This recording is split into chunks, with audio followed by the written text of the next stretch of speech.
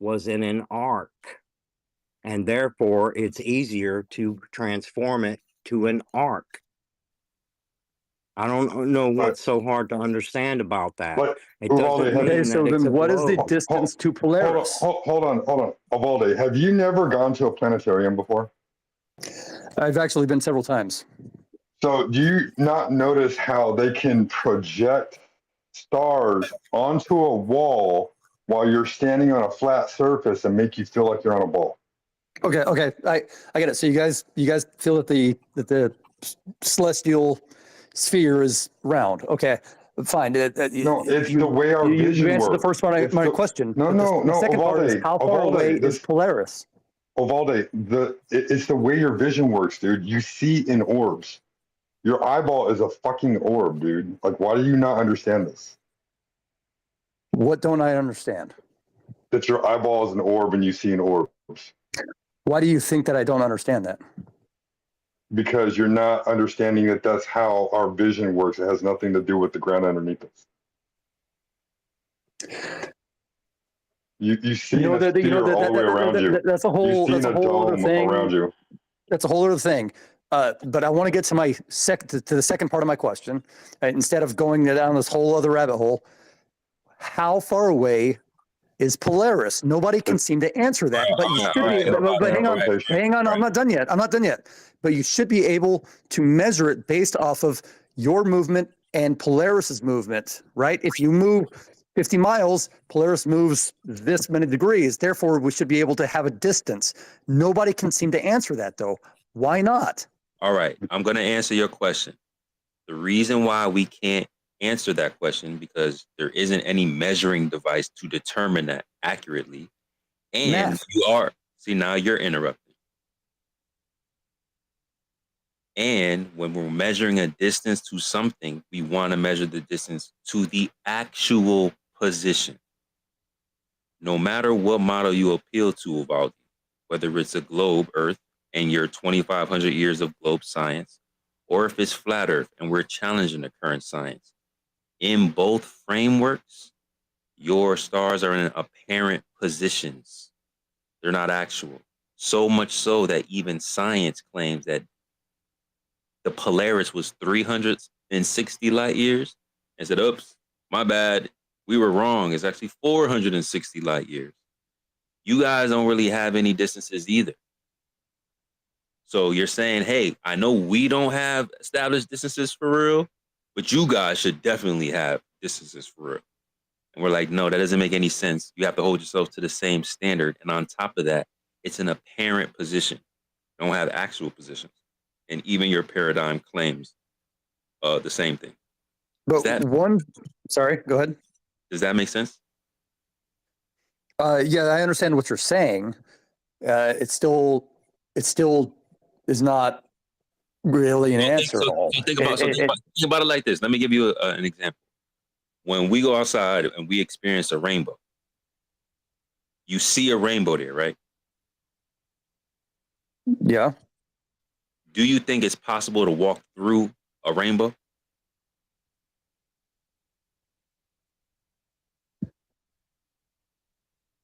The location where it appears to have been, or like right, it's a bit more complicated. Right, you can't walk through it. Right. That's an apparent position. Now, I could derive a distance to an apparent location, but the moment that I move, that location changes relative to the observer. It's not an actual location. This is what is also claimed in the sky for both models. This is what we're trying to say. So I understand that you say, hey, we should be able to use trigonometry and derive a distance, but it depended on an actual position, which neither one of us has. So it's like you're trying to create a baseline for us that you don't have for yourself. So you're saying that Polaris moves. It absolutely moves. What you guys say, relative to an observer. But what you guys say is when the stars move, that's an illusion. It's really the Earth that's moving, causing the stars to move. We say, hey, what we actually see is that the stars are actually moving, even though Polaris relatively stays in the same spot unless the observer moves.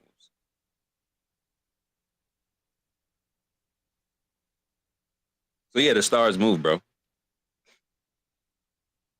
Well, yeah, the stars do. I mean, Polaris does too, to a measurable degree, but it's still. Let's say what you're saying is right, and it's an apparent position. Why can we still not get a measurement? Because we need an actual location. So if we were able to derive an actual location, then we can give you an actual measurement. If we derive a distance to an apparent location, it's not going to give us any value because it may not actually be in that position, just apparent relative to the observer. And we also got to factor in the way we see, which is why my other guys was talking to you about the mechanics behind vision. Because if we have a limit to our vision and they say, hey, even though things seem to disappear due to a limit of our vision, we're going to say that's due to the Earth curving.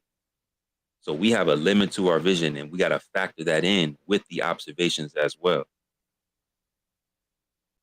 It seems to me like, but I'm saying this with all due respect, 'cause it's not my space or anything, but it seems to me like you guys go through a lot of mental gymnastics in order to avoid the potentiality that the Earth is just simply round, and everything makes sense. You go through a lot of mental when gymnastics you to take say into the account Earth a is round round. Earth. Yeah, see, I can appreciate you saying that, Uvalde, from your perspective. But what we're doing is we're just being honest, right? We're not saying, hey, there's an authority that's been lying to us this whole time. They're giving us all this information, which we cannot verify, but we're going to believe in it. We're saying, yo, we don't really know. We can't really determine any of those things. There are specific things that we can determine, and it falsifies the positive claims that's being told to us. So we could go back and forth about how far the stars are. You guys don't have it either at all. I mean, you probably can't even count to the nearest star in light years. You probably couldn't even give me that number if I told if you needed to give it to me. So it's just Well, like we eight can and a half say that. minutes would be the answer. The sun. Well, you need a distance though. You need to verify the distance because if that sun is more local, then it's not really 8.5 minutes. That distance is completely different. So you have a lot of presuppositions built into your framework. And if you can't verify it, it's just a belief. That's what we're saying, bro. But it gets verified over and over and over again by numerous Reified. professionals. No, it has built-in assumptions, right? Like basically like you need for example, when you're talking about the 8 minutes and the sun and all that stuff, it got to be a specific distance. That distance or that sun is supposed to have parallel sun rays in your model. So that way you can have those distances. But we don't observe parallel sun rays hitting the Earth. When we look at the sun, we see angular sun rays. As soon as we take that observation in its actual observation, that sun becomes more local because it's an angular sun rays. They're crepuscular rays. Now, if you assume that they're parallel, then you could get to put the sun at a almost an infinite distance and then claim an 8 minutes time of velocity or travel, whatever the case is, for light to travel from that source to us. But if you don't assume parallel sun rays and you take those angular sun rays for what it is, now that sun becomes way more local and way more close. And now you don't have that time anymore. But I don't even know if you even thought about that because, those are all presuppositions.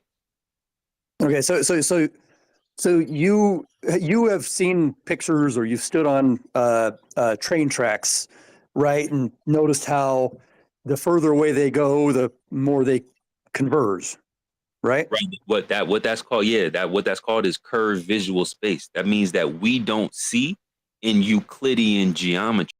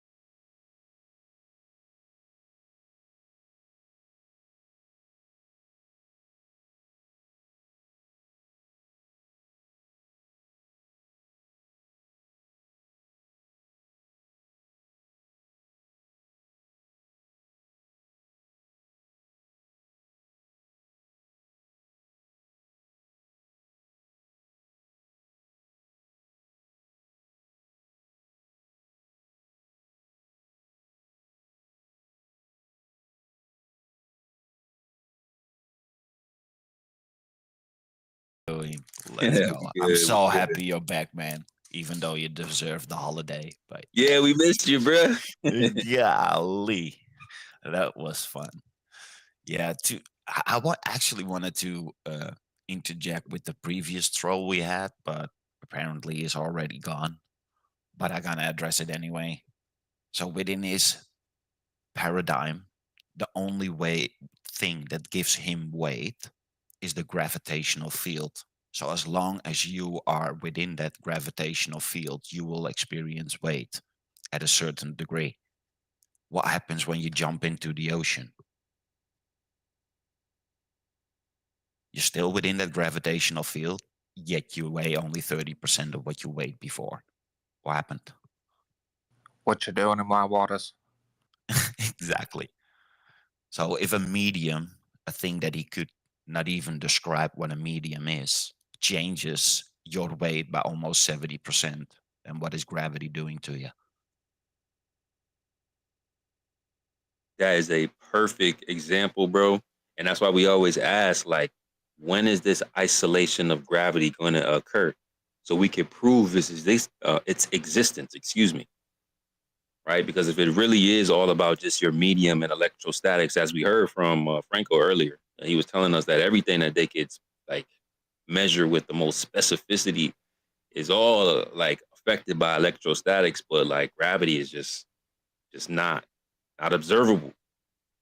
So is it really some type of bending and warping space time? Is it some apparent force, or is it just your density relative to its medium and everything trying to seek equilibrium due to pressure?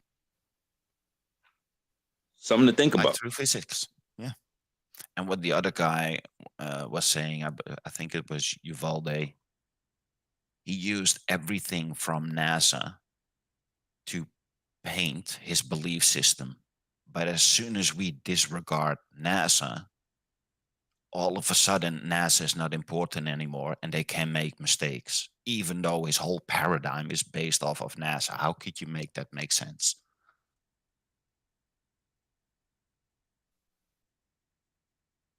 Right. I think even the last guy, I think his first example was appealing to the space agencies. And it's like, that's why they're there. Because it's easy to just point to, hey, well, they got to be doing something.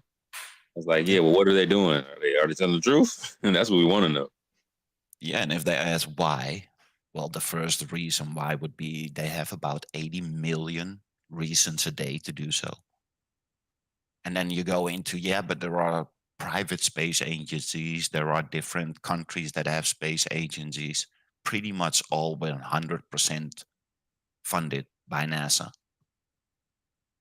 So is it actually private and independent? Or is it just NASA on a different mask? Not even talking about the fact that they all signed the Antarctic Treaty. So they're already all in it together. But yet we have conflicts all over the world at a number of about 180 conflicts on a daily basis.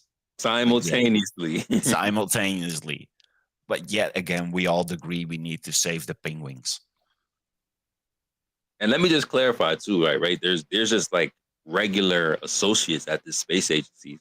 I mean, I think there was NASA was holding a Twitter space a couple months ago, and there was like, I guess you would call like a marine biologist that was working at NASA, and she said her job was to like study algae on the effects of Earth's environment, right? So I'm not saying that she's deceiving the world by perpetuating the globe Earth. She really probably just going to work every day, using her studies to go into NASA and focus on her compartmentalized job. That doesn't mean she's in on a huge lie, right? Like that's not what we're saying. Like the average worker going to work is not doing anything other than just trying to get their job done.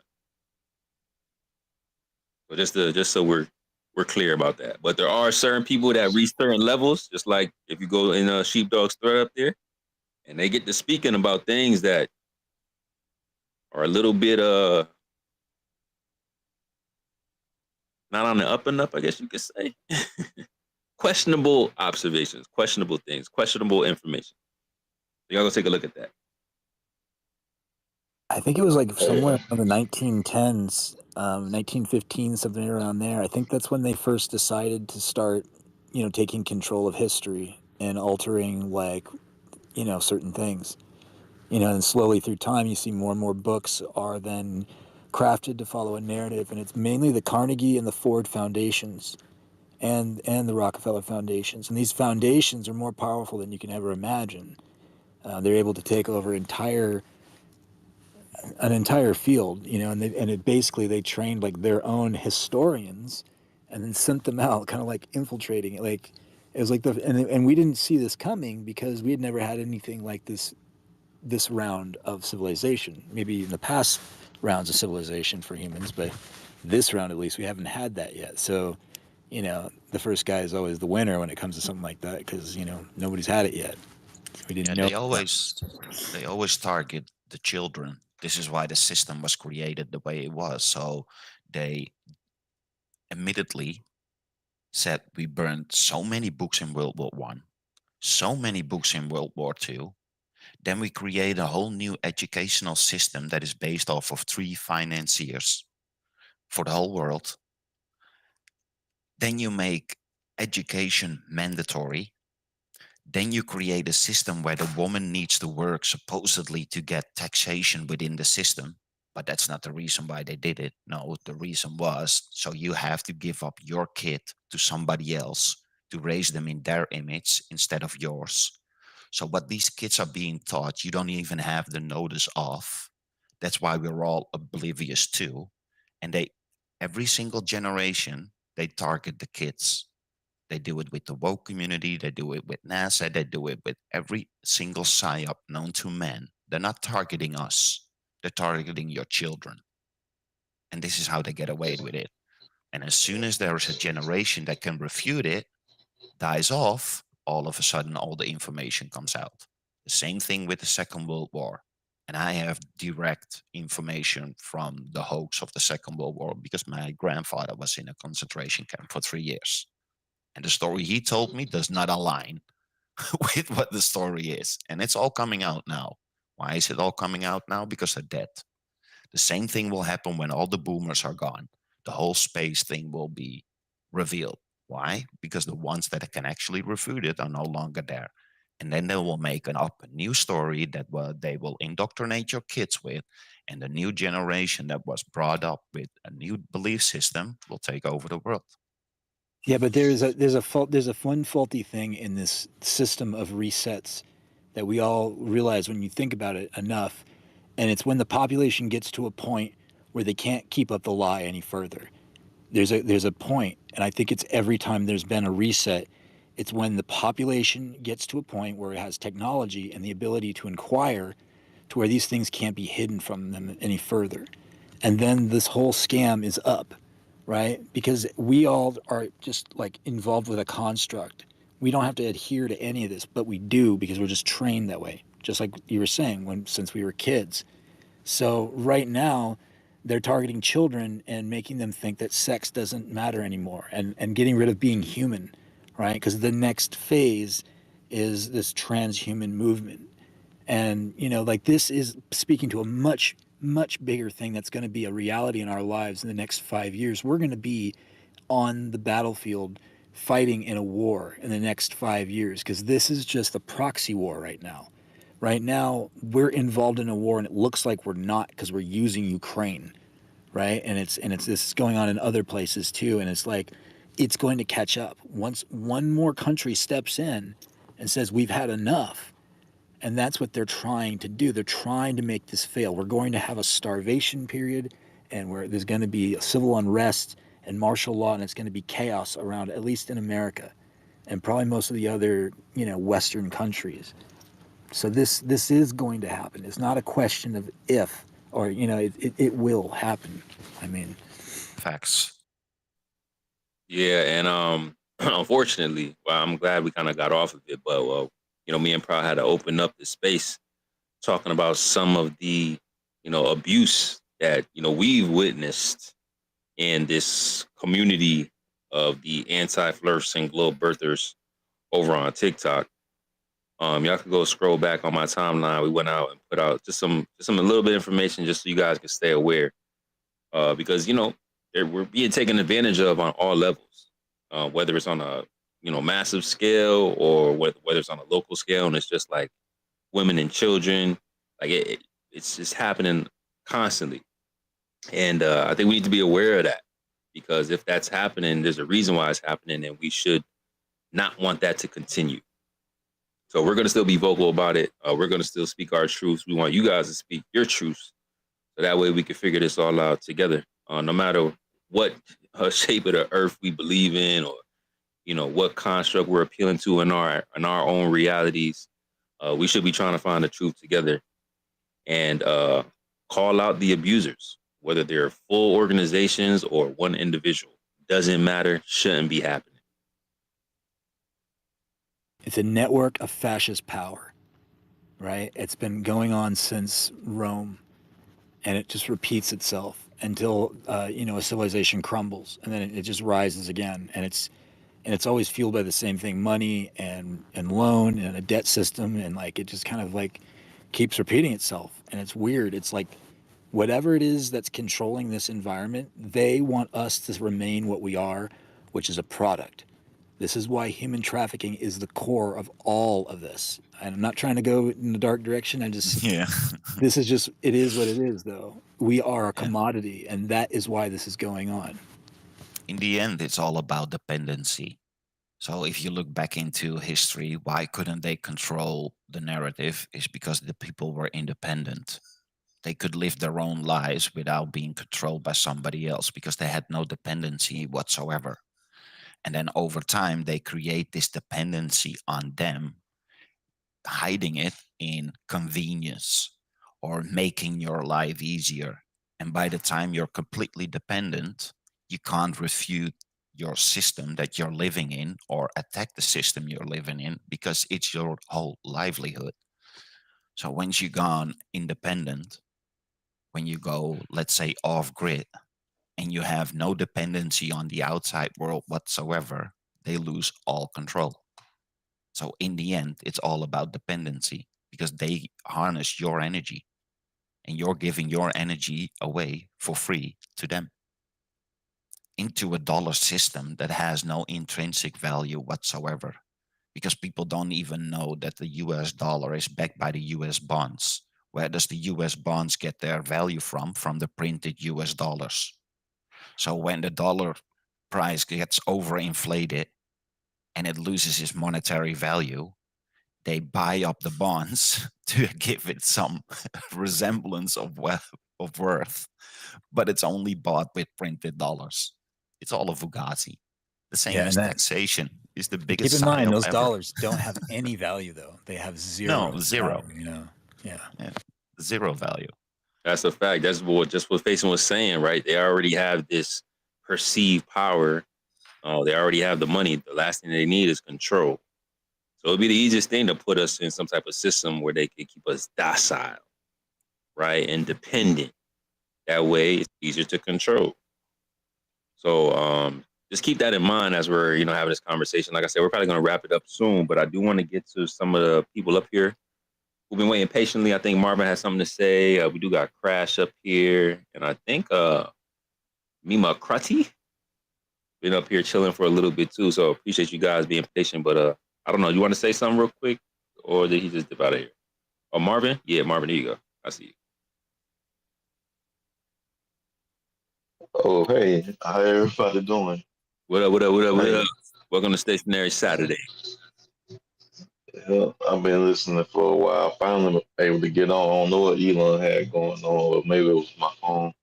But I was just coming on to suggest to any globe earthers that still have this strong hold on their belief to consider this, that whenever they see long distance like observations, the one consistent similarity between all of them, despite the fact that the object they may be viewing may be cut off at the bottom, all of the observations have this one similarity.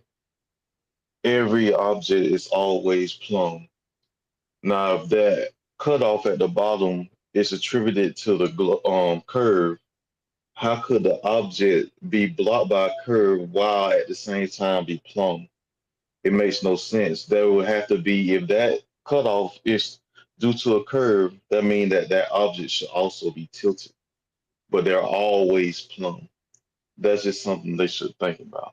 And this is always, no matter the distance, no matter the object, it's always plumb. Just some for any globe Earther that's, uh, still having a hard time to think about.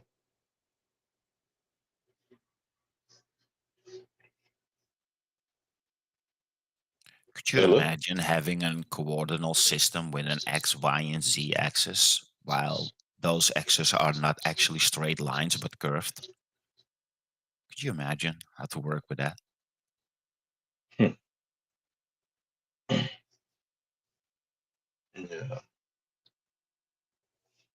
It makes no sense. Like, when, just if you think about it, at no time, no, like at any time, do we ever see anything tilted away?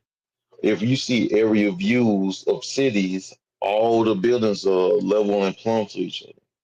So why would I not think that across the whole board, all the cities are level and plumb to each other? It just makes no sense. Anyone who has done construction should know this. Anyone who has a fundamental understanding should know that water is always level.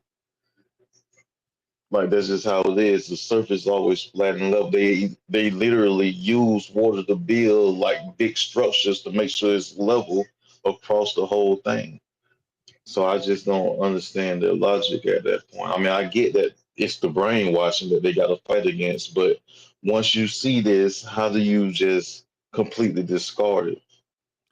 Didn't you get the memo that it's level, flat, and stationary for as far as you could see and measure? But trust me, as soon as you get beyond that point, then our belief system comes into place.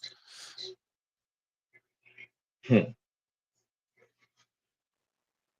Yeah, it's funny as hell. And on top of that, right, when they establish this plumb, they assume everything is being pulled towards center mass, but really it's just perpendicular to a level surface.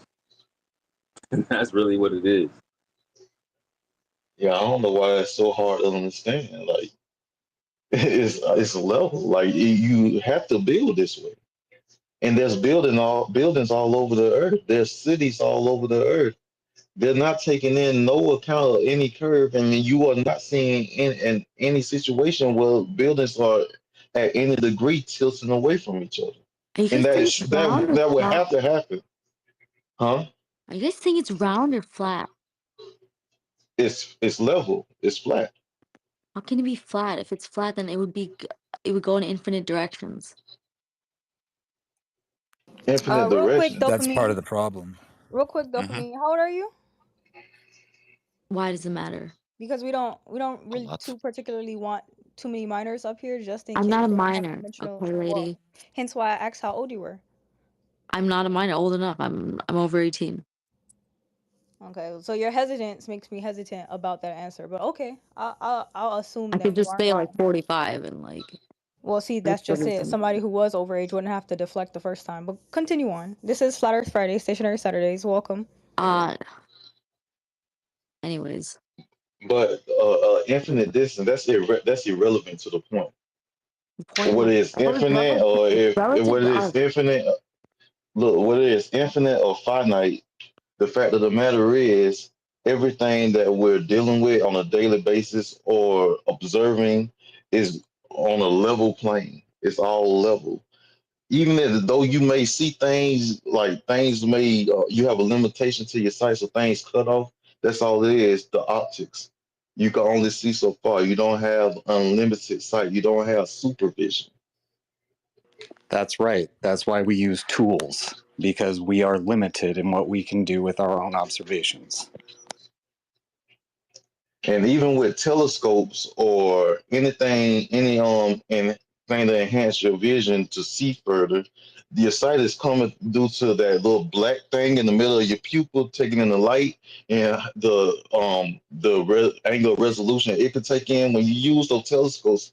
All those telescopes or whatever you use and binoculars, it's just opening that black hole up so you can see more. But that also has its limitations. So you still can't see forever with that. So it's Let's going to get be a some certain something. point where that's going to cut off. And that's why we use math and trust math. Do you also trust storybooks because they're pretty much identical? Because the only Math thing is math not is story. No, you can retest things, and if you get the same result, you trust the result. exactly, but you can't use it the other way around. You can't make up math and then But you say guys are it's reality. talking about quantum Once you do what mechanics you actually can't say and what you spirit did, levels. You can then you prove might have a math and problem. it's Two real. completely different worlds, and you guys talked about both of them. You can't just smash logic into this like repeatedly and just expect that to explain everything, because there's Well, you're things here about comparing quantum rainbows to stars. I'm listening Yo, to this. Jerry. Just I both see you. You apparent. must I'm be. here You to say sound. matter. You sound a little triggered, bro. Like you got something that you want to get off Oh, your no. chest. Far from triggered. Yeah, because it seems like every single time someone's like engaging with you, even though you like kind of like jumped in, you I like did. interrupting them while they're speaking. Well, Usually not that's the inside. signs of someone who's triggered. And then we're just talking about like the sciences and the shapes of the world, trying to draw some analogies so that way it's digestible over spaces. And you seem to be bothered about that. Why is that? I'm not bothered by that. Oh, okay. Just checking, man. Well, we've checked now. So if you want to talk about the physics and you want to talk about the sciences, we could do that. I know dopamine. I think dopamine is the new speaker up No. here. I'd rather we stick to things that aren't concepts I know you don't understand. Oh, so now you say that we don't understand them. What do you think that we don't understand? I mean, well, because when you- even science says that y'all don't understand all of physics, right? Sure. Which is why that Science y'all accepts. can't find, which is why y'all can't find gravity on a quantum scale, because y'all need a mechanism that isn't applicable to all scales. So by you saying, "Hey, you flat earthers don't understand stuff," I could just say, "Hey, you with all your 2,500 years of globe Earth science, y'all don't understand anything either." So now we're back at No. square one. You want to stop? You want to stop incorporating those type of personal attacks? Because everything you could say about me, I could say about y'all. You got way more resources and time that we had into this than we Sure. did. You know. I'm that's fine. Maybe I said it wrong. I didn't mean to sound insulting. That's not my All point. good, bro. It's all good. But yeah, we can get to the sciences real quick, and then we could start over to dopamine to see what you got to say. I don't want to derail all of this, and I'm not here to debate science, quote unquote. If anything, I would just speak to observations anyone can make. No math, no science, no tools, just you. That's how we and the became world. flat earthers, by the way. Yeah, I mean, do you have any exclusive evidence for like a globe Earth in motion? We could start there. In motion, no, but I do have something that would refute a flat Earth. Hit us. Okay, we could start there. And I'm not here because sometimes it gets confused. That claim is not to say that the Earth is spinning. That claim is not to say the Earth is round. That claim is to say the Earth is not flat. Let's hear it. We usually like to start with a Oblong. first It's claim, not even but round or flat. It's oblong. we could start there. What's the one thing that refutes it better? I'm sure there's many, but an easy one is the moon. It's always easy to just look at the moon. Okay, well, why does that Starting with refute logical the? fallacies. Got it. No. Yeah, we look up in the sky and determine what the Earth Because is. there are a That few makes sense. observations any of us can make any night, and anyone in the world can make. And Okay, so basically, I'm gonna let you explain your reasoning. But what you're about to establish is if there's something that can't be demonstrable or explained with the moon, then it refutes the whole model. That's the position that you're taking, right? If there's something that we can't explain with the moon, then it refutes all of flat Earth. So in turn, if I present something to you that you can explain with the moon in the globe model, that refutes the entire globe Earth because we're going to keep it fair, right? Sure, I suppose, because I can see what you're doing to load this, but that's fine. Yeah, no, you can start it off. Go ahead. You go first. It's fine. It's just 5 things that everyone can observe at any time, anywhere on the Earth. All 5 of those things cannot be true if the Earth is flat. You can explain a few of them if the Earth is flat, sure, but not all 5. Let's just do one for now. No, because that's the point. They're all 5 observable, irrefutable. You don't need math. You don't need tools. You just need a set start of with the eyes that first work. one. That's what he's asking, not saying everything 4 or 5 times. Start with the first one. Okay. And get to 5. Okay. The moon is obviously a sphere. This one I get argued with, so go ahead. Why wouldn't that work on a flat Earth? It will. That's what I'm saying. Some of these independently would. I'm not disputing that. Next. Okay. The Earth or the moon is the same size no matter where you are on Earth at all times from the time it starts crossing the sky to the end. Yes? So this is a tricky one because on the horizon, it appears to be much larger than it is at our zenith. Some people say that that's just an optical illusion. I haven't tested it myself. So it's hard for me to say, but even your model like claims some type of refraction. We just say refraction distorts things. But I'm not referencing models, man. I'm sticking with just I'm just saying outside. I'm just saying like even your globe claims that there is some type of angular size change. So I don't even know if that's a strong position to take. That's fine. And what I'm trying to say is don't start bringing other things in that I'm not talking about. I'm talking about just what you and I can go outside and see any night. Yeah, but what I'm saying is that isn't true. So if we go out and always talk about trust your senses. Can we agree that minus maybe some small variations, no matter where you are, the moon is about the same size? Oh, about the same size. Now it's about. Right. Oh, we can stick with the same size. It's irrelevant. The semantics. That is not irrelevant, bro. That matters. That matters. Fine. The same size. We'll stick with that. It's fine. It's not though. It changes. Okay. The face of the moon everyone sees is the same face. Then how can you suppose there's another one if you can only see one? How does it refute flat Earth also? Hang on.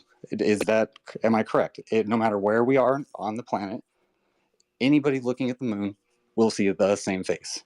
Wherever we are on the surface of the Earth. Sure. Semantics. Yeah, no, it's not supposing that there's something it's yes or behind. no. It's the same thing as when I look at a picture at the if wall. If anybody in this chat goes out there's and also takes a picture on the other side. The face look different? Why are we going to the sky things that we can't touch or comprehend to deal with the Earth? Well, he's saying that he's putting together a list of everything that isn't working, and so far I was asked to do this one by one. Through. Yeah, I think we're at number 4, and we haven't refuted not one thing that doesn't work. We're at 3. So maybe the 5th one. Or at 3? Okay, go ahead. So, kind of going along with 3, I would encourage anybody to share those photos because depending on where you are on the Earth, the orientation of that face will be different. Why doesn't that work on a flat Earth? I'll get there. And finally, lunar eclipses. The phase of the moon, or any phenomena that uses shadows against it, can be viewed at the same size with that orientation of face from anywhere on the face of the Earth.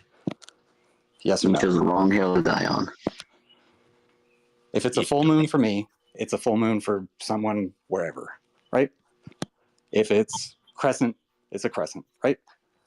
So we could demonstrate this locally across the flat plane. Actually, if you use polarized filters, you can get some of these same phenomena, right? Let's put some of this aside for the things that we can actually demonstrate. Because like you said, if we can't explain something on a model, then we got to throw it all out. So when you say lunar eclipses, I'm going to start with the last one. I mean, y'all have a world of problem when it comes to lunar eclipses. I'm talking about all 5 collectively. No one can say that anything I just claimed is false because you can go out and see it yourself. Yeah, but you didn't refute any. 5. Yeah, we just all went through 5 cannot be true on a flat Earth is my claim. And But you're going to try to But it's knock them also down not one by exclusive to a one. globe. That doesn't work. We just went through every single one of them, and you didn't say how not one of them didn't work on a flat Earth. You didn't tell me how somebody in, I don't know, Canada, looking at the same moon as somebody in Argentina, sees the same size moon cross the sky, but the orientation of the face is different and it never changes size. Well, you didn't hear us It's talk just- about how the luminaries in the sky were in apparent positions? Oh, I heard it. Okay, It so it's the doesn't same even way. matter because he already said that as soon as you answer one, he goes, no, you got to do all five. And then That's you go not to what the I'm second doing. one and you You're putting explain words it. in my No, mouth. you got to do the all five. Dude, you're making no sense. Yeah, we I'm went through making all of perfect them. sense. I can write it out for you if that helps. Well, we went through all of them, and I went to see, okay, which one of these don't comport with a flat Earth. So And I don't know. Hold on. You're interrupting again. I don't think go ahead. anybody in here heard you say this is why this doesn't work on a flat Earth. Like, we Okay. didn't hear any of that. Because you won't let me The last finish. thing, what you mean? We went through all five before we even refuted So anything. let me speak for 60 seconds. You want an additional 60 seconds on top of you running through this for the past like 6-7 minutes. Okay, You want to just run your mouth over me like you're winning something? No, we'll give you an additional 60 seconds because first we wanted to go one by one. You didn't refute anything one by one. And then when we highlighted that, you said you need an additional 60 seconds. But go ahead, you got a 60 seconds. Because I said in the beginning, all five collectively, not by one. Said that in the beginning. But yeah, if you're standing in Canada and you're standing in Argentina, same size, same phases, blah, blah, blah, a local moon would change size and you would see it completely differently. You would see different angles of a local moon. The only way this works is if it is not local and the Earth is not flat. Grab a model and show me otherwise. Okay, so like I said, we could demonstrate this, but what if we could demonstrate this on a local scale, right? Like, wouldn't you say that what you're implying would have to be an actual position? Say that again. What you're implying, we would have to have an actual position. Like, we would have to assume that the moon is actually there, and it's an apparent position, no matter what model we're appealing to. That we have to assume that a thing we see is a thing we see? Yes. Well, in its actual position or it's an apparent position, that's completely different things. So this is why we gave the illusions. I mean, I don't know if I'd call it an illusion, but I guess it could be, right? So that's why we're giving you. Then trust your senses goes out the door with everything. No, the things that we can demonstrate, the things that we can verify for ourselves, yeah, like. It's logically inconsistent to say that. So is there a possible way where I could finish one thought before you just jump in? Sure. Because it doesn't really seem like you're trying to digest any information. This is exactly why we brought up the rainbow. This is exactly why we brought up the rainbow, right? You can't go through a rainbow. You can't walk around a rainbow. It's going to change relative to your position. Now, the rainbow could move, right? If you had the light source move, but that doesn't mean that you can actually walk through the rainbow because it's relative to your position. This is what we're saying is happening in the sky. All of these things have polarizing properties, which we can demonstrate. There's polarizing properties in the sky by looking through polarized filters. So we don't make claims of the medium. We don't make claims of the composition of the luminaries in the sky. We can't do that. We can't verify that. I wish we could. The day that we can, we'll get some more information. But if they're all apparent positions, we know that the polarization in the sky, we know how these things work relative to each observer. Why wouldn't this work on a flat Earth? Well, to go with the rainbow example again, the difference there is that a medium is moving light to create an illusion of a rainbow. Whereas the moon is a physical object that you can grab a camera, zoom in on, and see. So we tested that, right? Because that's a good point to make. So we said, okay, is this actually a physical object? What would entail if this is an actual physical object? So if this is a physical object in a vacuum of space, that means that it would be receiving light from the sun. And we went over this earlier, and we actually found out from, shout out to AlanSpaceAudits, Alan, that the sun position and the moon position relative to what's being illuminated on the moon's surface doesn't always align. And he actually referenced a Vsauce video, and I'm going to take a look at that sometime this week. Because that's interesting. If the sun and the moon's position don't align with how the light is projecting on it, that's a little crazy. But anyway, aside from that, damn, where was I going with this? You were talking about optical illusions.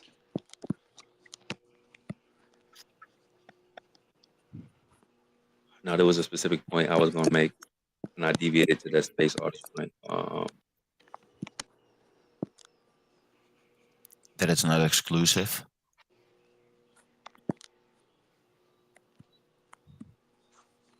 So we could speculate with you all night what we think causes the polarization in the sky and why the moon phases happen, but ultimately, if your whole stake or your whole stance is on a flat Earth, everybody should be able to see the same side of the moon.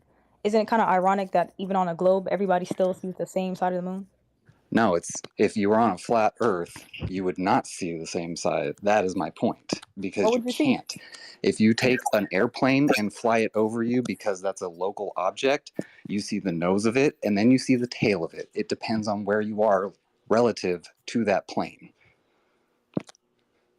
So what would you expect to see on a flat Earth with the I moon? just told you, completely different sides of a moon, because where you are relative to that moon would determine what side you see. It also would change in size, just like an airplane. It's very small when it's far away, very large when it's right above you, obviously larger. So you're attributing physical characteristics to the moon, expecting You're it to right. be as the observable yes, item. yes. Thank you, TM. That's what I was saying. So we're trying to test to see if this was a solid object or not. So if light is hitting this object, we're supposed to get a reading for, how much energy is coming from this illuminated physical object. Thank you, TM. I knew I was going somewhere with this, right? But when we measure this energy that's supposedly coming off of a physical surface, that energy is actually like cooler, like it's lower. We don't detect a higher temperature as if like. Are you talking about shooting a thermometer laser at the light on the ground? Is that what you're referring to? Not on the ground, on any surface. That's the crazy thing about it. It doesn't matter what type of surface it is. Okay. No matter if it's something that. Say it again. A local surface, to be more general. Yes. Yeah. Okay. Anything that the moon is illuminating. Like, wouldn't you agree that the prediction would be that would be like warm temperature or higher energy coming from that, relative to something that's absent of light? My follow-up position to that would be produce a bunch of data that supports that and publish it on a platform that will allow for it to make an argument for that. So we got to appeal to an authority. We can't just address the actual observation itself. We got to go for permission for the observation. It should be easy to do if it's a repeatable and explanatory power is there. Is all I'm saying. We have demonstrations. So you're right, it is. But what we're trying to test is the positive claim that it's a solid surface. So just as easy as it is for us to produce demonstrations, which we have. I mean, we got links. I probably could go put something up top. I think I got something that we did in real time actually, and we tested or at least measured the with a laser thermometer, infrared laser thermometer to test the moonlight. And for some reason, it's cooler than in the shade at night. Okay. And if something's illuminated, that should have more heat energy. So y'all should be able to produce that. I will continue this conversation on if I can hop in on your next one. I do have to go. I don't mean to be rude, but I appreciate the time to talk.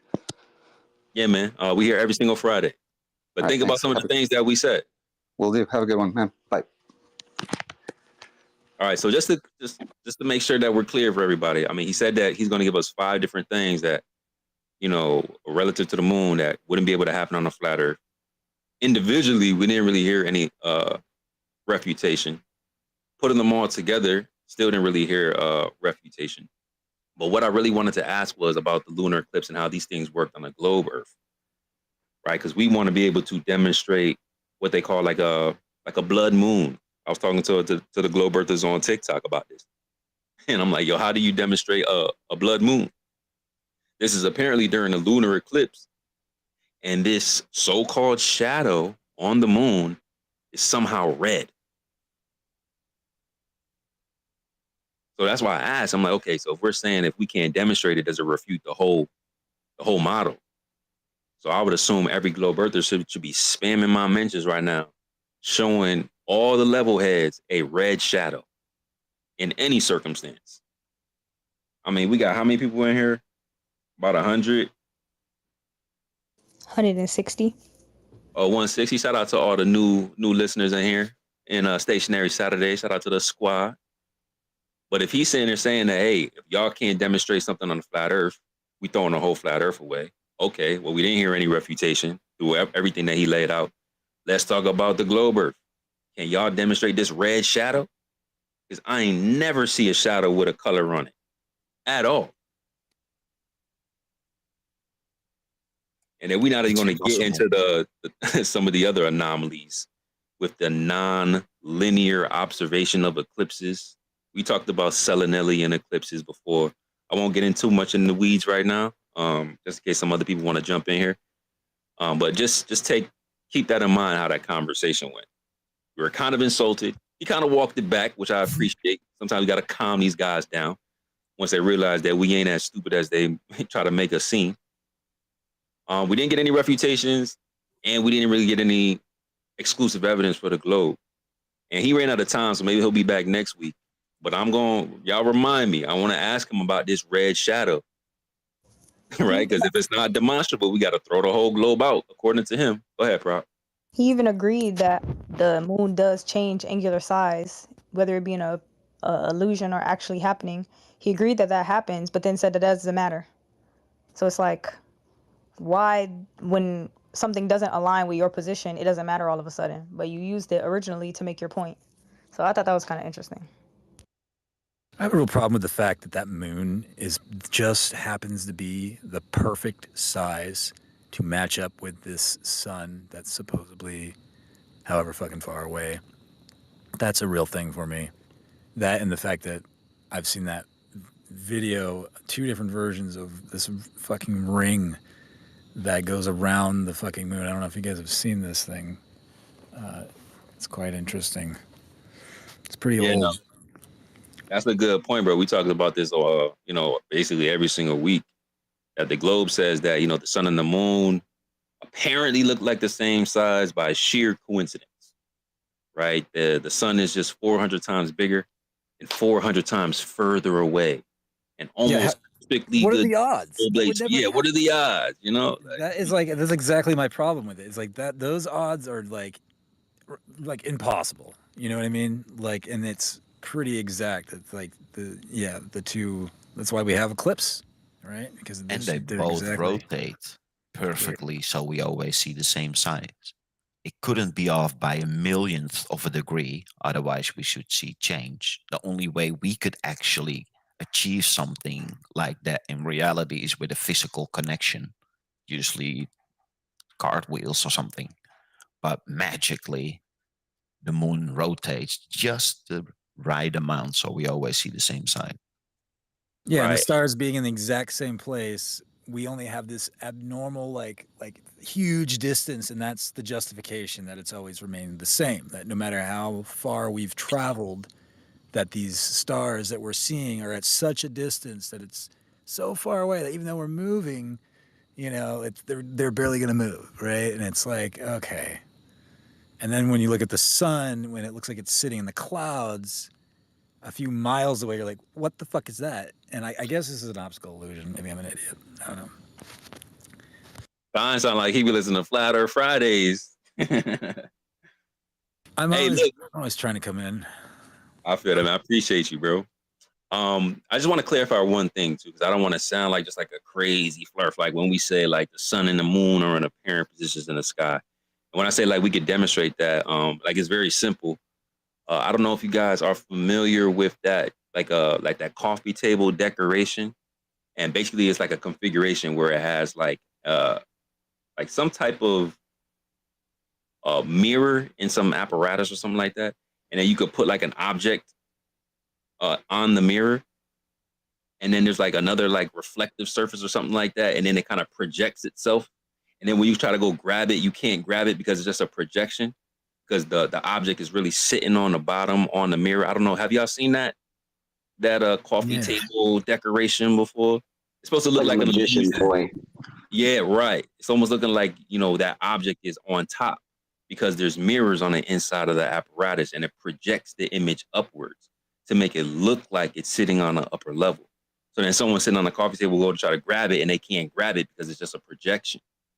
And then they realize, oh, like there's a mirror in here. Like, so when we say like there's polarizing properties in the sky, you could take polarized filters, you could detect this polarization. We're saying, okay, what is happening in the sky that may be causing this reflective or polarizing surface?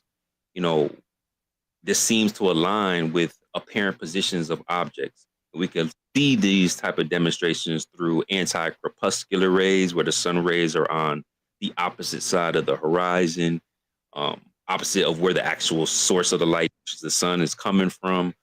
We see this, like I said, with rainbows earlier. Can't walk around a rainbow, can't walk through it. It's all apparent positions. So there's certain phenomena that we see that aren't in its actual location, and we think that applies to a lot of the things in the sky. Again, pure speculation, but if we could demonstrate it, it's easier to stand on it, right? You don't really want to make claims about things that you have to appeal to an authority that's been lying to you your whole life, or things you can't demonstrate or reproduce on your own. And that's the difference between, like, in my opinion, a globe earther and a flat earther. It's like we stand on things that we could demonstrate. Globe earthers stand on things that they just kind of believe in, that they were told has been demonstrated. Really, it's probably just a bunch of corrections and simplifications and abstract concepts that work on local or smaller scales or different scales, and they don't work all in unison with each other. So the details matter. But let me get off my soapbox real quick. Let's go over to Ken. Oh wait, was it Ken? No, I think it was I think Uvaldi had his hand up. Sign, Ken, and Facing were up here first. Sign, I don't know if you jumped in with what you wanted to say. But I think it was either Ken or Facing. You can go first. I've been interjecting. And then we got Coffee and Chrissy up here too. Well, I will only say quickly, if you can't even refute 5 consecutive parts of his argument where we refute all 5 things, and yet the combination of the 5 be true. So how can individually 5 things not be true, but the combination of the 5 things is true? It makes no sense. Yeah, my whole problem is he's making a statement that he himself has not demonstrated. So to say this can't happen on a flat Earth, what assumptions are you making? First off, as to what you're looking at, and it's something in the sky, something we can't touch, we can't get to. So, and then his requirement is that we have to have citations. Yet he doesn't need citations to make the statement that it's not possible on a flat Earth. Um, I hated to see him go because I really wanted him to answer those questions. And, to say, oh, well, we all see the same side, so that means we're on a ball. If the moon is over the equator, basically our dividing line, and you have someone in Australia or even a base in Antarctica, and then you have somebody way up in northern Canada or Norway, however far north they get in population. Why would you expect to see the same side of a ball from those two different angles? I mean, you're not even talking about a flat plane where there's distance between the two. Now you're talking about actually having completely different angles due to a sphere. So you shouldn't be looking at the same thing, even if you're on a ball. I, you know, I can see where he gets his reasoning from, you know, but I think he's injecting all of his assumptions into something that, oh, well, if you're looking at a light bulb on the ceiling from one side of the room, well, that's way closer than what the moon is. But, you know, no, none of it made sense to me. And, you know, if you list 5 things, you can only go through them one at a time. But then, you know, oh, no, you got to do all 5. Well, don't you have to do it one at a time? I'm not sure how to refute 5 points in like 1 or 2 sentences, you know, other than to say, no, I can refute them all. You have to It refute doesn't all make no 5 sense. points with one answer. Yeah, you got to do all 5 simultaneously. You can't do them one at a time, but you got to list them out one at a time. You know, you got to make them one at a time, but we can't refute them one at a time. You know, it's presenting a problem that we're expected to jump through hoops, but yet he can make claims without having to validate any of them to begin with. Facts.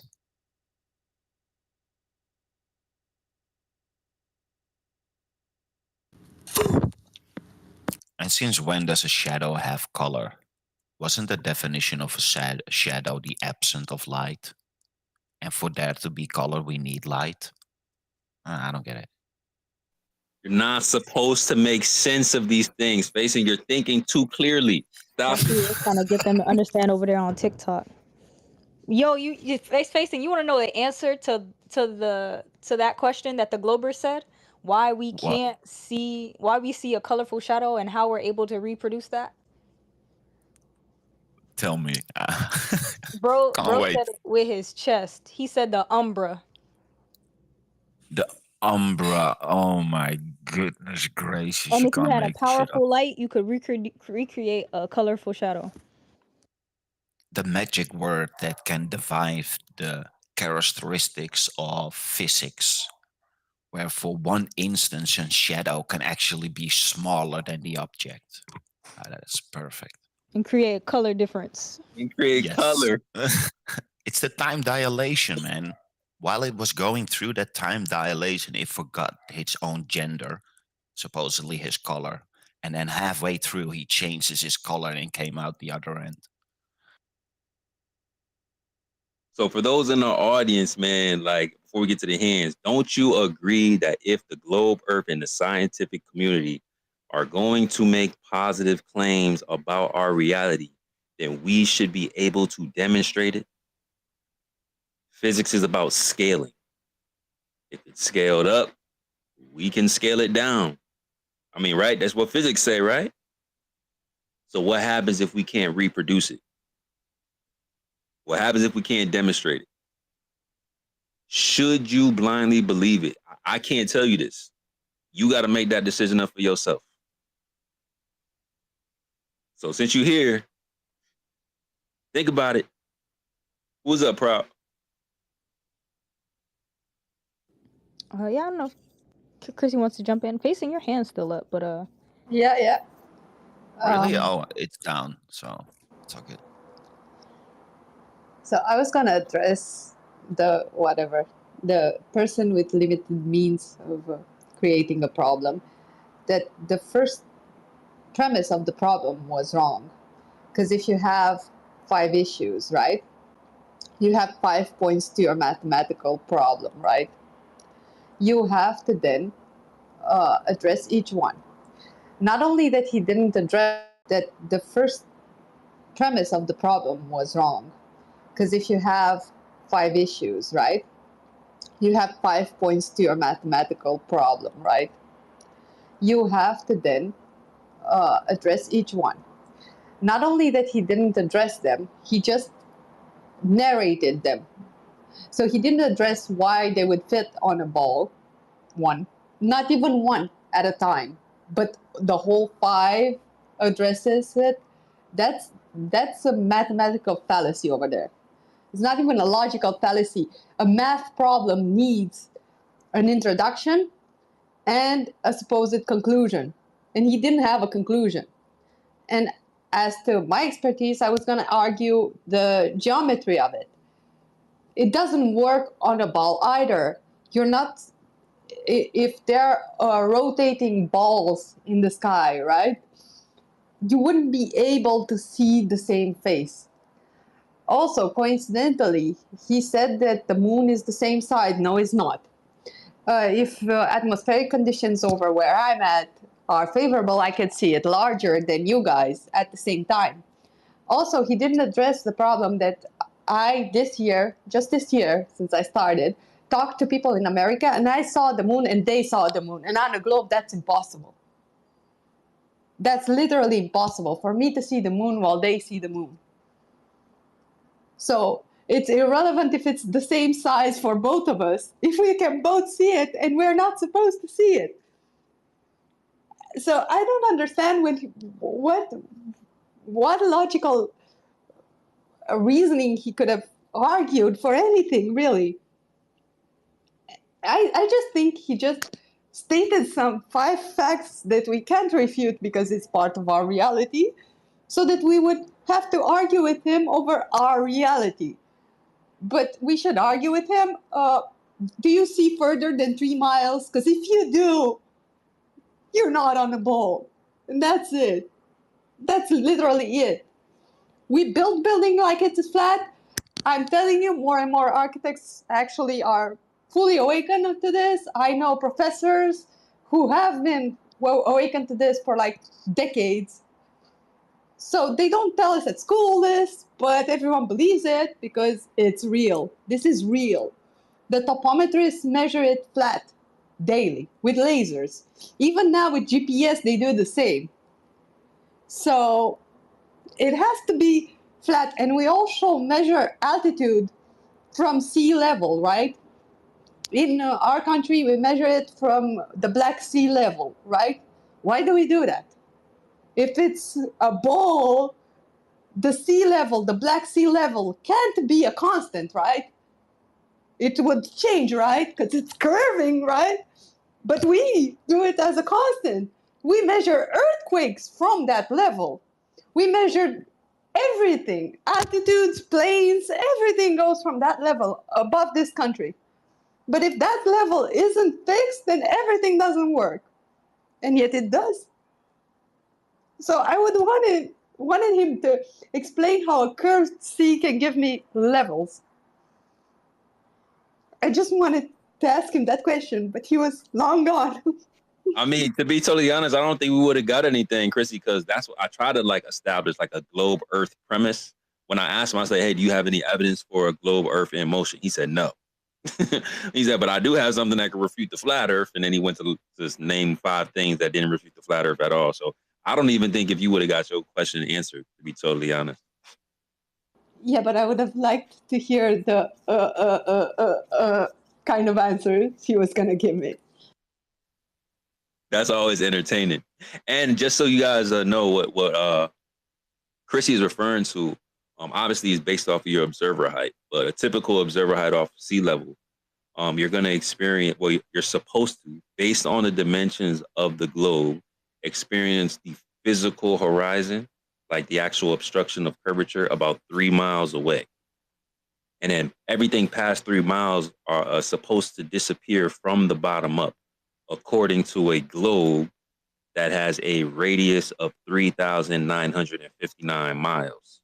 So when she says, hey, when you see things far beyond 3 miles and the horizon is far beyond the predicted location of it, that's a failed prediction, right? That doesn't align. We shouldn't see things past a physical obstruction of curvature.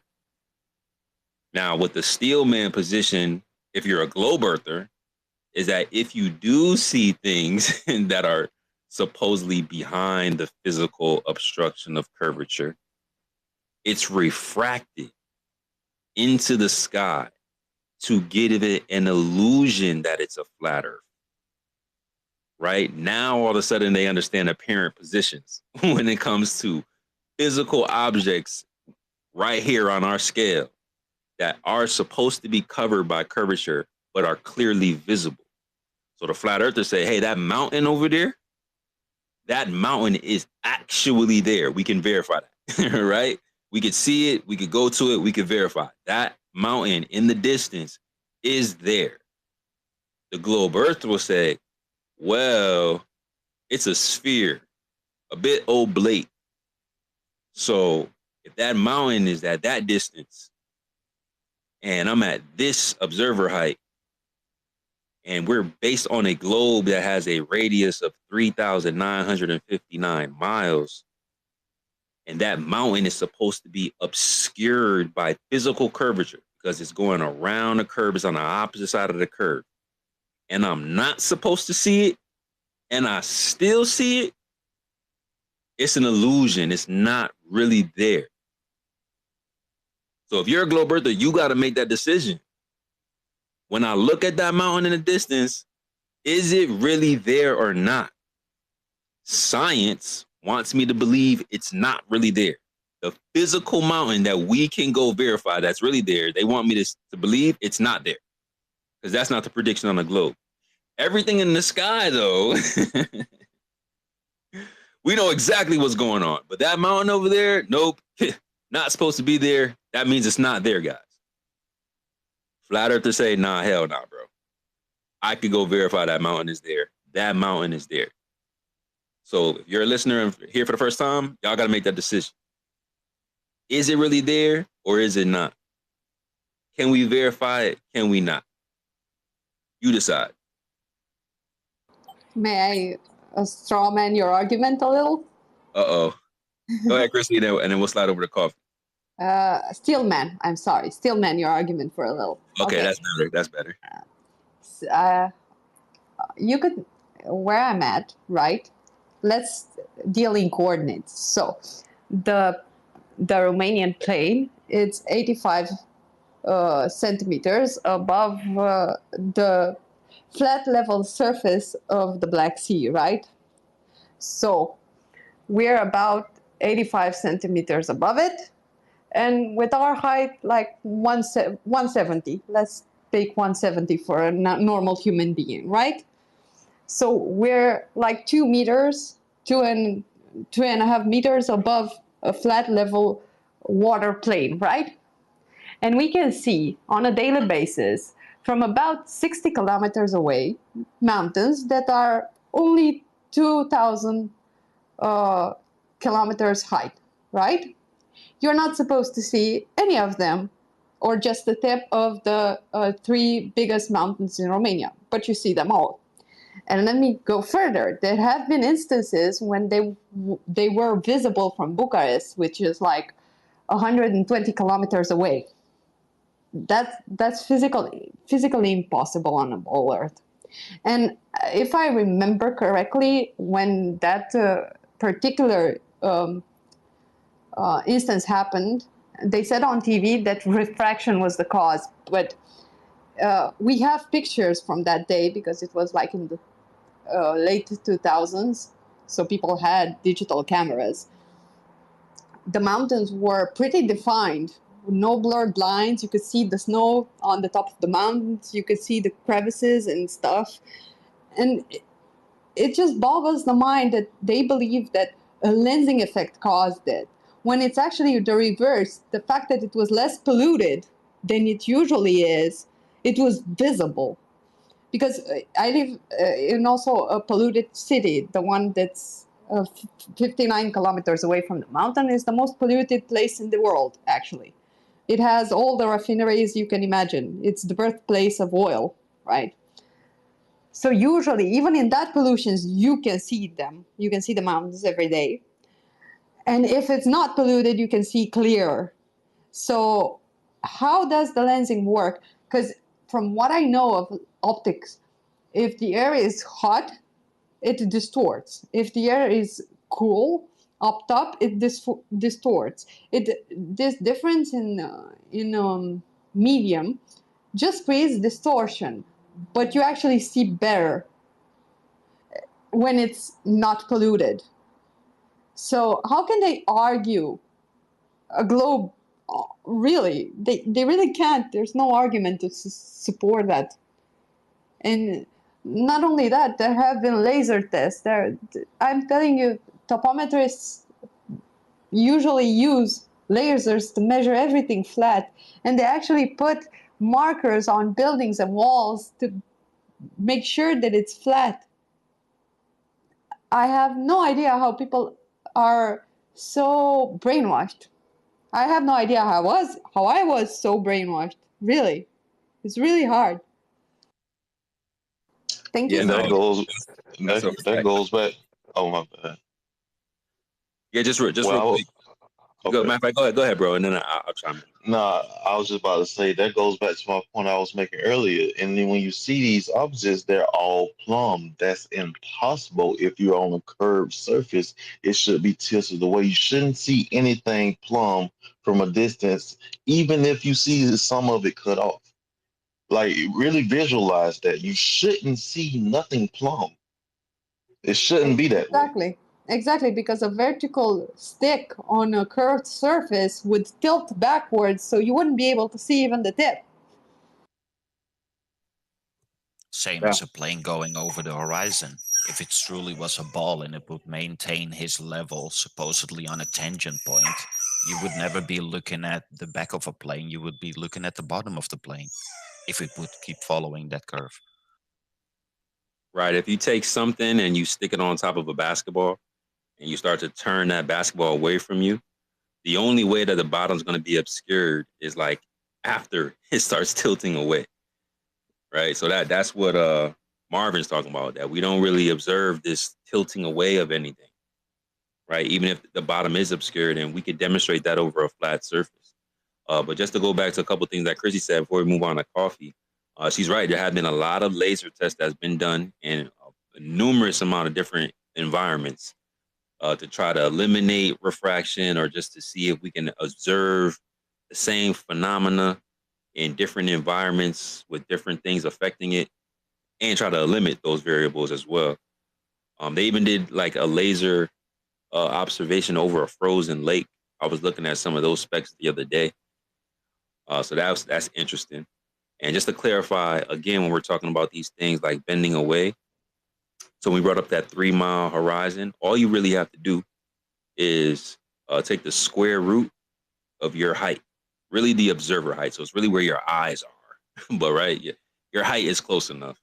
You take the square root of your height, and then you multiply that by 1.22. And that will give you the distance to the physical horizon on a globe Earth where it's predicted to be. And anything past that is supposed to tilt away and be obscured from the bottom up. So if it doesn't tilt away, and if we can still see the horizon far beyond that, I mean, y'all can open up your weather app right now, and if it's a clear day, like it'll tell you can see 20 miles, right? Yep. And that goes to the last point that Chrissy was saying, that to explain away these long distance observations where they say, hey, it's refraction. Chrissy is absolutely right. Now think about when we actually observe refractive effects, right? You see how heat rises from like a hot cement top, and there's like distortion in the medium because the surface is so hot and the heat is rising. Normally, unless your eyes are bad and you put on, glasses to correct your vision, normally refractive effects is like distortion. And then when it's a clear day, you could see further. But if you believe in the globe, it's the opposite. It's when things are refracted that's going to allow you to see further. And on a clear day, they're saying things are not being seen further. And that doesn't make any sense. Why would you think that distortion allows you to see further?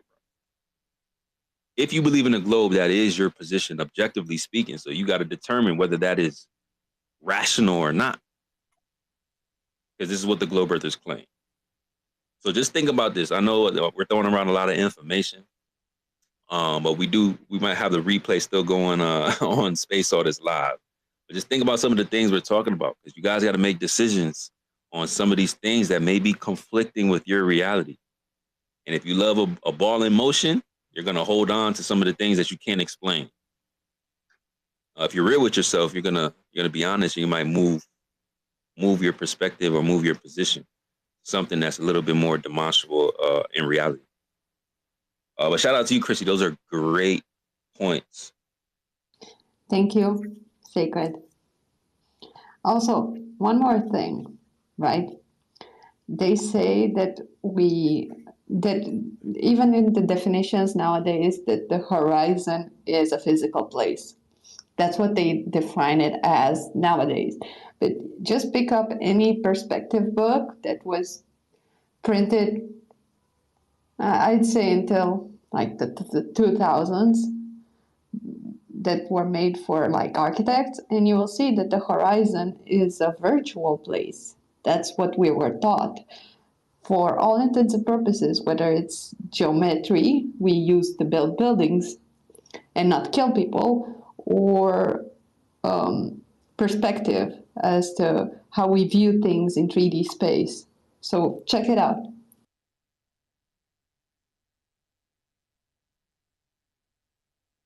No doubt, no doubt.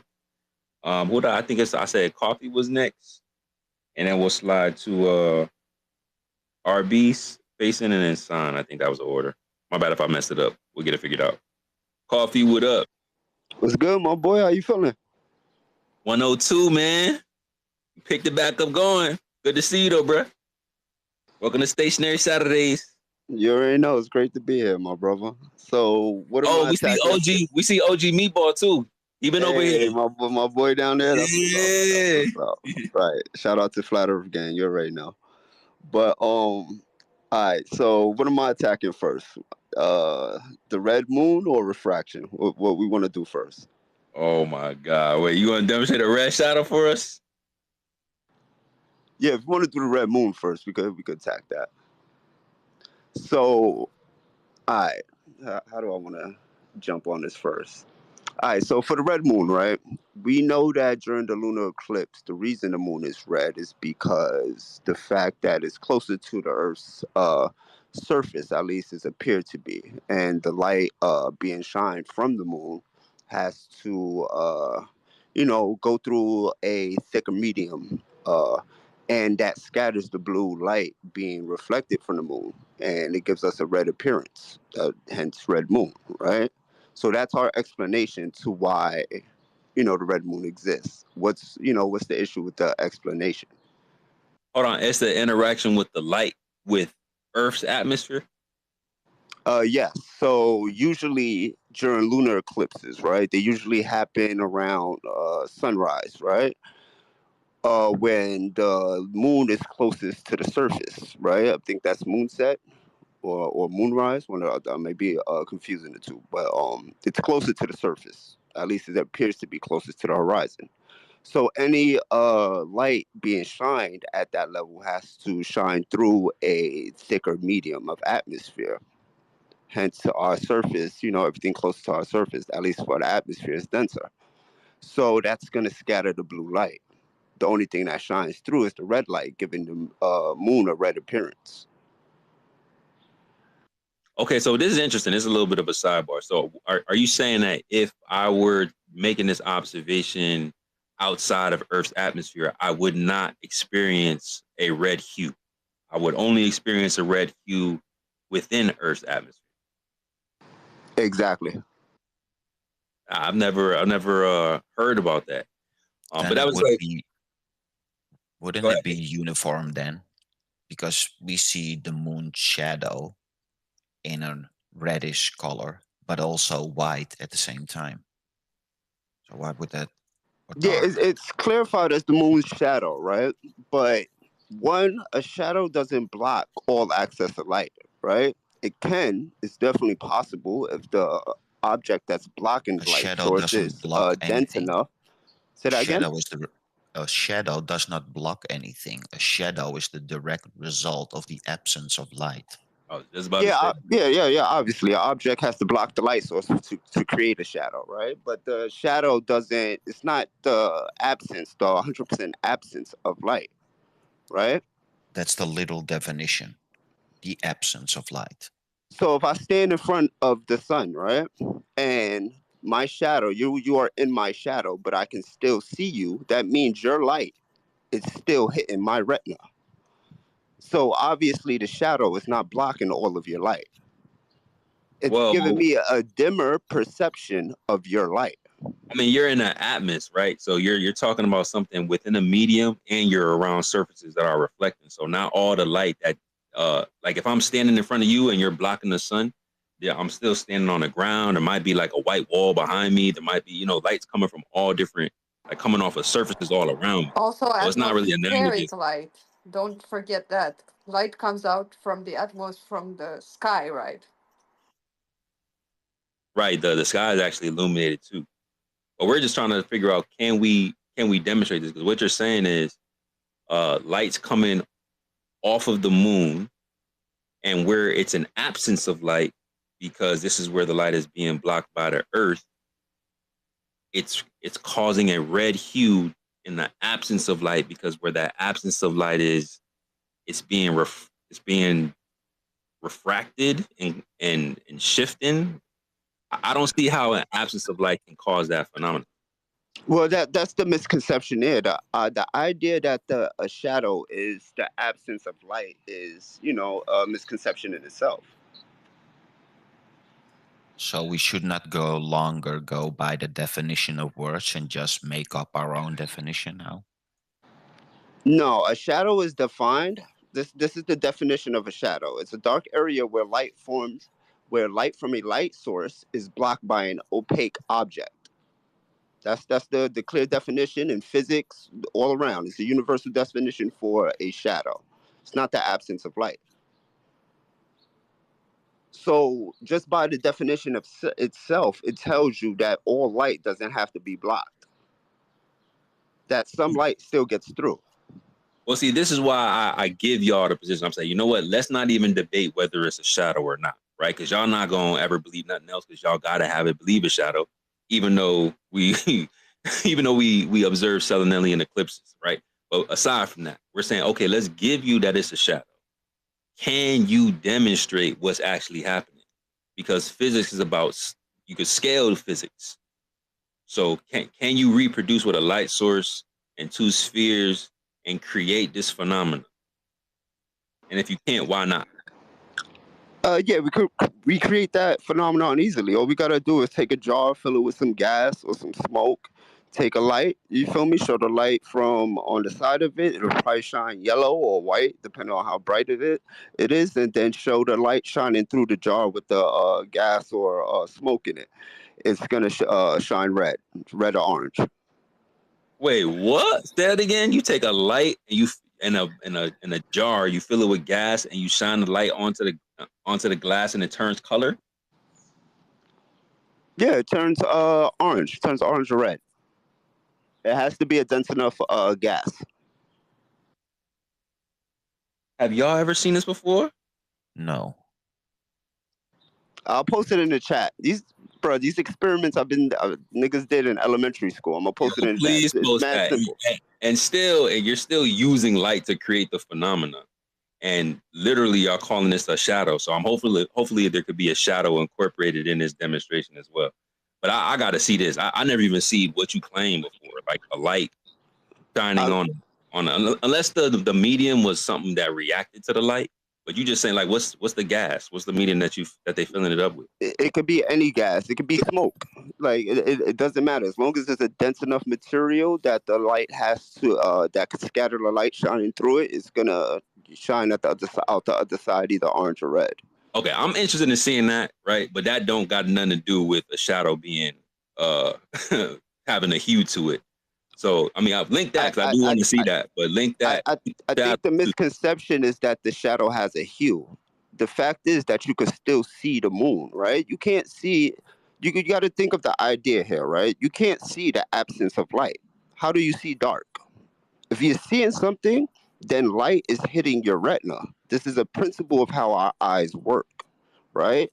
So if you're seeing the moon and it's shining red and it has a shadow on it, but you can still see it, that means you're seeing some intensity of light. It may be lower than the base intensity, right? Its original intensity, but you're still seeing that object. So its light is still hitting your retina, unless you guys propose that our eyes work in a totally different way.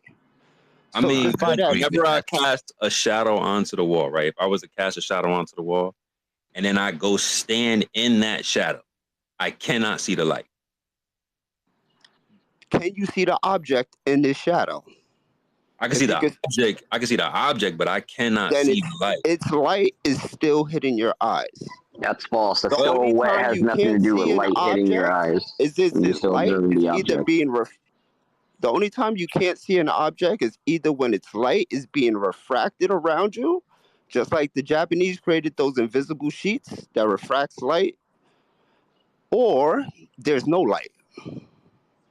No, bro. As I mean, long as you're able to see an object, there's some light there.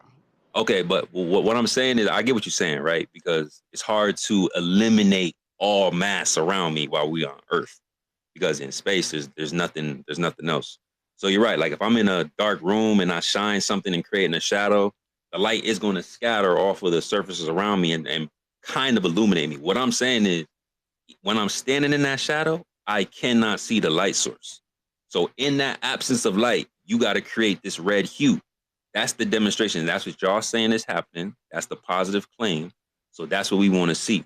We want to see this red hue where the light is not reaching from the light source, not from scattering off of different surfaces, because that's not what's happening in space.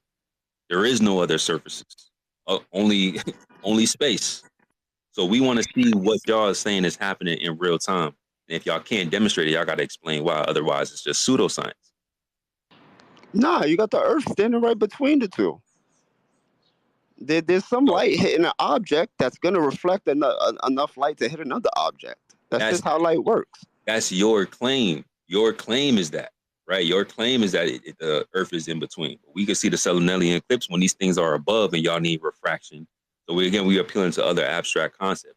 But regardless of all of that, you just got to demonstrate that. You just got to show that hue on somewhat of an absence of light, not somewhat, of a hue in the absence of light, or at least where a shadow is, using light. Yeah, that doesn't make no sense, my brother. That is what you. Go ahead. That's what y'all saying is happening, though. You're saying that there's a moon, there's an earth, and then the sun. You're saying the sun's light is hitting the earth is casting a shadow onto the moon. And then you say, well, based on atmospheric conditions, it's not really red, it's just an illusion, and this light is being scattered through our atmosphere, causing the illusion of this red hue where the shadow is. So I'm saying y'all got to be able to demonstrate that. You got to demonstrate this red hue being where the shadow is, like overlaid. Yeah, I think the explanation is backwards, my brother. So the shadow, right, itself is dimming the light that's received from the moon. And then the moon is closer to the surface. It has to shine through this denser medium of atmosphere, which scatters the blue light. You feel me? It's all about the light itself. It's not hard to show, like blue light being scattered. That's the mechanism here at hand, right? Is it possible to scatter blue light? And it's 100% possible. Even if that's the case, is that then solely for the globe model, or should that also work on a flat Earth model? I have something to ask him too. I mean, depending on your downward gradient, you guys have a downward acceleration, right? The downward acceleration seems to be adherent to mass. The atmosphere is mass. So by definition, if the How moon can it be omnidirectional? Hold on, let me finish, my brother. If the moon appears to be near the surface, then yeah, I think it should be totally possible on a flat Earth. I don't see why not. Well, then it's not really an argument for globe or round or a sphere or. I mean, the issue I find with a lot of these debates, right? It's not really the distinguishment between the two explanations. It's really just explaining how the phenomenon works on your model. I think if we distinguish the two, it would be it'd be a lot more clearer that things are a globe. Yeah, I would disagree.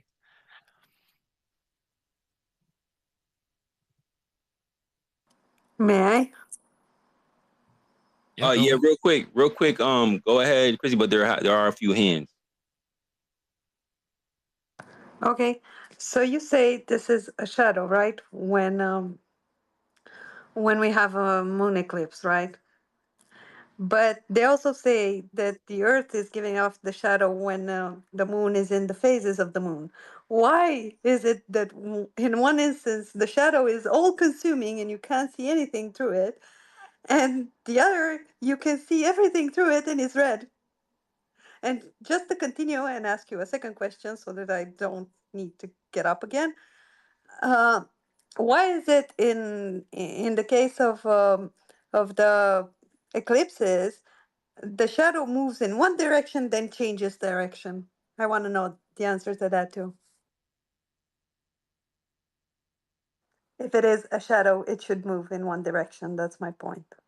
And if it is a shadow, it would be constant, so you shouldn't be able to see anything really.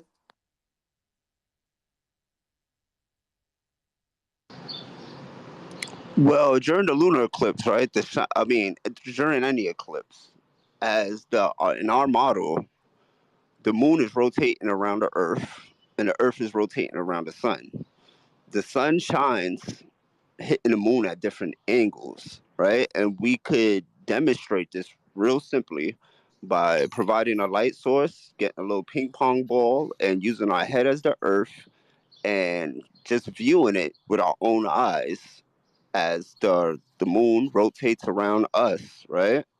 The phases being the light shining on the moon, just changing, equivalent to what we see, observe within our reality. You actually don't observe that. Take a tennis ball, take a light source, and you'll see that the tennis ball will have how do you say, a spot where the light hits it on that face because it's a sphere, and that's the shiniest part, and we don't observe that in the moon ever. It's all the same brightness. It has blotches and blemishes on it, but it's the same brightness. You don't have a spot on it like you would on any kind of ball. I'm gonna show you. I gotta go. Sorry for interjecting. I gotta go. Thanks for doing the space, Sacred. You're a legend. Shout out to all the level health. Take care. Yes, sir. Appreciate you facing. Tap in with you next week, bro. So I want to be in line. My hand thing isn't working. So if I can be in line, I'd appreciate it. Okay, I see you, True. Thank you for letting me know. We're gonna double back to you. I think we got 2 or 3 hands in front of you, but I see you. Yeah, and I'm gonna you could take those hands. I'm gonna take a second and post some of those demonstrations in the chat, I guess. And yeah. Yeah, throw those in the purple pill. Yeah, throw those in the purple pill. Appreciate that, bro. ChatGPT does not align with the possibility that you could create a colored hue shadow without implementing some type of transparent screen or fucking paint. This shit's at Adobe Photoshop first. Is it crazy? Hey, maybe coffee could save us from this argument. We'll see. Better have all the elements included, though. Let's slide over to the mayor. What's up, JT? Yo, can you hear me? Yes, sir. Loud and clear. Hey, how's my? Oh, good. Sorry, I was away from my phone. I got a friend that came over. We just finished up running 5 miles of trails, and I'm working on his mountain bike. But I've been listening for a while, and I wanted to chime in. It's been interesting listening to Clay get his hour, and then this other guy. Everybody that has opposition to different cosmology or different reality. So ultimately, what most of the people in this room right now are doing is we're seeking the truth. What is the actual truth of reality?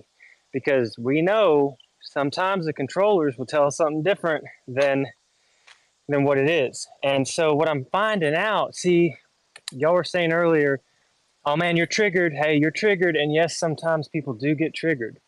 That is their response is a triggering. But then I started thinking about why are they acting like that? And I was thinking about just cognition and emotional intelligence and just like the how do people process information? Because for me, when I first heard that the Earth is a stationary topographical plane and the luminaries are moving, I thought, man, that's weird. I never heard nothing like that before. That's crazy. That's my first thought. Then I laughed. I thought it was ridiculous. There's no way that so many people could be in on such a big confusing story or a lie or whatever. But what got me set free was when I held both ideas at the same time, like all the knowledge that I had at the current time about heliocentrism, which I didn't have much. I didn't know the numbers, I didn't know the figures, and then I had to start looking into geocentrism and the stationary topographical plane idea. And so to do that, that was like an exercise. I had to constantly set down what I thought I knew to investigate what could possibly be, because I was hungry for truth. I was hungry for truth. All right. So these people that get triggered, another thing that's happening is they think, I already have the truth, bro. You are an idiot. Why would you ever be talking about optics and perspective if that moon is up there? Everybody knows that moon is up there. It's a piece of rock in the sky, or it's a piece of landmass orbiting a globular Earth. And what we're saying is, hold on, maybe. See, this whole thing has to do with how flexible are you? How flexible are you in your mind to imagine, to ask, to ponder?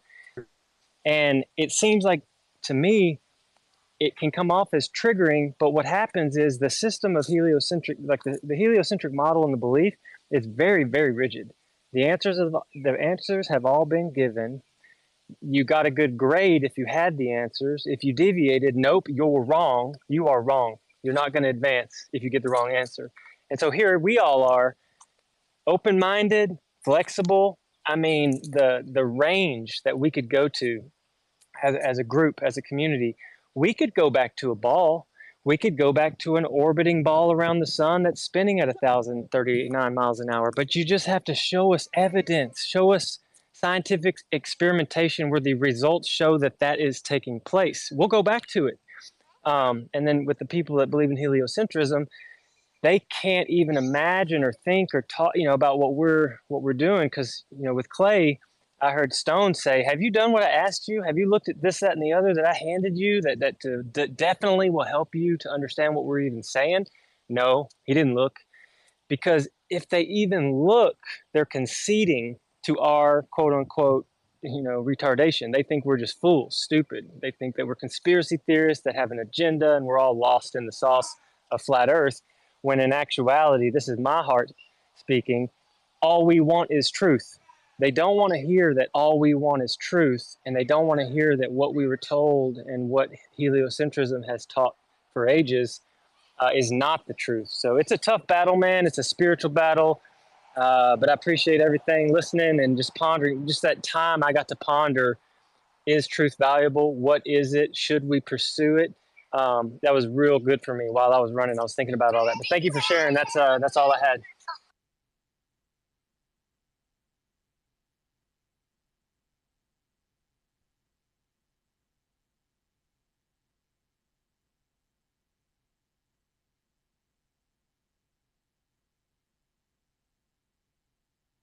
I think Stein's next. I don't know if I am, but I'm gonna just go for it. There's actually been a few things that I wanted to inquire about, but I'm realizing that there might be some things that we just don't have any answers for, and I think that's the hard issue. Whether the ground is continuously flat-ish or whether it has some sort of gradual curve eventually, I guess you could look across it and be like, okay, it goes really far. I can see pretty far. And the ground moves up and down. It's uneven. So yeah, it's not like the Earth is actually flat. It's not like we're saying it's flat. So then, that makes it easier for me to be like, okay, yeah, it's not completely flat. It's just it's flatter than we were thinking. Or maybe this place that we're on is so large, right? Like, what if, we can't see what's going on from the perspective of space because this is just some huge motherfucker. Like, I don't know if you guys have seen these stumps, technically, and they're like as big as like small little mountains. And I'm trying to remember in what area this is at, but there was some YouTube. No, what was it? It was like TikTokers or something like that. We're finding basically these hills that we were assuming were rock, and they're pulling off like fragments of this rock that was on these like kind of hill mountains, and you discover quickly that this is actually it's wood that's been petrified, and it's like actually breaking off in layers, and it's like kind of hurts your brain for a second. You're like, okay, well, oh wait a minute, this is all wood. Okay, these are giant stumps. And when I think about the size of those things, because otherwise someone would have to have constructed these, I guess, or like these had to have been some sort of solid piece of wood, something, right? And I'm just going with the guess here that I'm assuming that these are old trees that used to be massive trees. And there's the things like there's the Smithsonian that's worked really hard to kind of hide any proof over time of giants, things of that nature. And when you start to kind of look at those examples of why those things are also like, out of all the things to like really try to hide really well, that's another one that really makes me scratch my head and go, okay, this place is a totally different place than what we're supposed to think it is. That's why they don't want us to acknowledge or have proof of giants. That's why they don't want us to acknowledge or be really like, have it be like common knowledge that we've had things like, giant woods that would have trees that would be, if trees are as big as some of these rock faces, that means these trees, if they're that big around, that means they must have been so fucking tall that they would have gone well into what we consider space, right? And so, and I know that we have, encyclopedias from before like 58 that actually clearly define that there is a dome. And in fact, I've heard the Clintons on stage, and out of all the things that they could mention, they mentioned Flat Earth Society. They've mentioned the unpenetrable dome. They've mentioned it like a couple times, Hillary and her husband. And I find that very curious too. Like there's this fucking dome that we're trying to penetrate. Or maybe they have, but not in the right way. Maybe this has more explanations about things like portals and things of that nature. It kind of opens up, like once you can get back onto the page of where this reality is supposed to be, which we're in more of a Dungeons and Dragons fantasy type world than we are of the real world. Like when you were a kid and you had the friends that played Dungeons and Dragons and shit, and there was like elves and fucking, the elfin forest and like, the giants and all that shit. And those kids were like super nerds. And you're just like, God, that's got to be all fantasy with dragons and all that shit. And it's like, no. That's the mind fuck that we all have to acknowledge, is that it used to be like that. And like actually the reality we live now is the fake reality, where everything has been dumbed down to this. Everything can be explained with science. Everything is, you can figure out with numbers and logic. There is nothing that's not explainable. So, well, that gets blown out of the water too, because you look at quantum, and quantum punches holes in all that stuff that we're like, oh, laws of the universe and things like that. Like, having two particles that can both change and be super far apart from each other and do it faster than the speed of light. It's like, well, how is that possible? How do we have the double slit experiment, right? Which clearly shows that, or Schrodinger's cat, which is even more of a mindfuck, which is that something doesn't have to materialize until it has to materialize. And that really kind of screws with your head. It's like, what? Things don't actually exist until like I observe it. These things there's kind of been like these, there's been things like, I don't know, it breaks my head, right? And I don't mean to take forever with this one. It's just like for me, I guess what I'm looking for answers right now is like, what is this place, right? And if you look into Jason Bercier's and the stuff that he talks about, we've had a reset every 137 years or something, a phoenix event, as he refers to it. And there's all this crazy like pyramid type of number equations you can do, where like there's an equal amount of time from here into the past and here and like or I don't know, I won't try to explain that right now, but it's just, if you haven't checked out Jason Bercier's, I think there's something to that stuff that he's talking about. It seems a little bit out there, but then again, like that's what truth is ending up being. It's like very much more abstract. Like, you know, I think it was Tesla that had a really interesting quote. I think it's factual. This is actually his quote. He said, like, this place is a realm. It's not exactly like a black and white thing, I think is what he was trying to say. That we're in a place that's very, very unique. And like, I know a woman that used to be part of one of these elite families named Opulence. And she taught me so much about just that whole crazy world of some of those families. And like, she was one of the people that she believed in God and she believed in magic. And I remember she said that to me once. She's like, "Sign, magic is fucking real." She's like, "It is." And I've actually seen some stuff where I'm like, okay, what is, you know, maybe magic is old sciences, old earth knowledge that's been hidden, that's been kept from us. I think that's a big part of this illusion that we're kept in. But like, the real ultimate question is these resets and these foundations and stuff that want to control history. Like, where is this all ending up? Like, what does this mean for our storyline? You know, and I guess I just want to land it with that. It's just really interesting for me. Thanks for letting me. So, Sign, you are so right about so much of what you say.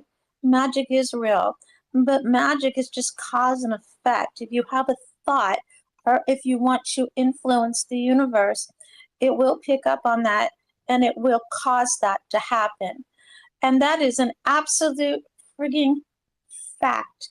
We can't avoid.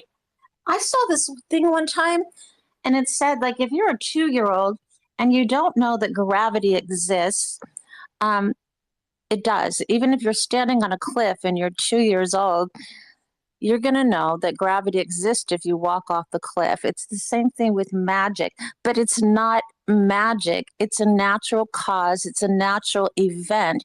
If you believe in it or don't believe in it, it's real. Your thoughts create situations and it's real. It's not fake. I'm just letting you know, like, you know, that's a brilliant thought that you had. It's real. I have known the elite, as you know, and that is not to brag. It is a fact that I have known them, and they do magic, and they are evil in their magic, and they try to create events that are not very nice for others, and they believe it can happen. They also use the Bible as a sorcery book. The Bible to them is a sorcery book. They pick chapters in the Bible and they pick times and dates and events and they create magic through the Bible. They don't believe in anything nice at all. I'm also going to let you know that somebody reminded me that I read a chapter in a book one time that said that 2-year-olds believe that the moon is following them, and that if you're in a car and you're 2 years old and you keep seeing the moon, they believe that the moon is following them. And I never forgot that, because some people's minds believe that the moon is following them. In other words, they're the only person on Earth and the moon is following them around. And somebody was just talking about the moon and I was just thinking about that. I also want you to know that I used to date a man named Bobby Frioli. Bobby Frioli played the piano and he was an absolutely amazing pianist, but he was boring as hell. But he had a picture on his wall and it was Einstein and it said, "I want you to know God's thoughts. The rest are just details." And so when you really start to think about God's thoughts, what are God's thoughts? And then the details we try to study day after day, trying to figure the world out. We can't. We don't have God's thoughts or God's mind or God's anything. And no matter what we try to figure out, it's going to be BS, because God is extreme and God is beyond our imagination, and we cannot know God's thoughts. And everything we're trying to do in this room are just details of what God actually is, and we'll never know that. I did have an experience one time, and I'm going to sound like a complete imbecile, I don't care. I was in a record store and Bobby Frioli was being mean to me, and I was lifted beyond my body and my mind and my heart and my soul. And I saw the whole entire world all at the same time. And it was beyond anything I'll ever experience again. There's a God, I'm not it, and God has extreme thoughts. And no matter what we talk about, it'll never matter, because God's mind is just beyond our anything. I saw a little tiny speck of it, but we can't even imagine the miracles inside of him. And I will never, never, never try to figure this world out. My cousin Eddie thinks the world is flat. Eddie LaCorey is extremely sexy, and if he wasn't my cousin, I'd sleep with him. However, I'm going to let you know this.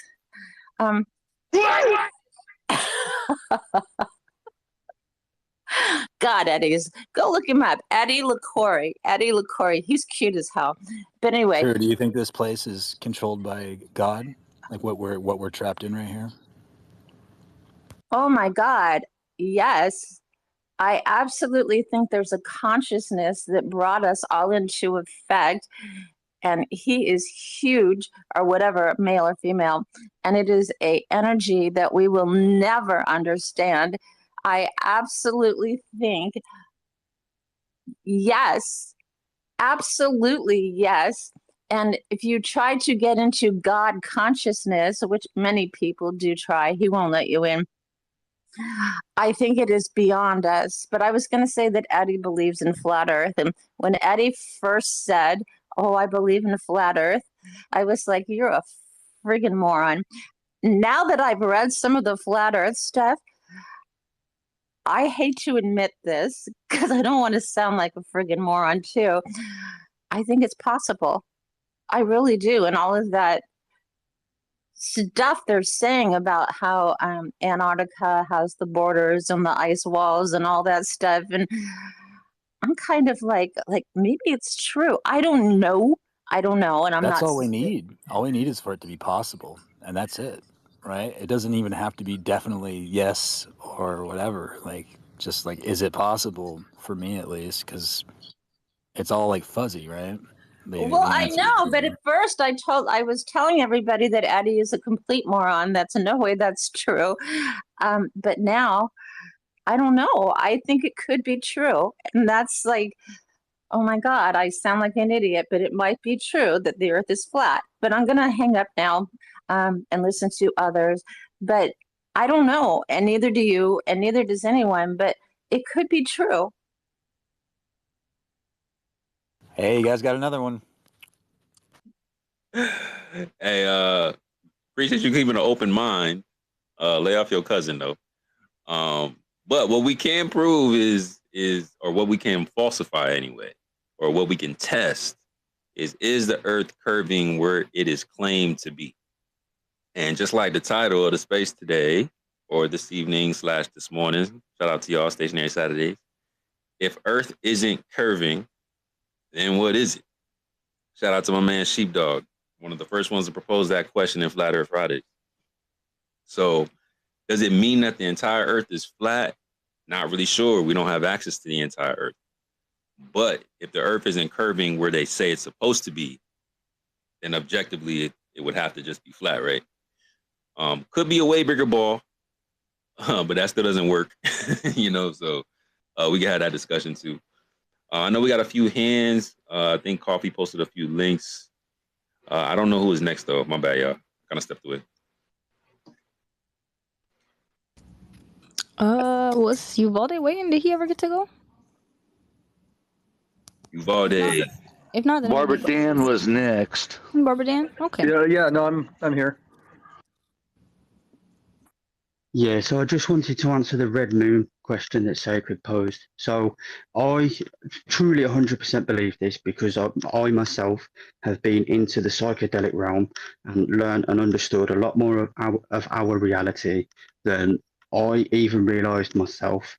But the red moon is actually caused by the reflectance of infrared light. It's not to do with the sun or the moon reflecting infrared. The moon absorbs infrared. It also produces its own infrared spectrum. So the moon itself actually fluoresces infrared light.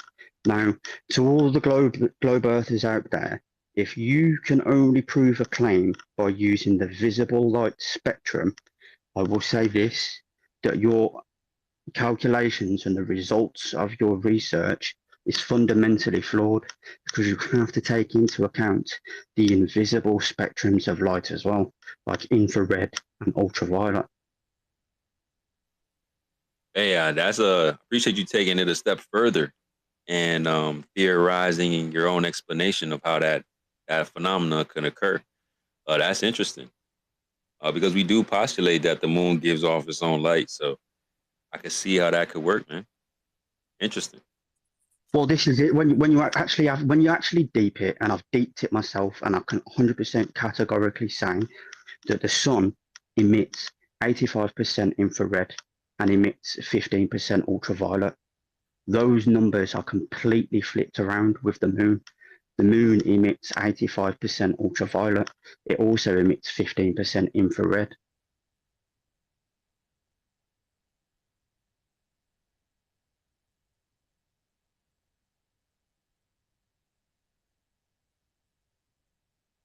Shout out to Barbara Dan.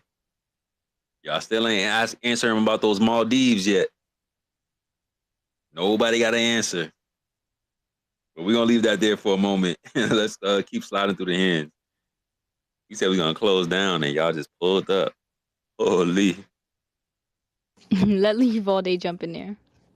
Yeah, that's what I was doing. I was doing that. Whatever you believe. Oh my God, I cannot believe you brought It's way Pat too early for here. y'all to be intoxicated on mic. Hold on. Yeah, you brought Pat up here. What you thought was going to happen? You only bring Pat up here if you ready for him to speak. Pat You're don't have not no ready mic for him to. etiquette. No, you don't. If you're not ready for him to speak, you don't bring him up. Pat, can you falsify his claim? Can you show that you have mic etiquette today? While we ending here. Please, Pat. Please. We're trying to get through some hands. We gonna let Uvalde go. Then IL gonna go. Chrissy gonna go, and then you can jump in. Okay. Yikes. Okay. Can you hear me now? Yeah. Okay, I appreciate you guys talking about evidence and things like that. Which guys, okay? Damn. Hello? Go ahead, Uvalde. Yeah, go ahead. Okay. So first of all, I haven't heard any positive evidence whatsoever for a flat Earth. It's just you guys are just scrutinizing, which is fine. It's perfectly okay to scrutinize. Absolutely. Can I finish? Can I finish? So it's perfect. I don't have any evidence. Pat, hush. It's not your turn to speak. Bruh, you just gonna waste your time. You might as well just rotate. At least until you're ready for him. Go ahead, Uvalde. Go try one more time.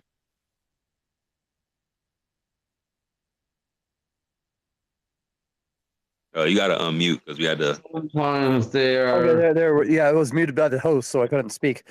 Yeah.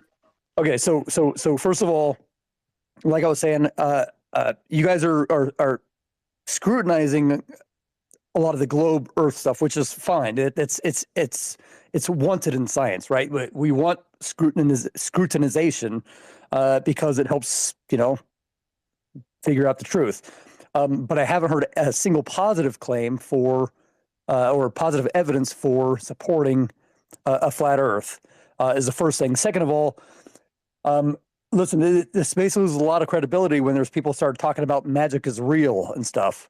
So I'm hoping that somebody gets ahead of that and says, okay, this is getting to be a little bit much, because this isn't a magical space, right? I thought we were talking science.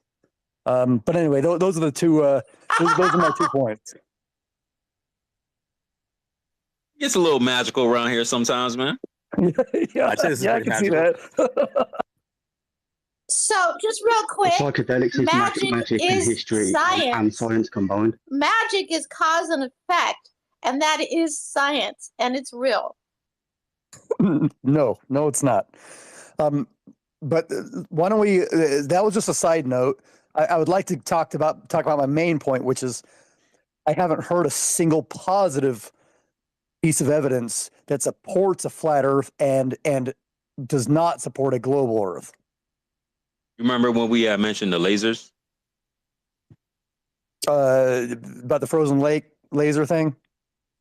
Yeah, that would be considered positive evidence. So we did mention it. I don't know if you remember. But there's other things. I mean, TM threw something up top that we talk about all the time, Canigoo Mountain. More long distance observations. But the reason why we start from the premise of falsifying the globe, because there's really no other way to take a measurement of flatness, right? It's just like, if it's not curving, then it's just flat. But we can still make long distance observations and see if we can test for the physical obstruction of curvature. So we can predict where it is supposed to be based off of the globe dimensions. And if it isn't there, then we would have to assume that it's flat. Until you guys start using abstract concepts like refraction, which we can get into in a second, because just like Chrissy said earlier, like y'all use a mechanism that distorts observations to allow us to see further. And that seems to contradict.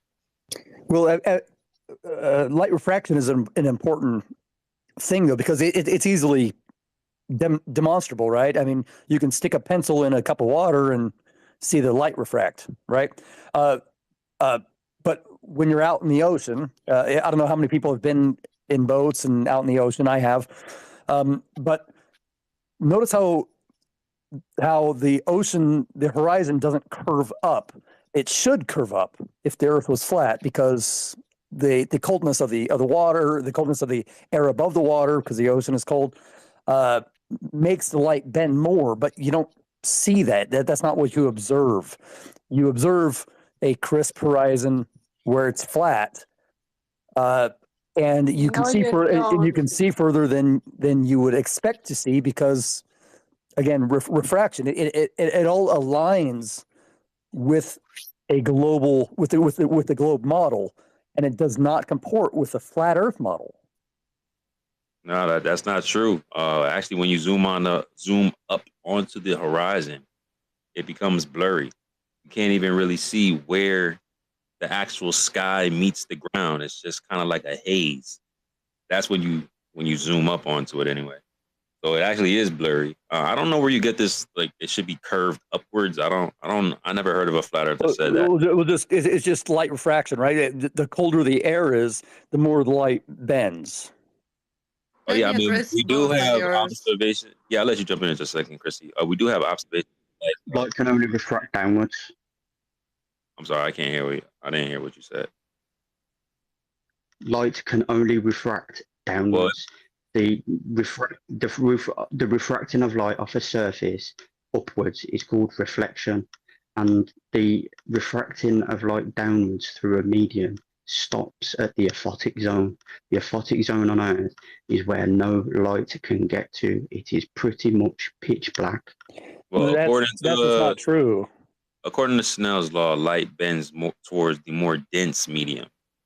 So it could bend in any direction as long as the medium is more dense. That's where the light. Right, and colder air is more dense, right? Yeah, but the bending upwards is reflection. Bending upwards from any surface is reflecting, not refracting. Those are two different things.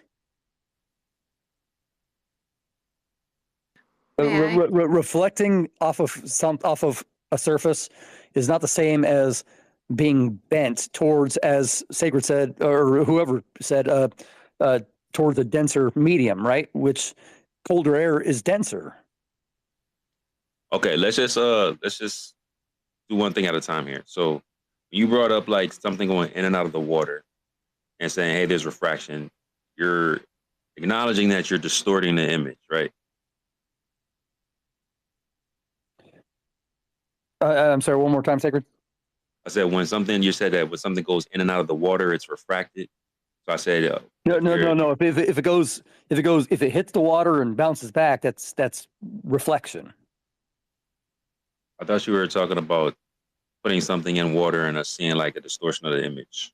No, I'm just saying that I just used a pencil analogy to describe how it's easily demonstrable to see light refracts. Right. So you're showing that the pencil is distorted, like it's going in at a specific angle, and when it hits the more dense medium, then there's a separation. Yeah. Okay, so we have an actual position outside of the water, and then we got an apparent position inside of the water, right? Yes. So we would assume to witness that same phenomenon. So when we're looking at things in the horizon, you guys say that it's refracted, then as we get closer to that object, or we eliminate that medium that's causing that distortion, we should see the apparent and the actual object begin to converge at a point somewhere along that line, right? Let me just name my plane here, just so the whole audience can understand what I'm saying. So if we're too far away from an object and they say, hey, this is supposed to be behind globe curvature, but we can still see it. Globe earthers in science says it's refraction, which means that the true object is below and behind the curve, and whatever we're viewing is being lifted up into the sky. So just like Uvalde proposed, we can demonstrate refraction, where if something goes in a more dense medium, you'll observe that separation, just like a pencil in the side of a glass cup. You can see that it's distorted.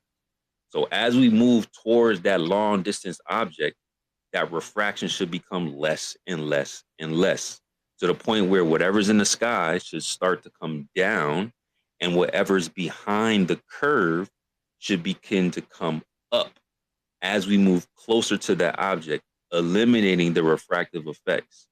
So we would have to observe that convergence phenomenon if we're going to incorporate that mechanism of refraction, because that's a natural effect of refraction, that convergence between the apparent position and the actual position of the observation, or of that object we're observing. Do we ever experience that? Do we ever experience something in the sky being refracted and starting to converge with something that begins to appear behind the physical obstruction of curvature until it meets at a specific point? Yeah, no, it doesn't work like that, my brother. Of course it doesn't. Because maybe whatever we're observing isn't being refracted. No, you got the misconception that the refraction is consistent along the distance, that refractive index is just consistent as you travel along that line. That's not the case. The temperatures, the conditions, it's varying, too many variables. But for it to be so consistent like that. I put a demonstration in the purple pill if you guys want to check it out. We'll get to it. But it's funny that you say that, because when we make these long distance observations using lasers, y'all say that the laser reaches the other receiver by bending at the exact curvature rate of the Earth, which would require some type of consistency. Right? Because y'all can't explain the long distance observations. If we shoot a laser across a 10-mile lake or 20 miles, where it's supposed to be temperature blocking that laser, where y'all say it's refraction that's bending around that sphere at the same curvature rate as the Earth, when Coffee just told us that would require some type of a consistent medium. But we know that the medium ain't consistent. So why would that happen? So you're You saying gotta, that you the gotta pick a side. inconsistency is consistent. Well, that's what the globe earth is saying. Well, actually, the globe earth is consistently inconsistent. May I? Yeah, I just I want to think make sure that we're we land it home on some of these things real quick, Chrissy. Because he asked for some flat Earth observations. So we have laser, we have long distance observations, and then the mechanisms that you guys are using to explain away the failed prediction is something that we don't observe because we need to experience this convergence. Just by saying "Nuh-uh, that's not how it works," then you can't invoke a pencil in a glass of water or someone in a pool and you're looking at it from an angle, because we are experiencing some type of divergence from the actual and the apparent. But So you y'all don't see. demonstrate that. Yeah, that's why I posted the demonstration that I did, the coin in the bowl. You feel me? You can stand away from the bowl. Sacred. It's obstructed by the lid. You feel me? The lid is higher than the elevation of the coin itself. And as you fill the bowl with water, the refraction bends the light so that you could see it at the angle that which you're standing. Right, but first of all, that coin Sacred. starts to get distorted, right? That it enlarges. So that's one thing. So that means that every single observation that we make in the sky that's refracted, that isn't the actual size of it, even though we can see that it's the actual size. Like we look at Canigou Mountains. Y'all say it's refracted, but it isn't like super lensed or anything like that. Like we can go plan to see this observation. But if you were to take this coin out of that water, right, slowly take it out of that water, it's going to have some divergence. The part that's inside the water is going to be distorted relative to what's outside of the water. So regardless, if we're going to move closer to that object and eliminate this distortion, there's always going to be a convergence with the apparent position of the object we're observing and the actual position of it. You can't just say, oh, put the coin in a water medium and look at it from outside a less dense medium, because that's not what we're supposed to be experiencing here. Everything down here is pretty much supposed to be homogeneous.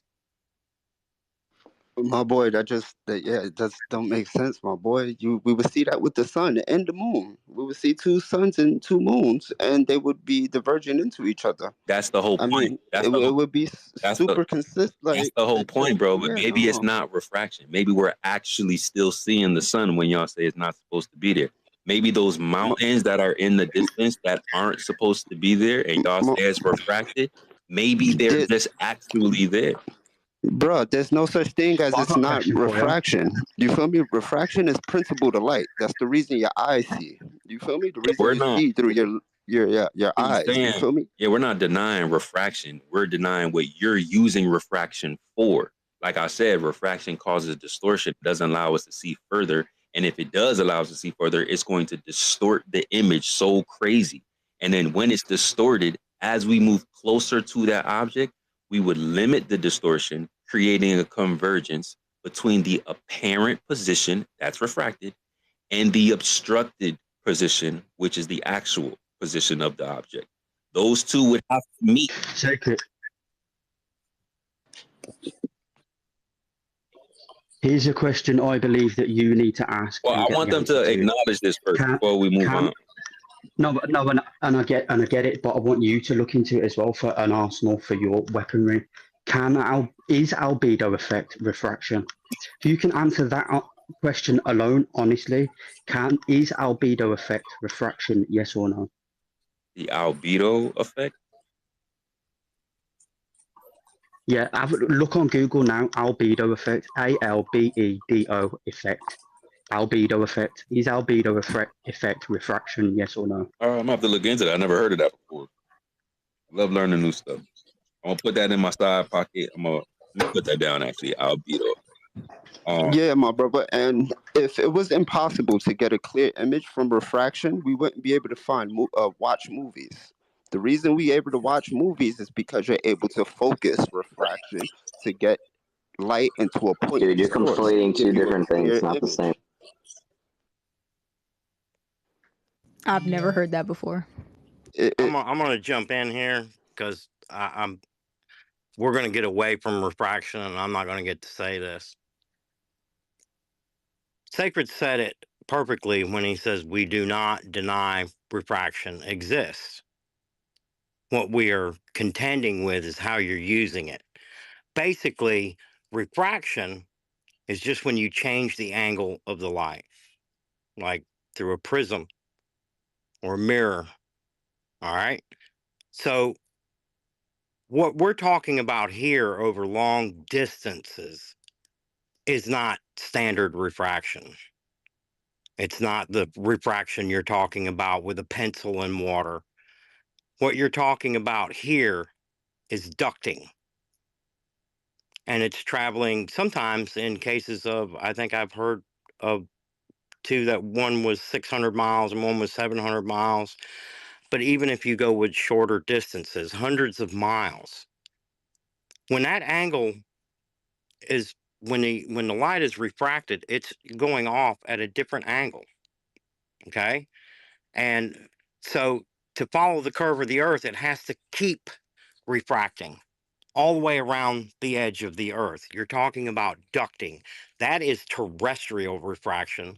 It has absolutely zero to do with regular refraction because now you're talking about bringing something that's way around hundreds of miles of curve and you're bringing it to your eyesight as though it is perfectly on a perfectly level plane with nothing there. So to say, refraction is a thing, yes, it is. What you need to establish is that you can duct this refraction around hundreds of miles of curve. Now, so far, I have not seen anybody ever establish that it actually does that. It's all assumed because, well, the Earth's a globe and it has to, right?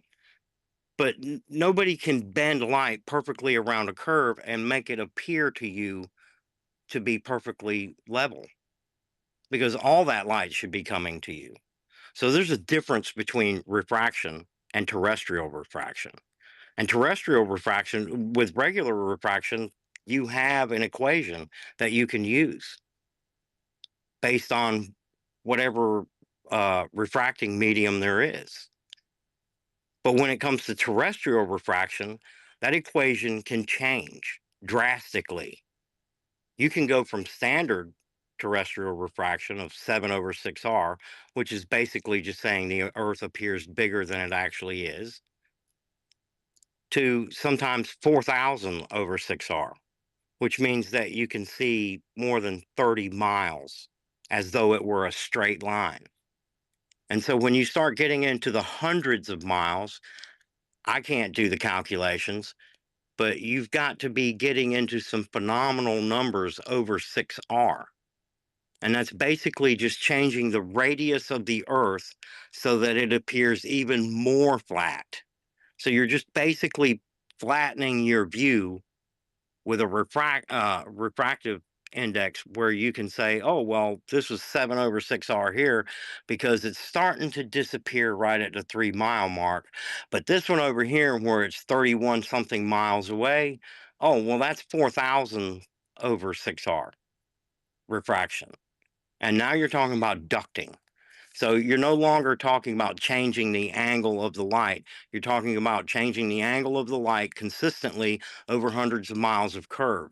So if you want to claim that, I would suggest you establish that it's even possible for you to do it. Oh, my boy. You just made me feel like a complete moron. So refraction, no matter what type of refraction it is, right? It's still refraction. The conditions and the different things that influence it are still consistent throughout the different types of refraction. That's just I don't think you listened to anything that Ken just said. May I? Because you made a few positive statements that weren't really addressed. You said that you always see the horizon, you always see a crisp line between the horizon. Sacred already said that if you zoom in, it wouldn't be as crisp. But I'm telling you, if you go to Greece right now and all throughout summer, just because of the difference in temperature over the Mediterranean Sea and over the land mass, you will have what is called a soft horizon.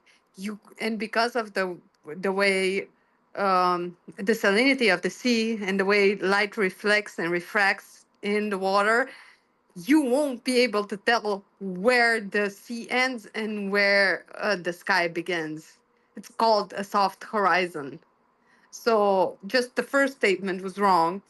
And in this particular scenario with refraction, it's not refraction going up, it's actually refraction going down. You see the reflection of the sky on the water, and you don't know where the horizon really is until the atmospheric conditions return to normal. And once they do, you will see the line between the sea and the sky again. So you actually see less of the sea when it's a soft horizon than more of it. So when refraction is at play, you usually see less. It was a That's what flat happens. earther, if I'm not mistaken, that said that light bends towards the more dense, right? Who said that?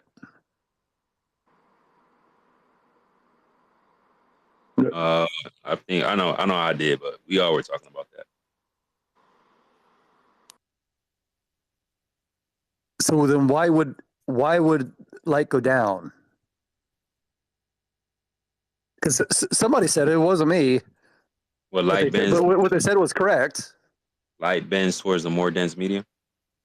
Right. Yeah. Who said that? I mean, that's Snell's law. I'm sorry? That's Snell's law. I'm talking about in this space. I was talking about it. But what about it? I'm saying that I'm asking why would refraction always go down if Doesn't the air always above the water if the air above the water is colder? It doesn't make any sense. I don't know what you mean. I mean, that's just a property of light. It doesn't always go down. It just goes towards the more dense medium. Right, but the air right above the ocean water is cooler, right? And cooler air is more dense. I mean, can everybody agree on that? More dense than warmer. But I mean, there are also other things that can affect that as well. But I mean, generally speaking, yeah. Yeah, exactly. So why would light retreat away from the denser medium? That's what I'm saying is it doesn't make any sense for light to move away from the denser medium if we've all acknowledged that it moves towards the denser medium. It's not that it moves towards it. It's just that refraction is nothing more than the reaction of light when passing between two isotropic mediums. Okay, you've got one medium, then you've got another. One's more denser than the other. It's going to change the direction of the light. That is the refraction. Right, to the more Two denser side, right. isotropic mediums. So you don't have refraction unless you have two different isotropic mediums. I mean, that's common sense. They teach that whether you're flat Earth or globe Earth. That's refraction. So I don't get why you said, well, a denser medium causes it to go down. So that means a less dense medium might cause it to go back up. And you're asking why? Because that's what we observe. No, because what I'm saying is, okay, so you have a body of water, and the air right above the water is cooler than the air that's, I don't know, 50 feet higher than it is, right? 1 foot is cooler than it is 50 feet high. Excuse me, 1 foot, I'm having a bad time describing this. 1 foot above the water is going to be colder air than it is going to be 50 feet above the water, right? So what I'm asking is, why would light divert away from the cooler air if we've all acknowledged that it doesn't? It's not that it moves towards it. It's just that refraction is nothing more than the reaction of light when passing between two isotropic mediums. Okay, you've got one medium, then you've got another. One's more denser than the other. It's going to change the direction of the light. That is the refraction. So that it does the exact opposite.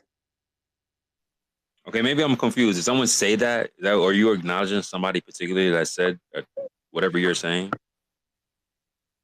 Well, a couple of people have now. Sacred has, and then the person who originally said that yes, light tends to bend towards the more dense medium.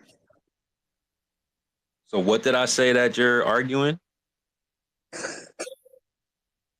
I'm arguing that somebody said a female You said sacred. You said sacred. I'm sacred. So I'm trying to figure out what I said that you said that I said that isn't right. Oh, okay. I'm saying that somebody said that light bends down, but the air above the water, speaking of the ocean, is cooler. So why would light move away from the cooler or the more dense medium if we have acknowledged that air or that light doesn't do that? I don't know. I'm confused, man. Well, what we said, what me and Ken have been saying this whole time, is that you need two different mediums in order to have refraction. Light is going to tend to to bend towards the more dense medium. Exactly.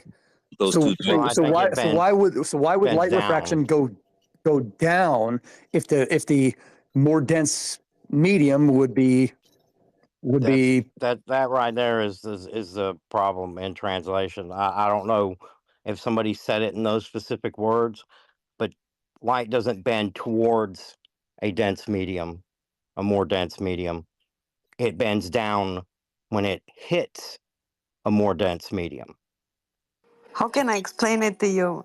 Because of the change in the medium, the light changes direction. What law It's did you call not that just- sacred? Snell's law, but I feel like we're getting It's way Snell's. off the track here, y'all. I feel like we're getting off track. But go ahead, Chrissy. But we can kind of eliminate this whole refraction concept. Yeah. In a second, but go ahead. Like I said earlier, I disproved the main two starting points of your discussion. You don't always see the horizon, and it's not always a crisp line. So you started off by making two assumptions that are not true. You sometimes see it, you sometimes don't. Just because in your part of the world you mostly see it like that doesn't mean it's true. So if you want to argue something about the globe, you have to argue something that's provable, like they do. They give us math, they give us a curve. We've falsified that, so that's kind of like leaving you guys with nothing. So I kind of understand why you're grasping at straws. But your first 2 points on this whole debate have been null because they're not constant and they're not observable everywhere. Just your perception in your own place. Actually, the guy earlier with the moon had more of a logical argument. He was way off too, but at least he tried something logically. I would add on top of that if you look at this terrestrial refraction that's claimed to bring something hundreds of miles away, so that you can see it as though you were on a level plane, every one of those, they will give you an equation. They'll come up with whatever over 6R they need. But the tell is that it's always a post-diction. It's never a prediction. In other words, they never go set their camera up but not actually do anything, and then use water temperature, air temperature, humidity, and say, okay, so this time we're going to be able to see 25 miles, but later this afternoon the humidity is going to change and we're going to be able to see 125 miles. And then actually shoot the camera and say, see, 25 miles. And then that afternoon say, oh, see, 125 miles. It's always take the video, get the vision, and then calculate. It's always a post-diction. That is in no way predictive of anything whatsoever. So again, I go back to my original claim that if you want to use terrestrial refraction in order to explain how you can see something 600 miles away, then you need to establish that it can actually happen. And you do that by making a prediction. Whether you do it over 100 miles or you do it over 500 miles, it doesn't matter. You should be able to predict because you're claiming that this is at work. And if that's at work, then you know what it is. And if you know what it is, then you can put it into an equation and you can make a prediction with it. If you cannot make a prediction with it, then you can't sit down at the table and expect me to just accept that terrestrial refraction is real and I need to deal with it.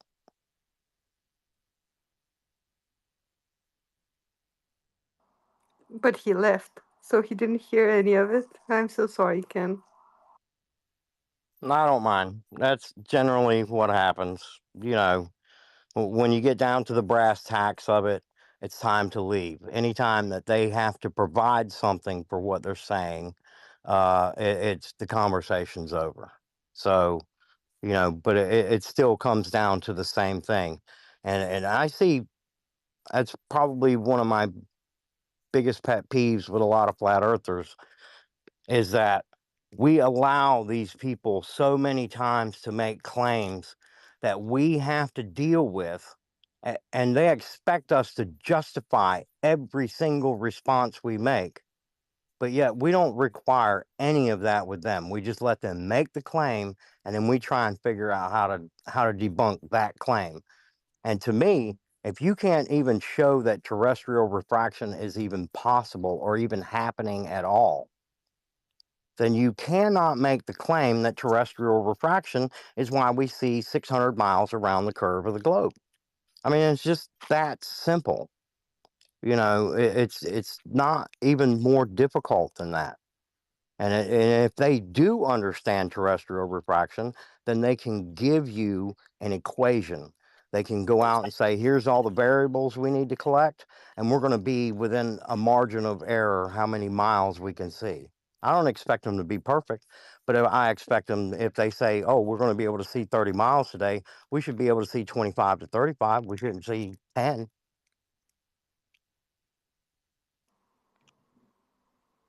But you saw, Ken, I didn't let them today. I quite literally showed exactly what they were doing because I'm fed up with this too. They need Hey, to start real making quick, good just I just want to observations. apologize. Is all I stepped out further than my. I was hooked up to Wi-Fi on my phone, and anyway, but I'm sorry I missed a lot of that. It wasn't intentional. Okay, Valdi's back.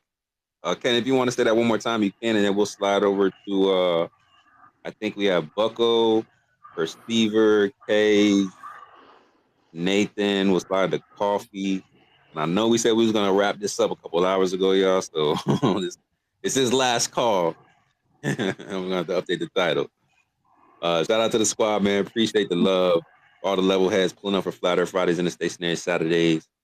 Dope conversation, man, all night and all morning. I really do appreciate you guys. Well, let's keep it moving for a little bit longer.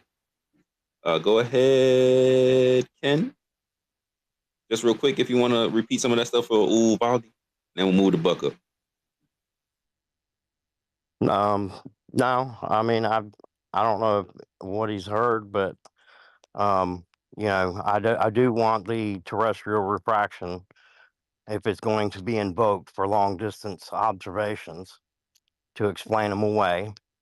Then I want I want to know how we can predict that and not just use postdictions to explain it away, to actually use predictions to show how far we're going to see on a given day under certain light conditions, temperatures, water temperature, humidity levels, whatever variables is needed to calculate terrestrial refraction over distance.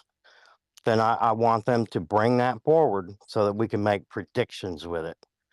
And if I see predictions, then I'll know that terrestrial refraction is legit. But if it's only going to be a post-diction, yeah. So if it's only a post-diction, though, That's just taking whatever observation you're presented with, and you're saying, okay, well, let me make a calculation of what over 6R we need in order to make this possible. And that's, you know, that's nothing. That's just making excuses. That's like, hey, let me make something up and you tell me what you got, and then I'll tell you how to do it. But Ken, you know, there's a problem with that because they don't distinguish which refraction they're ever talking about. They always conflict both together, and they don't distinguish that there are separate variables from the two. So until they actually take a stand on which refraction that they're actually invoking, then you're never going to get a straight answer from them. And that's why they do what they do. And that, like what this Uvalde guy, even, I don't know if John Coffey realizes it, that when he invokes refraction, they're talking about two separate variables. And from the point that the variables are not the same, you cannot use that as an argument.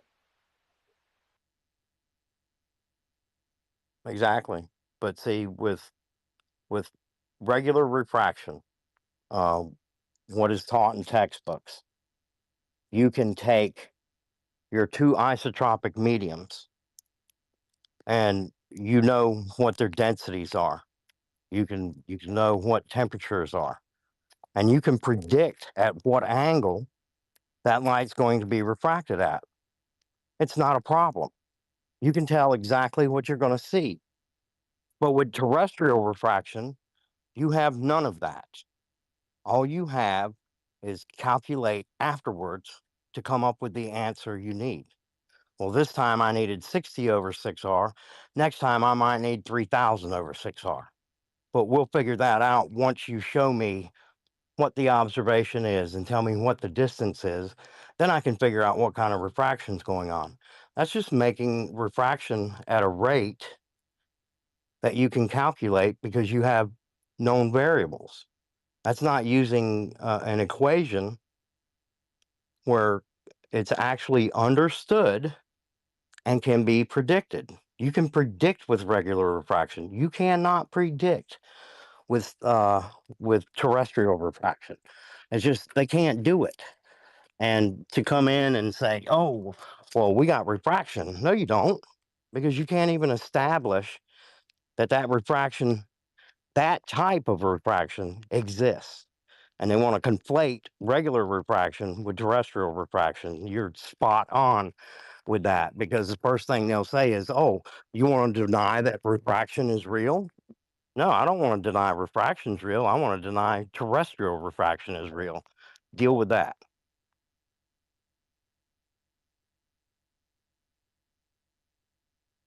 What is your definition of terrestrial refraction? It's what they invoke when they want to do long distance observations. Their standard terrestrial refraction is 7 over 6R, which just makes the Earth bigger. You know, 6R would be the 3959. So 7 over 6R Well, would be the numbers don't mean anything. 4,000 Explain it like I'm a miles. 5-year-old. What, terrestrial refraction? Yes, please, because you throwing out numbers doesn't mean anything. So please pretend I'm a 5-year-old and explain it that way. Okay, so basically it's just you're calculating what type of refraction you need over a given distance to see a given object. So if you see something, if you predict that you're going to see something at, say, 3 miles or whatever your curvature allows you to see, you're going to say, "Oh, well, it's 7 over 6R. That's standard refraction." They say to have 6 over 6R, you have to have no atmosphere, no refraction whatsoever.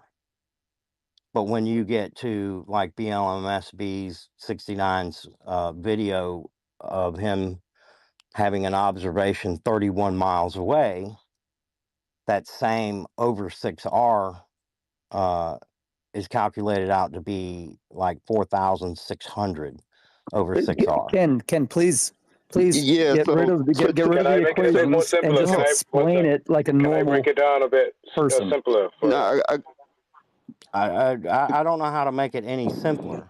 I just told you that Eliminate 6R. the equations and just explain it without the I didn't give equations, you because the any equations don't mean equations. I anything. just told you what a variable, the what difference they're between using. They're using 6R. 6R represents your model's 3959 radius. Is this how you would explain it to a 5-year-old, Ken? Yeah, there's nothing simplified about that. The 5-year-old. difference Yeah, your between the ball two. is so big. Here's how I would say it to a 5-year-old. The sphere that you believe you live on is a certain size, and when you use terrestrial refraction, you're increasing that size by whatever you need that size to be, so that you can actually see an object that you shouldn't see on the size you live, that you claim. Does that make sense to you? I understand what you're saying, but it's still not an explanation as to what terrestrial refraction is. So, I told please you that explain it earlier. like a It's 5-year-old. ducting.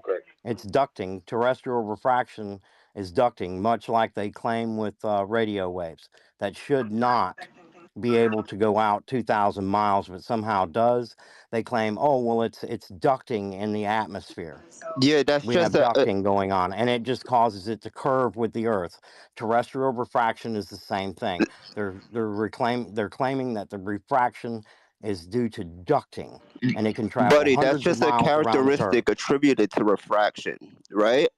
Terrestrial refraction is the same as atmospheric refraction. The difference is the application. Terrestrial refraction is more typically towards the surface of the Earth. So when you're taking readings closer to the surface of the Earth, terrestrial refraction is invoked. The difference with atmospheric refraction Yeah, is but that it you also could has take. to do with the observer and the observed object being in the same medium as well. Yes, of course. But the difference with atmospheric refraction is that you can make readings on celestial objects. Yeah, but it's still doesn't change anything, because you can assume that I'm standing on the beach looking over the water, or you can assume that I'm at 1,500 feet looking out across an ocean at a mountain like Mount Canigou. And if you're going to say that's still close to Earth, then I don't know what to tell you, other than the fact that if you're going to use an equation that changes basically the Earth's radius, so that you can justify seeing something that you should not see, then you need to actually show that that happens. It doesn't matter that we can see light bend when it goes through glass, or it goes through a prism, or it goes through water. You've got two isotropic mediums. Now you're claiming that it's the air, that there's different densities within the air, and it's just bouncing around a curve, but coming to you in a straight line, so that everything between you and it looks like it's on a perfectly level playing field. Now, you can claim it, and you can say, oh, it's the same thing. No, it's not, because it's ducting. It's not traveling from something where there's no visible curve whatsoever to you, because it's hit one medium and hit another medium and changed like a pencil in water.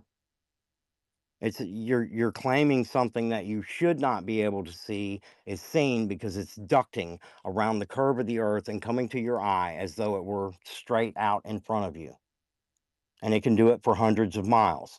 So if you're going to tell me that that refraction is the same thing, then you should be able to predict with it. You should be able to go out and Yeah, but Ken, get they're your not even saying temperatures. that though, Ken. Huh? They're not even saying that though. That's the thing. They're not even saying that. You're actually helping them, because remember, they're invoking the one with the water, the pencil in the water. So if they're invoking that as an example, a reflection of what we're seeing, right? That clearly shows that they don't know what they're talking about. By you even mentioning this other bit, well, I mean, that I is actually contrasted opening it up with another door that they weren't. I mean, he basically I know, but said it's the they same never. thing, and I'm telling him a No, pencil but we in know water is it's not. not the We know same it's thing not as though. ducting. The underlying Yeah. principle of the Yeah, but he refractions, did. But he no never. But the matter the thing is, Ken, difference, you is gotta the remember same they never shit. even. The I only know, but one difference sec, that Coffee. One changes, the sec, only John. thing You that guys got to changes remember, is the conditions that change the characteristics. But the What underlying principle conditions? behind the No, no, no, no, refraction no, is the no. There's more same. to it than that. The variables are What no, no, no, conditions? no. There's not. The variables are different. You're being dishonest by saying that My because brother, from the beginning you never saying the actually even variables mentioned is that. different You is didn't the even same as saying as me. you didn't even you never even invoked the terrestrial Because it's the reflection from the same as beginning. You guys atmospheric brought up the whole. refraction. Terrestrial. It's not. Let me finish, my brother, because I don't No, want to be screaming yeah, on but this app. no, but the reflection but the refraction that you're referring to is the one where the light changes when it goes through the medium, through another medium, a totally different medium, not the same medium where the temperature is possibly different, higher or lower. That's two separate things. You guys weren't invoking that, so you guys are trying to My conflate the brother, two you together need where they two don't different conflate mediums to together. invoke refraction. That's the underlining principle of refraction. That don't make no sense. You need No, two actually, you different can No, but have mediums to terrestrial invoke reflection is not the same. refraction. You can't Terrestrial invoke reflection is refraction not without the two same. different mediums. Let me explain one sec. Let me just finish. Let me finish. So terrestrial reflection is bending of light rays as they pass through the Earth's atmosphere, right? When the observer and the observed object are within the atmosphere. So they're in the same medium. What are you talking about? My brother. It's not the same thing. We're talking about two separate things. you can have refraction in the And I can same go on medium as well too, because even the variation. just by the difference in temperature. In the same medium, you can have refraction, but you weren't arguing that. So why are we discussing something you don't Exactly. even That was the fathom? point I'm trying to make. He was, and that's why the whole stance that they're taking is dishonest because they weren't even being straight from the beginning. They were invoking something that had nothing to do with the whole argument. Yeah, And they always do this, and that's why I say we have to call them out on where they're invoking something they don't totally understand. yeah, that's what I said. The first two assumptions were false from the beginning. You don't see the horizon as a crisp line. You can't argue that. So if you don't see it like that, then why are we arguing it in the first place? Good question. Hey, let's slide through the hands real quick. Buckle's up. Buckle, what up, man? Long time. Well, I've been sitting here for the last 2 hours with my hand up. I appreciate you being patient, brother. Well, patience with this, and this is the one thing that I'll say at the same time. When we start speaking about a refraction in light, our objective here as flat earthers is to get as many people to understand the flat earth, to change them from that globe. And when you take something like refraction in this light and you start fighting amongst yourselves like this with everybody's theory, you lose everybody on it, whether they're flat or whether they're round.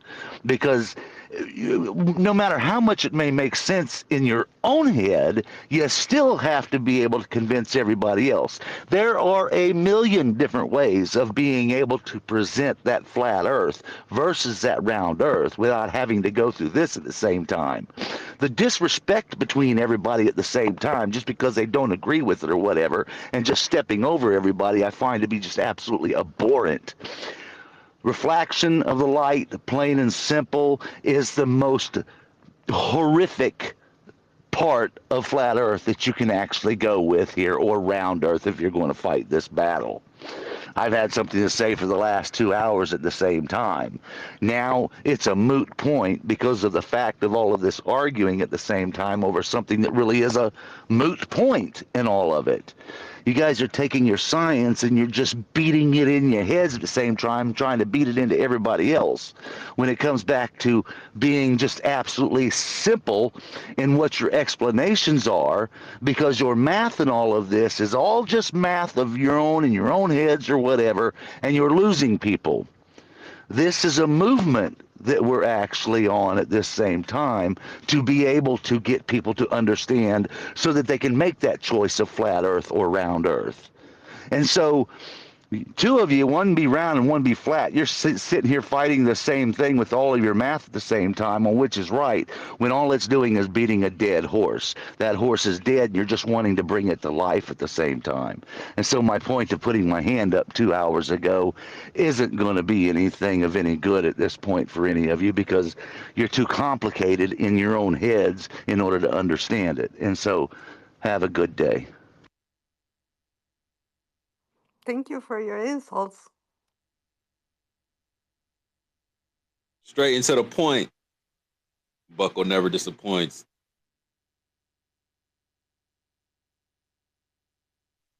Say hi to Mrs. Buckle for us. We'll do it, guys. I appreciate the time I spent in here. I'll never get it back, but I appreciate it anyway, and I enjoyed the hell out of all of you. Have a good one.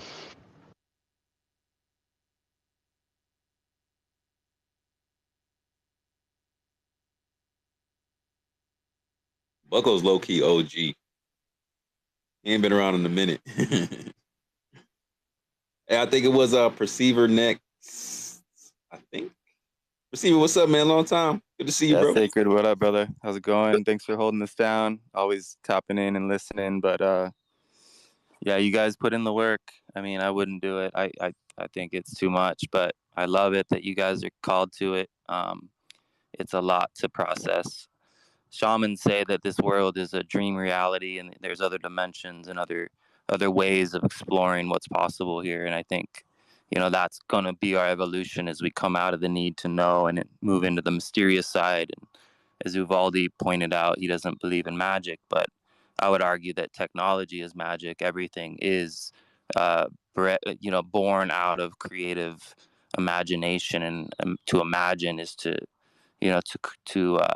tap into direct knowing. And we have the ability to return to that silent knowledge where we're not filling our minds with information, but we're making use of our time here to discover what's possible beyond the mind.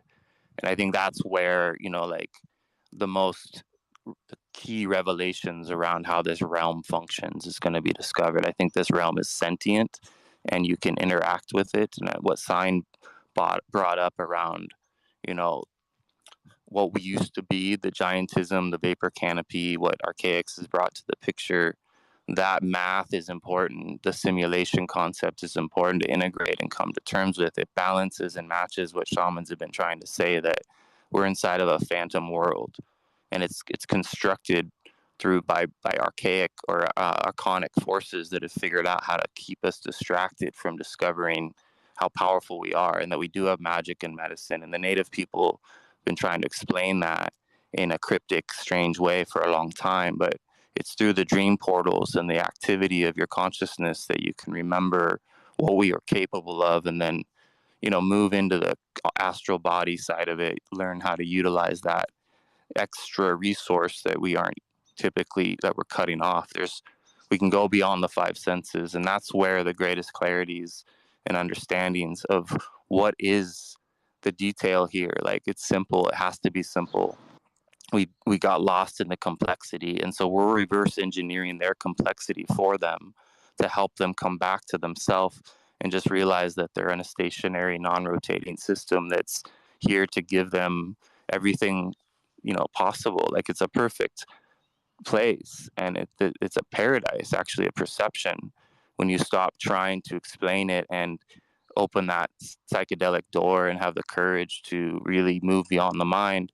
So I appreciate all of you doing the work. I hope you don't do this forever and argue it forever or try to prove these things, but it is an exercise that's going to liberate you, as long as it doesn't entrap you, if that makes sense. But much love, everybody.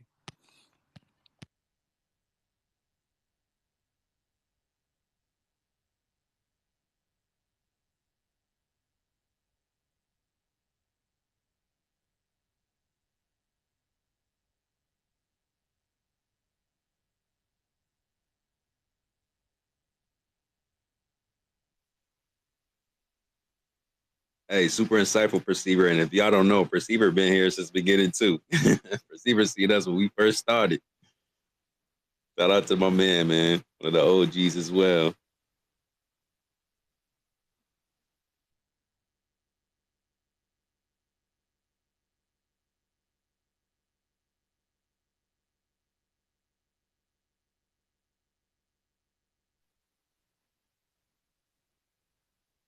Hey, Concave, this is me calling you out verbally on mic to come debate with us. Not grabbing a mic will result in your immediate... Oh, I see you. There you go. Now you got a mic. Now you got a mic request. Now if you don't come grab a mic, you are officially pussy and running from us. Well, Concave Earth? I just don't get it, bro. Like, it's so many times we done had people up here talking about concave Earth, and he did not come grab a mic. But he also crying about wanting to be heard and wanting people to hear him out. But it's like, yo, you don't want to engage. Like, what you want from us? And then you pop shit on the TL about flat earthers running from you. Like, running from what? Yo, incoherency, bro? Come on. Like, this is With what I be talking about. cellular concave Earth popping shit about I us. don't get it. I don't get it. I don't get it. It's not the first time either. Bro, I don't know who don't was let saying. me find out. What was it, Nicholas or Mister? My bad. It was Nick. Man, that's funny. I tried to get some information out of Concave too, and I'm just trying to get some basics on it, man. And he told me I got to watch a 6-hour video, and then he can tell me about it. And I was like, yeah, I'm out. It's not like nobody against him. The shit could be concave, but explain your theories. You can't be mad because we don't understand something you ain't explain. Yeah, you can't explain it, but if you watch a 6-hour video, that'll explain it for you. And if you watch the 6-hour video, you should be able to explain it to us and entice me to watch it. But you saying you can't explain it and I got to watch the video doesn't watch the video. I'm just saying. But anyway, I hope you grab Mike, man. Seems like Prad wants to talk to you.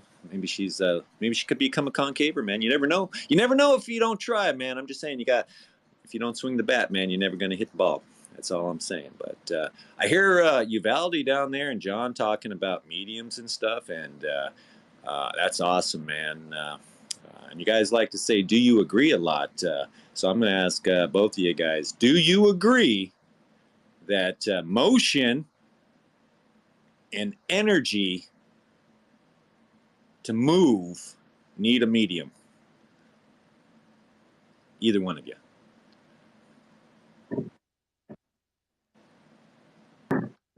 Give me a minute. Let me think about it. How to answer. I don't think John's up here anymore. Is he not? It shows as a speaker. He's gone, right?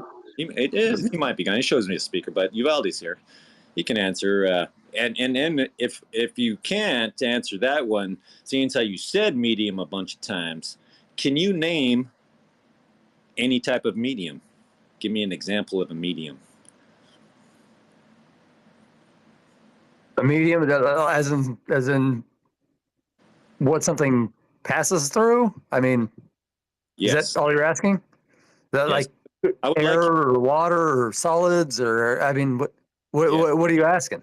That's exactly what I'm asking. So my first question, now that I understand that you understand that we got air, water, and land as mediums, do you agree that the only way motion and energy can travel is with a medium?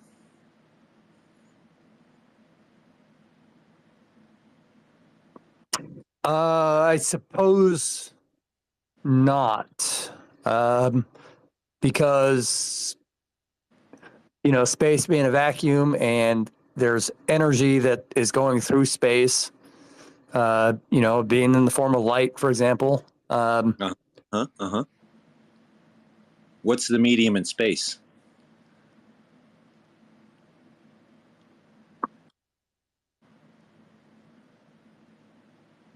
There's not really much of one. How are you transferring the energy or motion without a medium?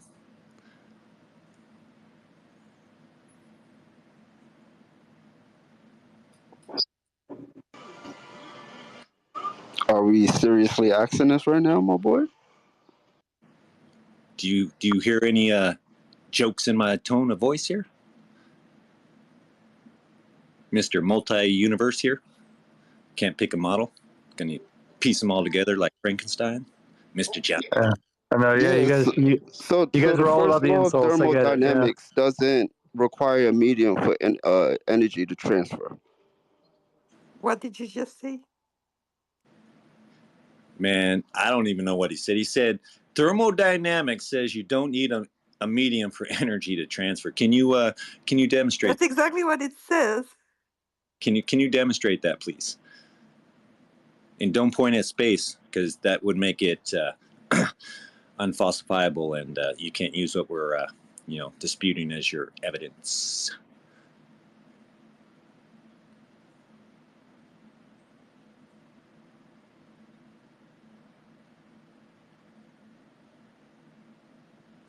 Bueller. Is my mic silent? Can you guys hear me? I can hear you. I just can't hear the silent I think ones. everybody falling asleep. We're gonna keep you guys up, man. I think you got another 2, 3, 4, 5, 6 hours in you. The silence is loud. Did I not ask that question right? Was I talking Chinese or something? Did it come through in a different language? Who are you talking to? Well, you were answering questions, and I actually said to either one of you. So you were the two in here that were talking to. Well, I was being quiet because whoever chimed in said that the laws of thermodynamics say that, so I didn't want to interrupt. So whoever said that should answer the question because that's who I assumed the question was being asked to. So you don't agree with John Coffey?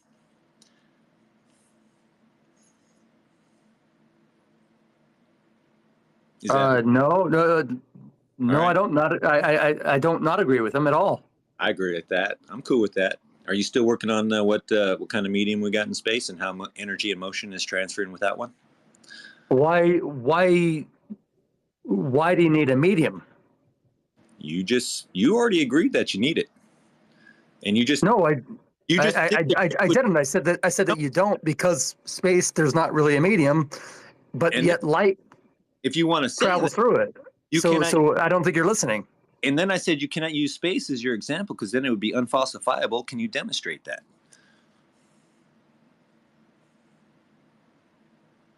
Okay. Okay. Wait.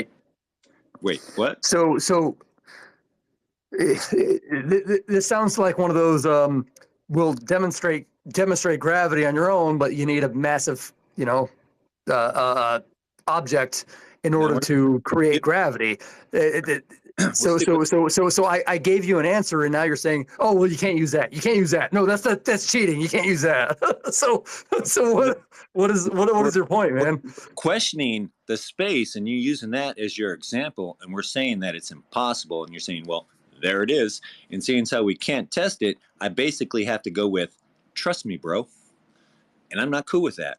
It's called a reification fallacy, Uvalde. There you go. See, I don't know all the names of all the fallacies. I just know when I hear one. What's up, Proud? Of course you do. Why can't I use space? Because that's what's being challenged, bro.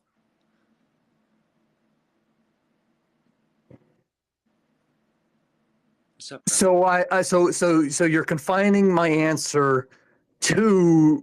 I'm saying if you wish to say that space is the answer, then you need to provide an experiment to prove it without using space. Because you said you can have motion and energy travel without a medium.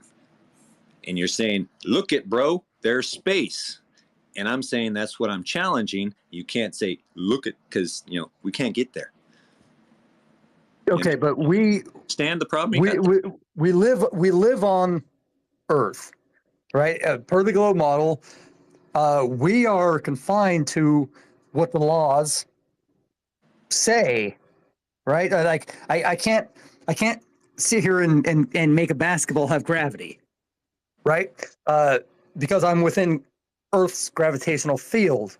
Now you're asking me to do something that would be that I would require. I would need to be outside of Earth's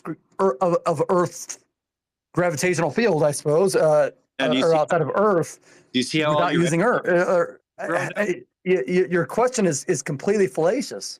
No, do you see how what you're believing in is trust me, bro? Appeal to authority. You have no. I don't see that at all. No. You don't see that at all. Okay. No. Because there's. Are you really evidence, and anybody can test. You need a medium for energy and motion to travel. Oh, wait, I guess not, because we got space. Well, that's what's being challenged here. We all say space is fake, and that's what we're trying to disprove to you, and you're trying to use what we're trying to disprove as your example, but you can't prove it's real. You see the pickle you're in? No, I suppose I'm not following your logic. No, I understand you're not following the logic because logic doesn't seem to be in your brain right now. And I'm actually you guys are all about the insults, but none of the logic. I got it. Okay, but please What is? continue on. No one insulted you. It is not in your brain. You are not using logic. The logic says you need a medium for motion and energy to travel. And you said, well, I guess I have to throw all of my logic out the door because we got space. And somehow they told me that can happen. But you cannot prove it, which means you have to trust the authorities that are telling you that it is true, which means they're going, trust me, bro. And you're going, okay. Yeah, I'm still not following what you're trying to say. Let me break it down. Okay. I thought I So, broke it down to- pretty basic, man. I couldn't get any more basic. You did not. You're using a lot of You're a fallacious man thinking in that your feels arguments, threatened. and it's not. There was no graciousness at all. There very much was. There very much was. Okay.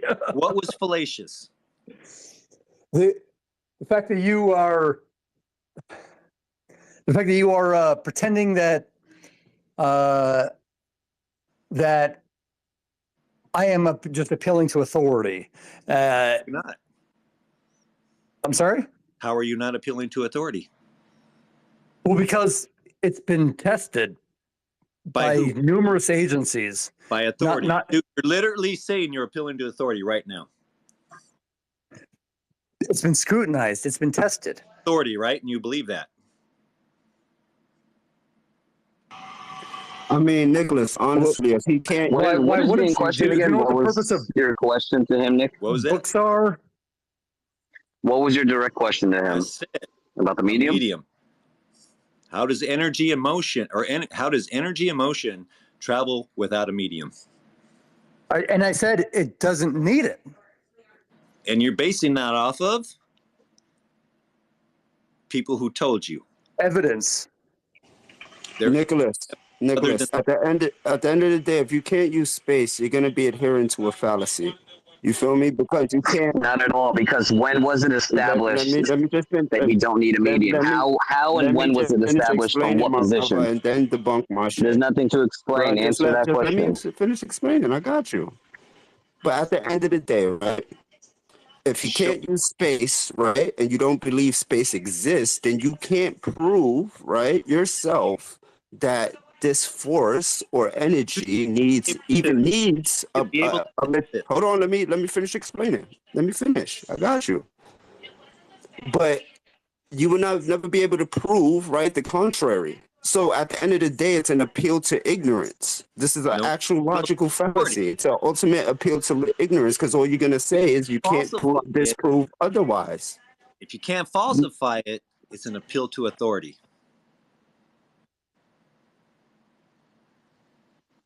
Do we need a medium on Earth in order for anything to propel, to move? Yep. So how was it established from a position on Earth where we need a medium that we don't need a medium in space? If we're all doing this from our position on Earth where a medium is required, how do we establish that it's not required in a fictional place we've never been to? This is foundational stuff here, man. This is building blocks. This is just, if you want to research it, this is just ancient Egypt's belief in Apophis. They believe in Apophis, like literally. Space is just Apophis. I hear you, but how do you disprove? Like, right? That's what he's asking, and you guys are not answering. Is how, like, without the ability to disprove, is an appeal to ignorance. It has. How did you validate the claim? How do you validate it? How was it validated from our position on Earth where a medium is required in order to have motion?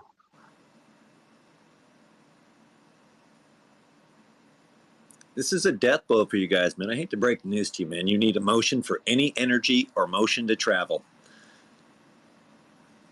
Also, You're saying that you need a medium for anything to travel. Correct. Yes, you do. Well, what TM is saying that y'all say it's not required. He's saying, well, for all of our observations here on Earth, all motion requires a medium here. So if y'all saying that's not true, where is y'all demonstration of it?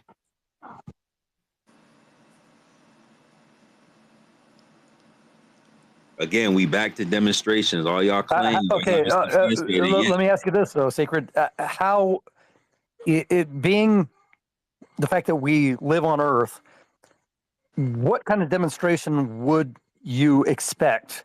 How do you eliminate a medium? I suppose we could use a vacuum chamber, right? Yeah. So this is what I propose, and we kind of talked about this numerous amount of times. Anyway, excuse me. That we would either need like a large enough vacuum where you can demonstrate propulsion with while maintaining that vacuum, which means the pressure cannot increase, and whatever is being propelled from the source cannot interact with any surfaces. So as long as you at least maintain the vacuum, we're not saying get the vacuum down to, the pressure or the lack thereof of what y'all claim space to be, but at least if you maintain the vacuum of the closest we can get to it here on Earth, while demonstrating propulsion, as long as the propellant doesn't interact with any surfaces, then we can have a discussion. But until y'all can demonstrate that, there's really nothing to talk about. Y'all just appealing to authority. Well, there's motion. So we have vacuum chambers, right? We can observe motion in vacuum chambers. For example, helium balloons moving down in a vacuum chamber, not sideways, not up. Nah, but helium balloons move down in the vacuum chamber. No, now that's eliminating the medium, right? No, bro. Propulsion. That's what we're looking for. We're looking for propulsion. So you have to expel something from a source and create it to move forward without the propellant creating a medium and without the propellant interacting with the surfaces of the vacuum. Because you're trying to simulate space as much as possible. So those are two things that we should be able to control here.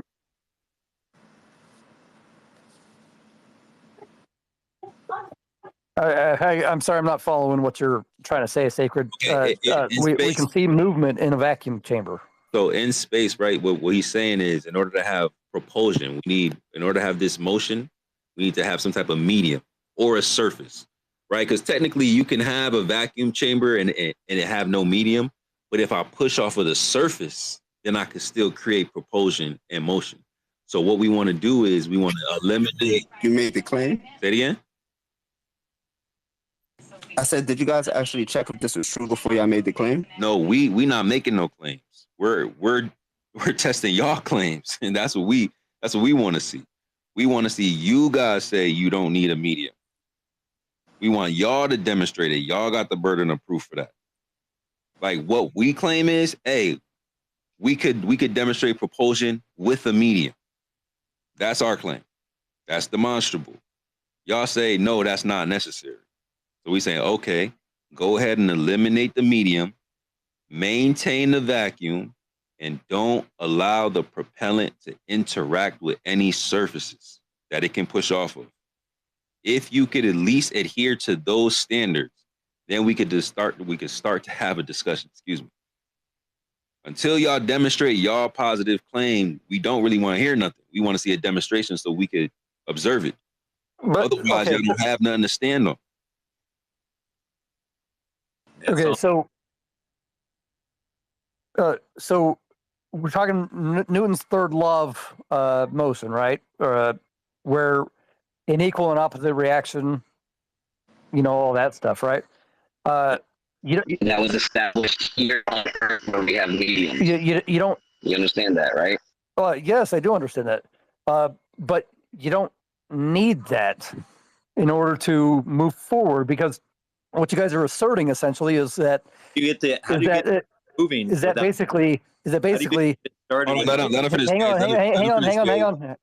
Let me get my point out, please. Go ahead, man. Go ahead. I got you. Go ahead. So if everybody here has probably done the little derby cars, right? The little cars in class, in shop class or whatever else, where if you set up a propulsion mechanism, you don't need a wall behind it to push off of in order for it to go forward.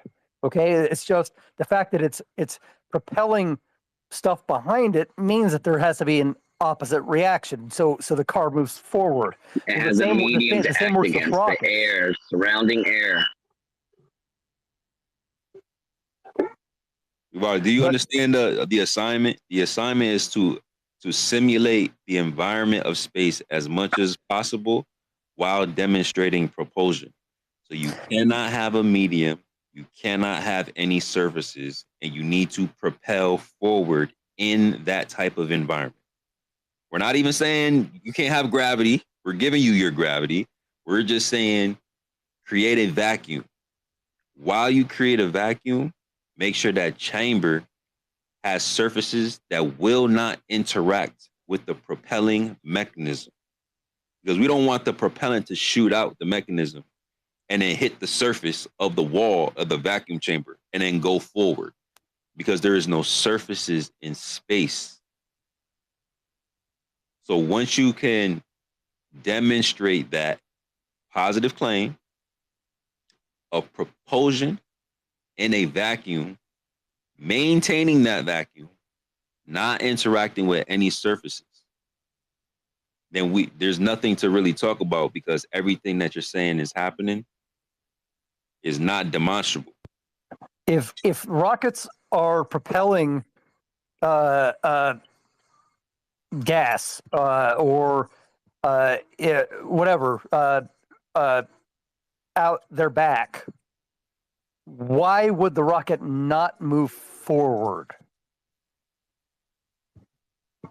Why would it not move forward? How does a plane fly? How does a jet ski work? How does a car drive? Requires a medium. So yeah, the rockets take off. But it doesn't. It doesn't require medium.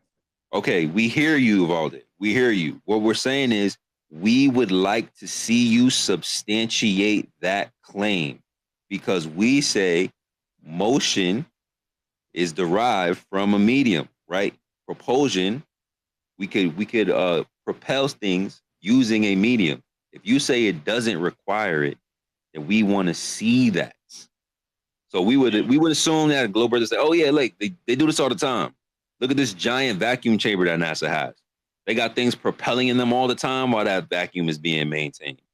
Look at this demonstration where we have propulsion in this vacuum and it's not interacting with any walls or any surfaces, and the vacuum is being maintained. And look, this propellant thing is moving forward. Like, we want to see that. Do you agree that we should be able to demonstrate the claim? And if we can't demonstrate it, then it's pseudoscience? Yeah, no, I think that the demonstration is certainly feasible. Yeah, we were just, hell, I haven't Googled a demonstration, but it should certainly be feasible. Yeah, What I just put a happens? demonstration in a purple pill. Well, you just put a demonstration? Yeah, it's from We Action still got to Labs. get to the rest of your links too, bro. Because what the hell? All right, let me go check what Coffee posted. Give me a second, y'all. Let's get to the hands while I go look at this. I think Mr. was up next, and then we'll go to Chrissy. Probably got any mic requests, we could finish rotating them out before we close this up.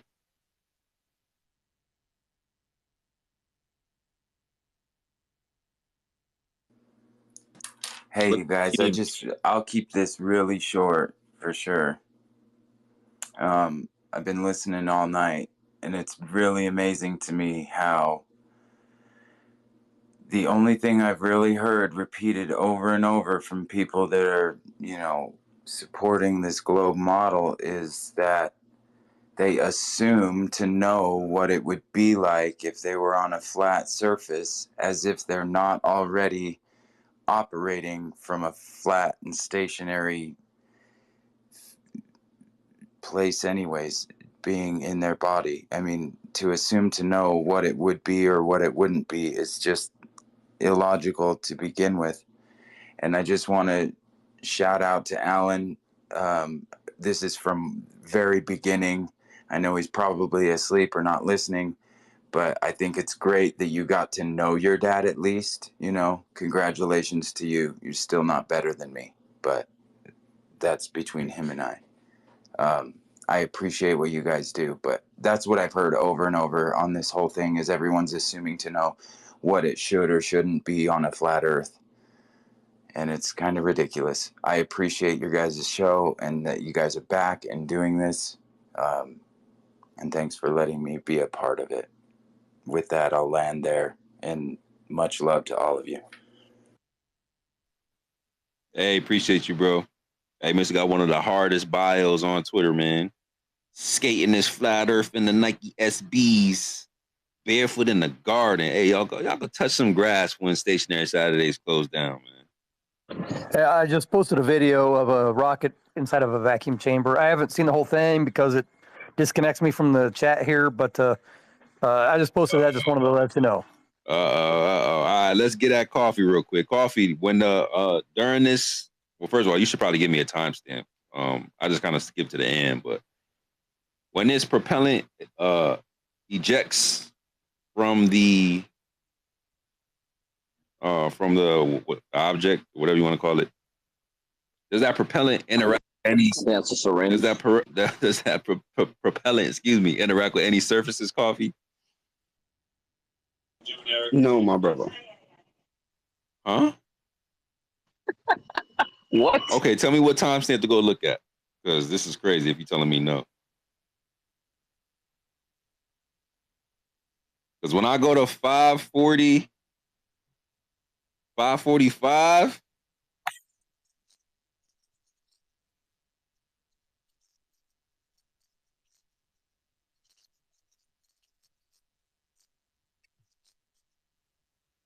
What happened, man? What happened? That's on a cliffhanger, man.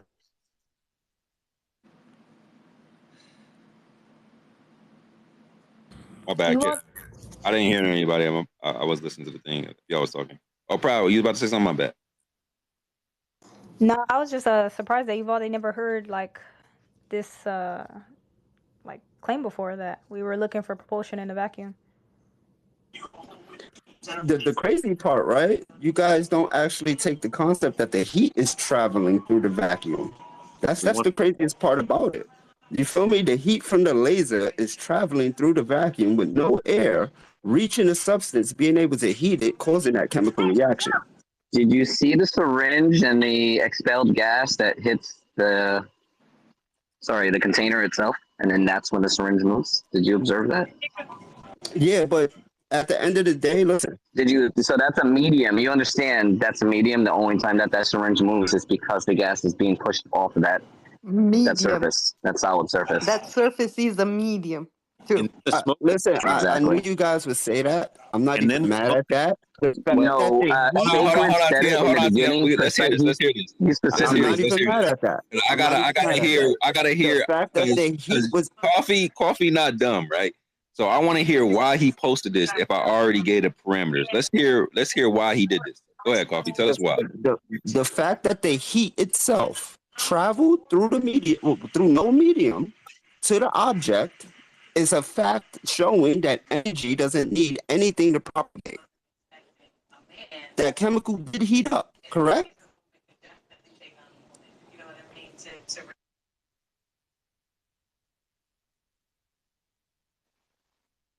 It's a light source, yes. It's a laser hitting the paper that's meant to combust. Is there any medium between the syringe and that glass? Yes. What's the medium? We're still on Earth, bro. That's the problem. You can't get a perfect vacuum. My boy, space is not a perfect vacuum. A perfect vacuum doesn't practically exist. Just like zero doesn't practically exist. Actually, space is supposed to be a perfect vacuum. No, Since space is not. It's not empty. I think they define it as a near perfect vacuum. Yes, there's no such thing in reality as a perfect vacuum, just like there's no such thing in reality as absolute zero. Those two things do not exist in our practical reality. So then there's always a medium in space? What do they call that medium in space? They don't acknowledge. Coffee just said that a medium is not required, but a medium is always present. Yep. Fallacy. What is the medium in space? Coffee. Oh, I A was medium is not We could play required, semantics but all a you medium. want, but at the Listen, end of hold the on, day, there's no whoa. value right between Semantics, the glass and the syringe. There's no valuable medium semantics. that for property. There's none. So You semantics can't is tell me there is. semantics, the laser. branch of linguistics and logic concerned with meaning. And he's saying we're playing with logic and meaning of words. So when he says a medium is not required, and then he goes to say, even though a medium is always present, we're playing semantics because we're defining words now. Yes, my brother, because I think we all can understand, right? Yep. The impracticability of absolute zero in a perfect vacuum.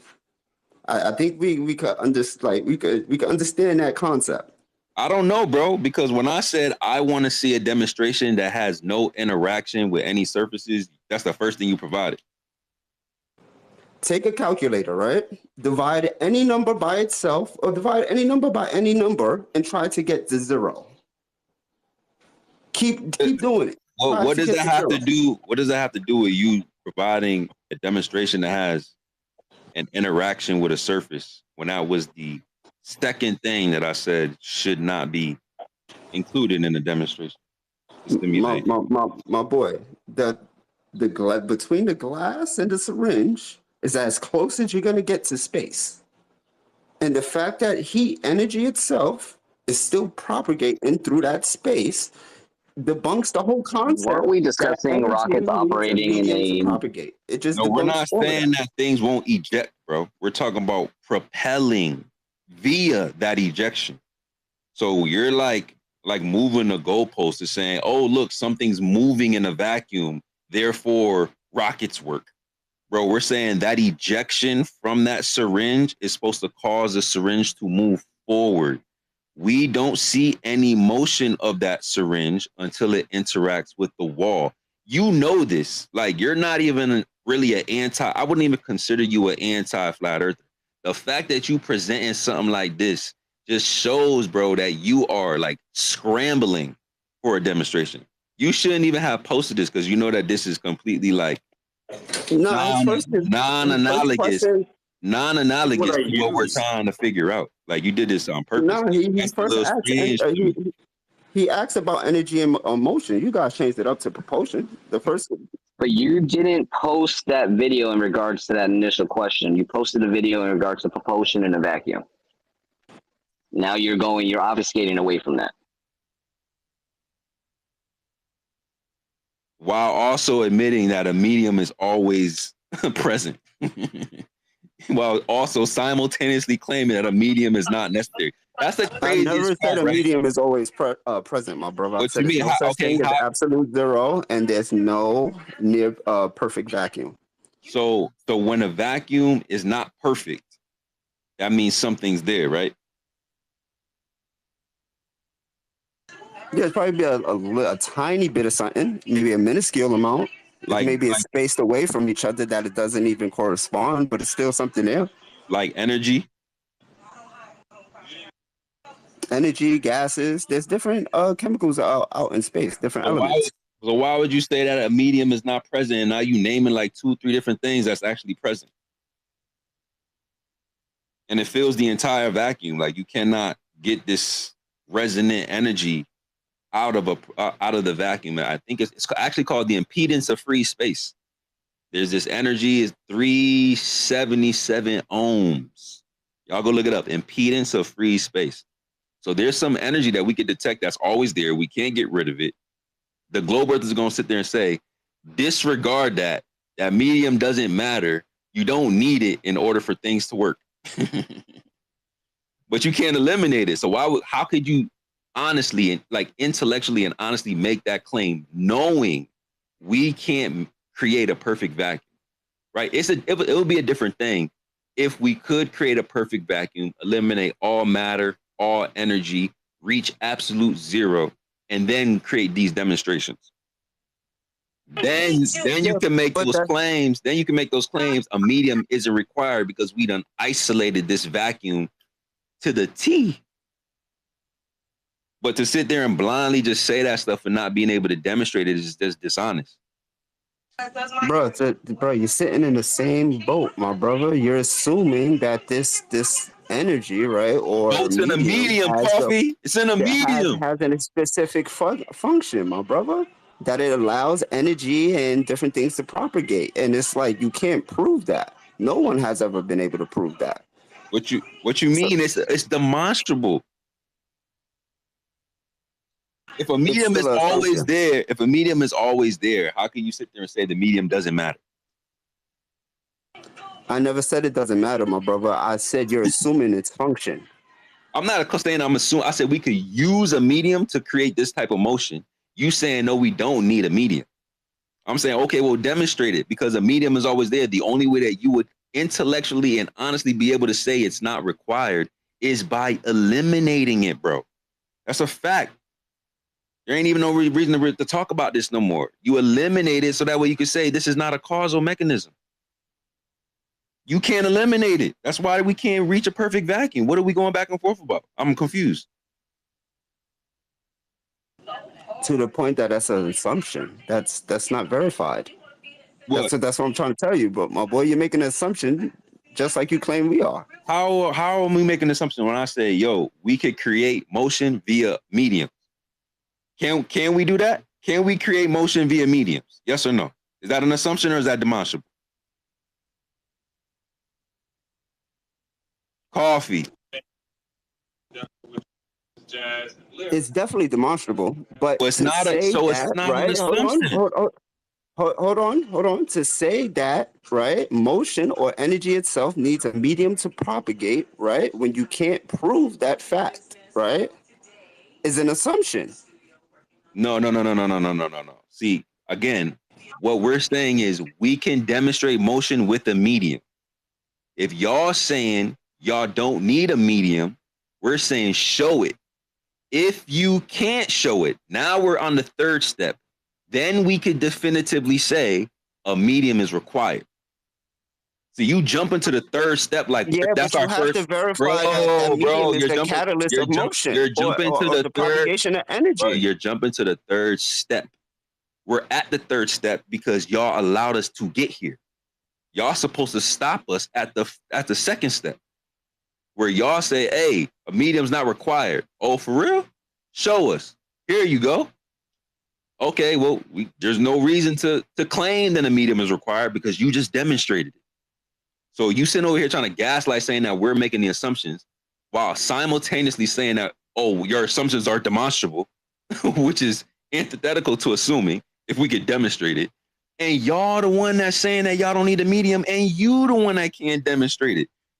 Then I provide parameters that would allow us to continue in the conversation, and you totally disregard the parameters and link something that directly violated the parameters. How can you claim to be intellectually honest, bro, in this approach?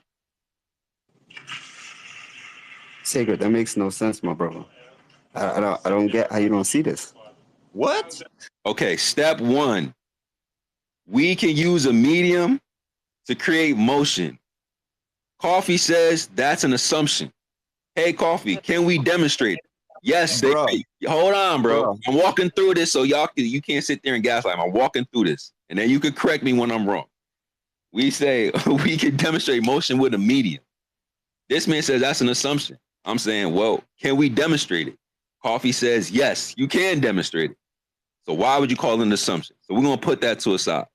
The globe earthers say a medium is not necessary. So you would have to do the same thing that we did by demonstrating that. If you can't do it, then we can derive conclusions from your lack of observations or execution, whatever you want to call it. Then we can say, hey, it seems like a medium is required until you can demonstrate it. What is so hard about this? All right, what medium is between the glass and the syringe if all the air is vacuumed out of there? You just told us that there was a resonant energy frequency that's always there. We can't reach a perfect vacuum. And we're not talking about an ejection of matter. We're talking about the ejection of matter to cause propulsion. Can we detect this medium between those spaces? Yes, you can. It's the literally vacuum- called the impedance of free space. It's actually measurable. I gave you the value. It's 377 Now ohms. demonstrate to me, right? Demonstrate to No, me it ain't the someone. burden of proof. Hold on. Shift it on me. Why? Demonstrate Because you to can. me someone. Go ahead, bro. Demonstrate to me someone registering this medium in a vacuum. No. So we could appropriately. No. So we could appropriately apply it to this experiment. No. What you need to do is you demonstrate your positive claim.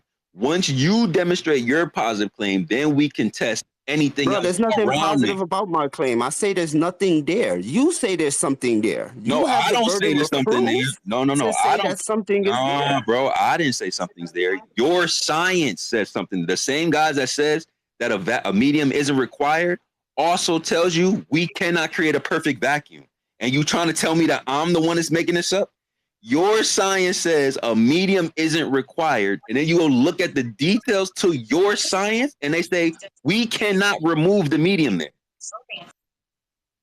In order to remove the medium completely, we would then have reached absolute zero. Y'all can't do that. It is your science that's conflicting, my brother. Bro, because there's no absolute zero in reality. This is what I'm telling you. Exactly. Your medium is always there. There's near perfect, but there's no perfect. That means a medium is always. That means a medium. Like, that means how a can medium you- is already present. It's always present. So Bruh, stop just 'cause you claiming that can't the reach medium zero- don't matter. Listen, just because you can't reach zero doesn't mean that there's a medium always present. It's literally called the impedance of free space. There's always energy in there. You can't remove all the matter and energy from there. You can't. So when you're talking about energy propagating through whatever the case is, you're talking about radiation. Yeah, of course, you're the talking about syringe is in the frequencies. vacuum. The syringe is in the vacuum, my brother. That's mass. That's energy. I get that. I get that point. But my objective here is to find this medium, right? That you guys say is a functioning. You want to a focus on functioning that. catalyst for propagation. This is what I'm trying to figure out here. No. You want to focus on that because you can't demonstrate your positive claim. That's what's happening here.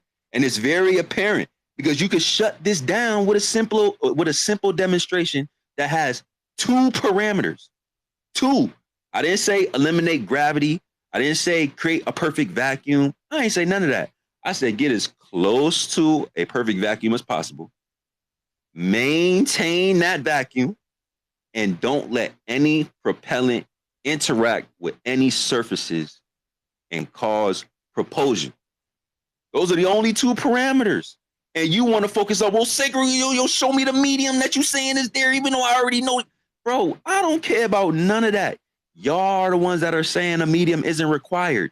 Y'all got to demonstrate at least something close to it. I'm even giving you wiggle room.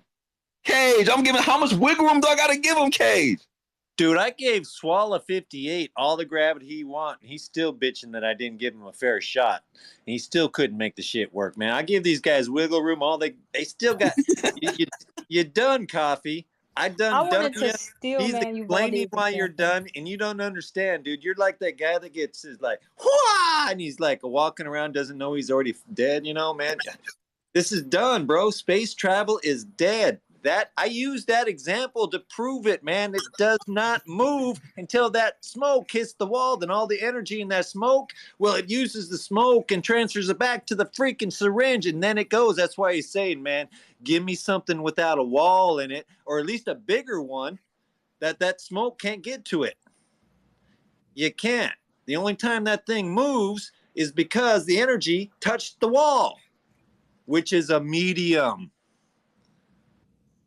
Because you always need a reactionary force to create motion.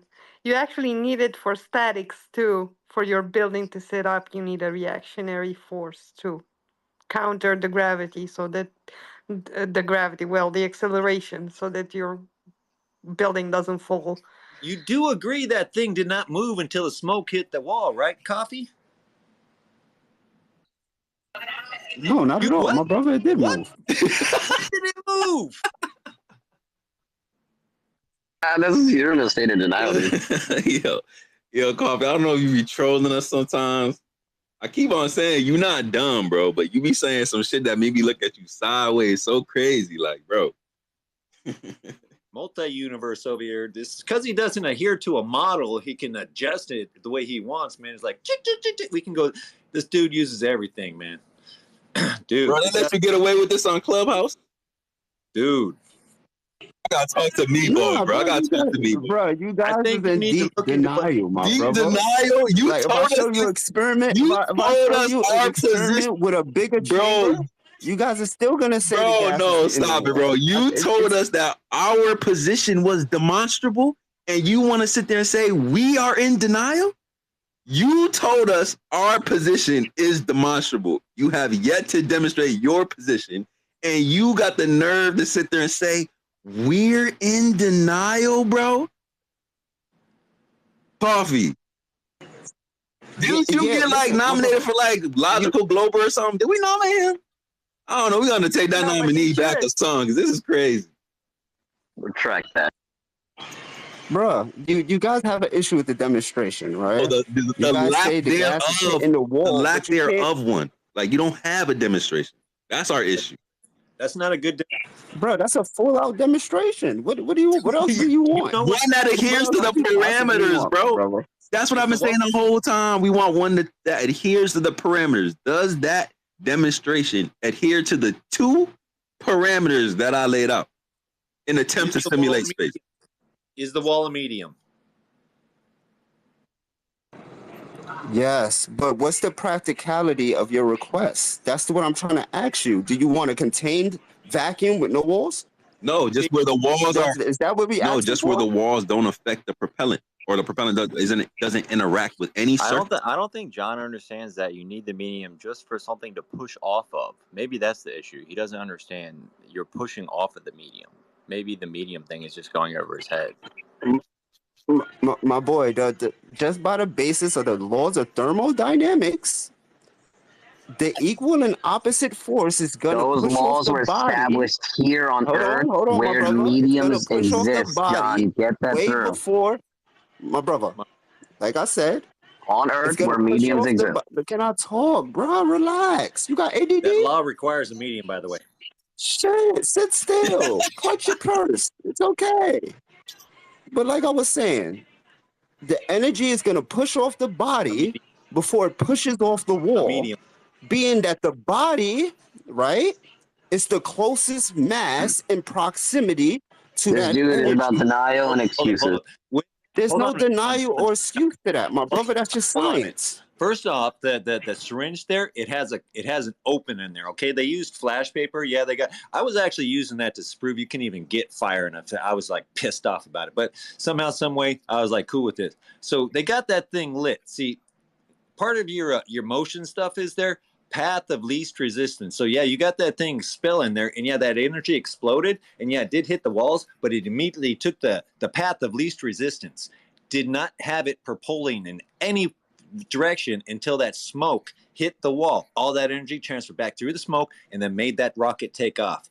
And it only did that because of the medium of the wall. Yeah, you say that, but you can't prove it. Like that doesn't make no sense. Yo, you can't My say brother, it's that's not just because of it. that's your visual perception Nah, to bro. This to guy that is like phenomenon the that you're master witnessing, of right? shifting of the You burden have of no proof. fact behind anything you just said. Yo, what Oh are my you God, talking the about? gas You light said that our position was demonstrable. You remember saying that, Coffee? Yes, All my right, brother, so it's but that not doesn't- assumption. So we want to say, okay, you hold yourself to the same standards. It's not. Listen. I am. Listen. The assumption lies between what medium is between the gas and the syringe. That's the assumption, right? I say your position behind the discharge is demonstrable, but it's a misconception because the closest body of mass is the body of mass itself. That's it. Why it doesn't make no What are you sense. talking about? The It just propellant doesn't. is separate. It's gonna piss The off, propellant is separate from the actual containment that it's in. bruh. The science states, right, that the energy needs mass to push off of for motion. The closest body of mass is the mass of itself. This is what I'm trying to get you guys to get.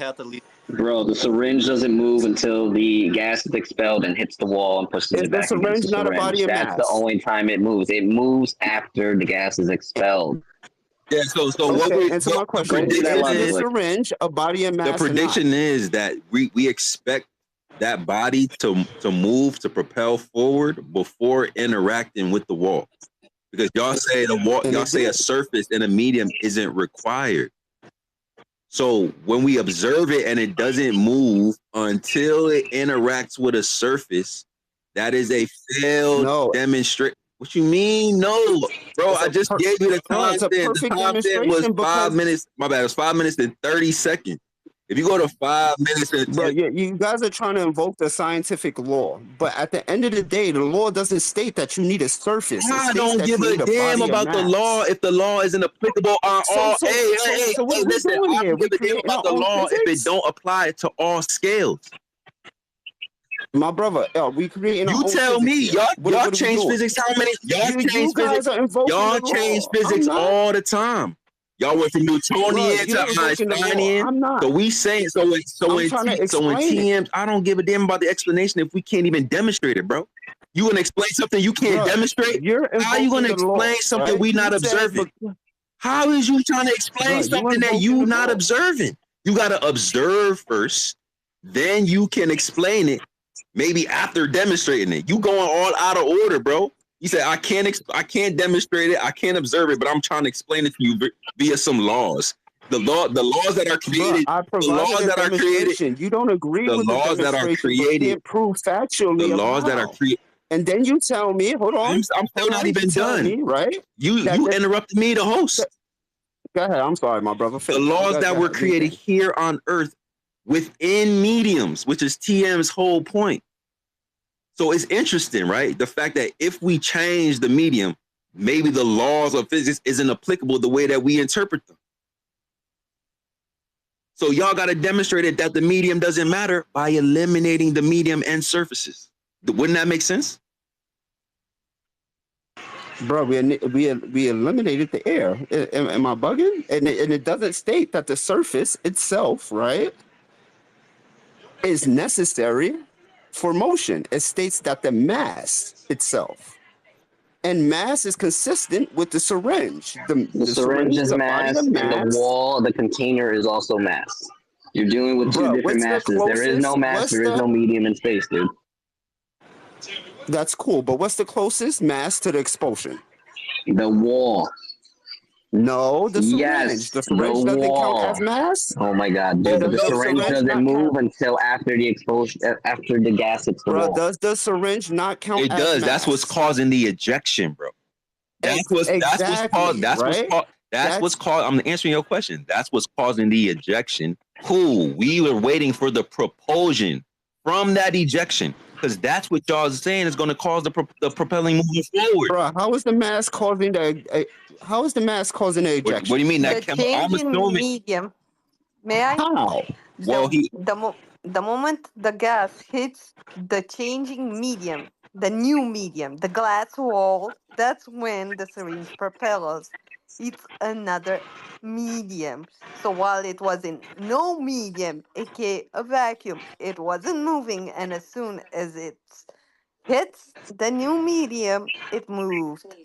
What aren't you understanding is literally observable. We've been talking about this for at least 20 minutes. You can't be this thick. You must be willfully blind he at this knows what point. this means. That's what it is. So the reason why we have some expellant, right? The reason why that ejects the way that it does, because there's pressure built up inside the container. So then when that pressure starts to equalize, once it's exposed to the vacuum, that propellant expels from it. The problem is there is no propelling of the actual object until it interacts with another surface. Are we watching the video, my brother? I gave you the timestamp because I asked you 3 times for one and you ain't give one. I told you. I linked a video underneath his from Synthetic, so you can just view it without clicking into the video. Shout out to Zetete. Appreciate that, TM. So I'm guessing if it's the same one. Yeah, slow the video down as much as you can. I mean, you need to slow it down. Apparently, you don't see that the object isn't propelling forward until it interacts with a surface, bro.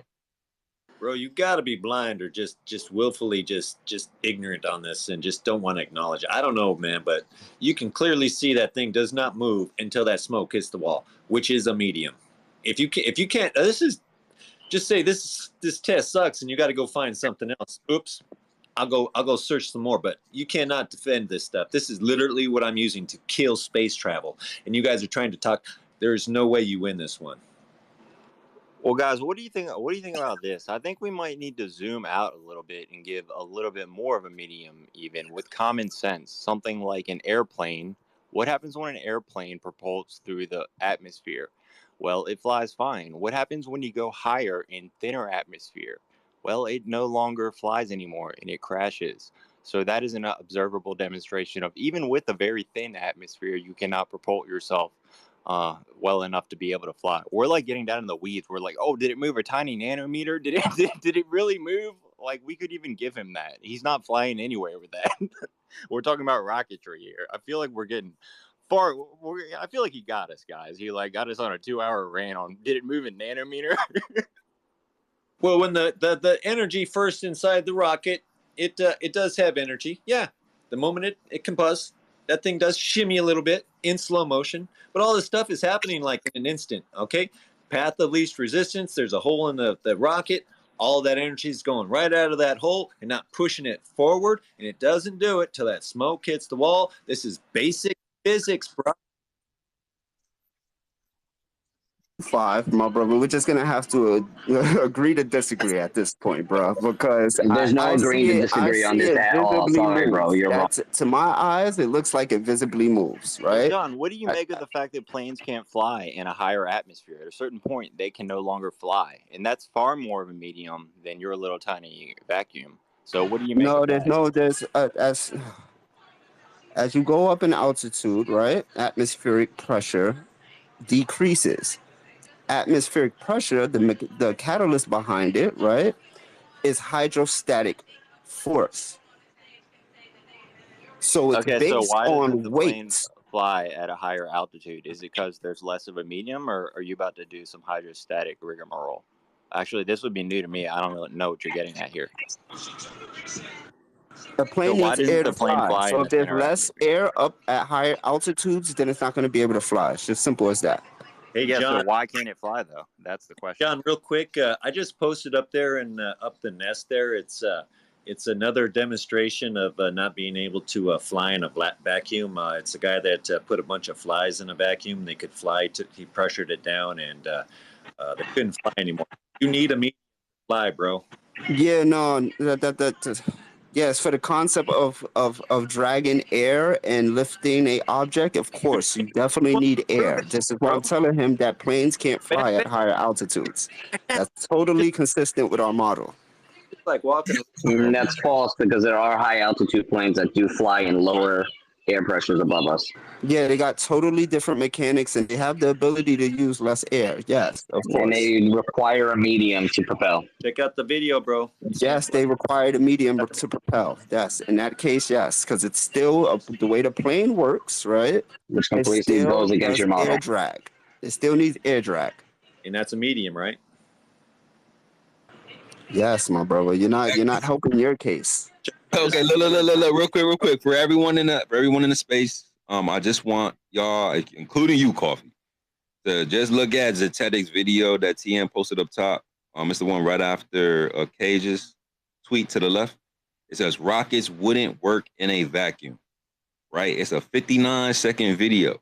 If you go to second timestamp, 22 seconds, watch the ejection of the mass, look for the propulsion, and see if there's any propulsion before or after the ejected mass interacts with the wall.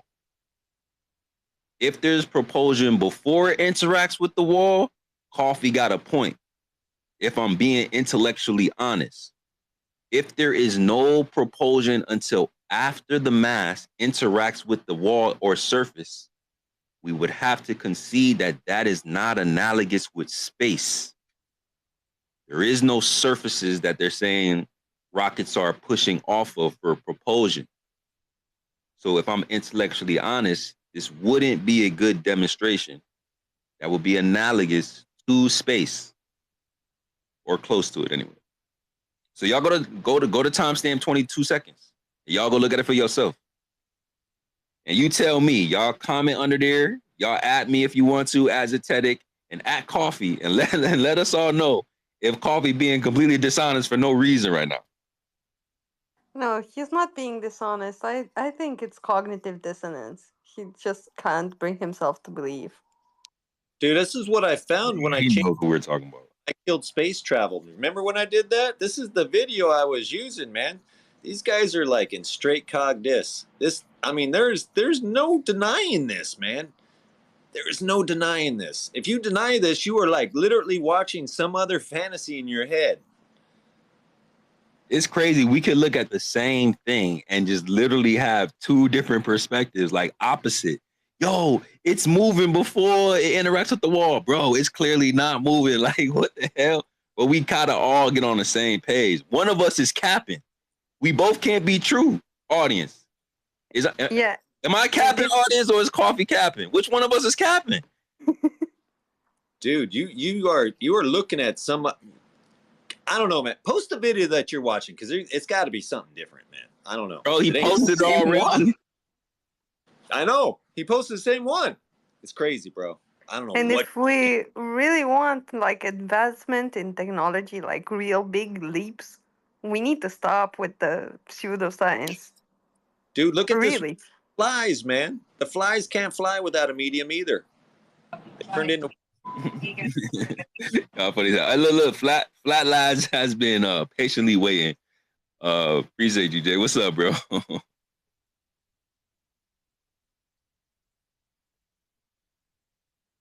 Oh, did he tap out on us? We about to tap out on y'all for real. I ain't gonna lie, but I wanted Flat to see Lads. man Valde's example for propulsion in a vacuum. I don't think he up here. I didn't know he was about to leave. I wanted to commend him for his behavior because this was Uvalde's best, most sober Flat Earth Fridays that I've ever observed. I almost thought he was somebody else for a second.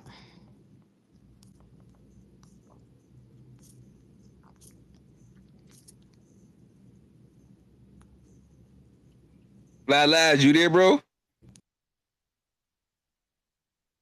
Digital. Damn, we lost him to the ether win.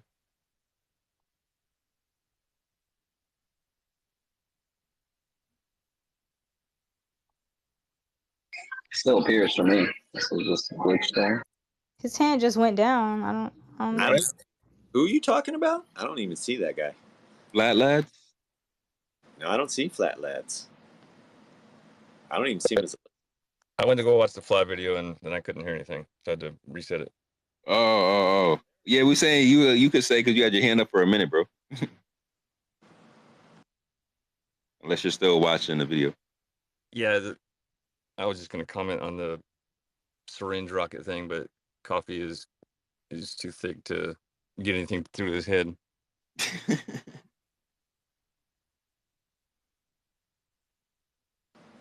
He's got a lot of wiggle room, man. Right now, he knows space is dead, man. He's coping right now. He's gonna wake up at 2 a.m. and be all like, that fucking Brian guy. He's gonna be scouring the internet for some type of demonstration. He probably doing that right now. That's why he muted. Dude, I ain't lying, man. I went searching for proving you couldn't even have combustion in a vacuum chamber. And not only was I disappointed that there was many videos showing that I mean, it took a lot of effort to get it, but it was possible. So I was like, well, I have to concede on that point. And then I saw that, and I was like, oh yeah, oh yeah. The video that Uvalde shared was the rocket with the like it's like a cylinder or a rectangle type of box, but basically the vacuum is compromised. Yeah, with the fire in it. Yeah, I seen that. Yeah, it's no longer a vacuum, it's a medium. So the whole premise of the point is lost. And it still doesn't propulsion either. So Coffee provided a demonstration where the propellant interacted with the surfaces, which was the violation of the second parameter.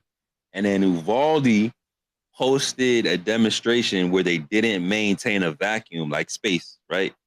Like there's no medium in space.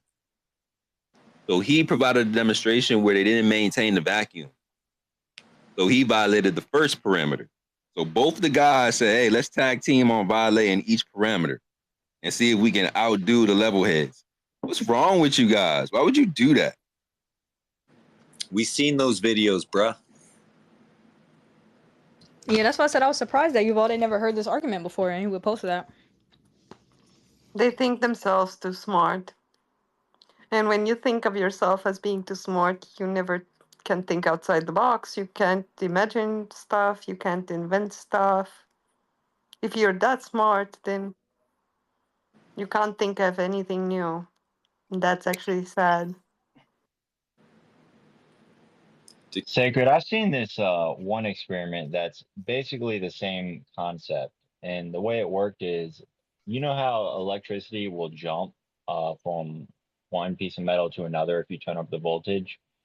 So what he does is essentially he puts that inside of a not full vacuum, but some percentage vacuum, and turns down the vacuum incrementally. And as it goes down into a near perfect vacuum, he has to turn up the voltage more and more and more and more in order to get it to jump the same distance to the other piece of metal, which sort of like obviously implies that the higher the medium, the more easily the electricity can jump through to the other conductor, the other piece of metal. If that makes sense, I think that's how the experiment went, which is sort of like the same concept. The easier things can move through, the more the medium. Oh, that's interesting. You know that we were talking about a simple, no, not simple, another analogy that's simple as well, where like the jet skis, they use the more dense medium to propel faster, right? As opposed to shooting the water into the air, they shoot the water into the water.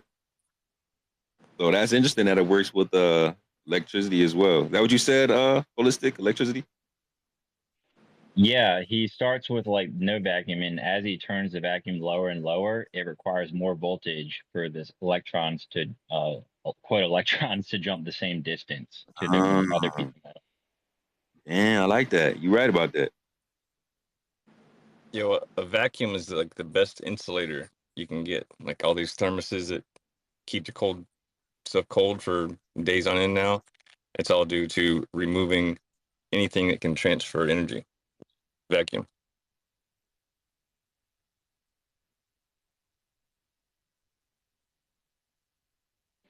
Yeah, I think it was the context of it might have been sort of like a debunk of quantum physics or something, because essentially he was saying that technically quantum physics would say if there was less matter in the way of electrons, i.e.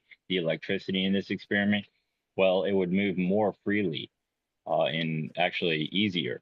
But he was saying that this proves that, because taking all of the matter away makes it harder because you had to turn up the voltage. And that says that the quantum mechanic model, i.e. cartoons, can't be true.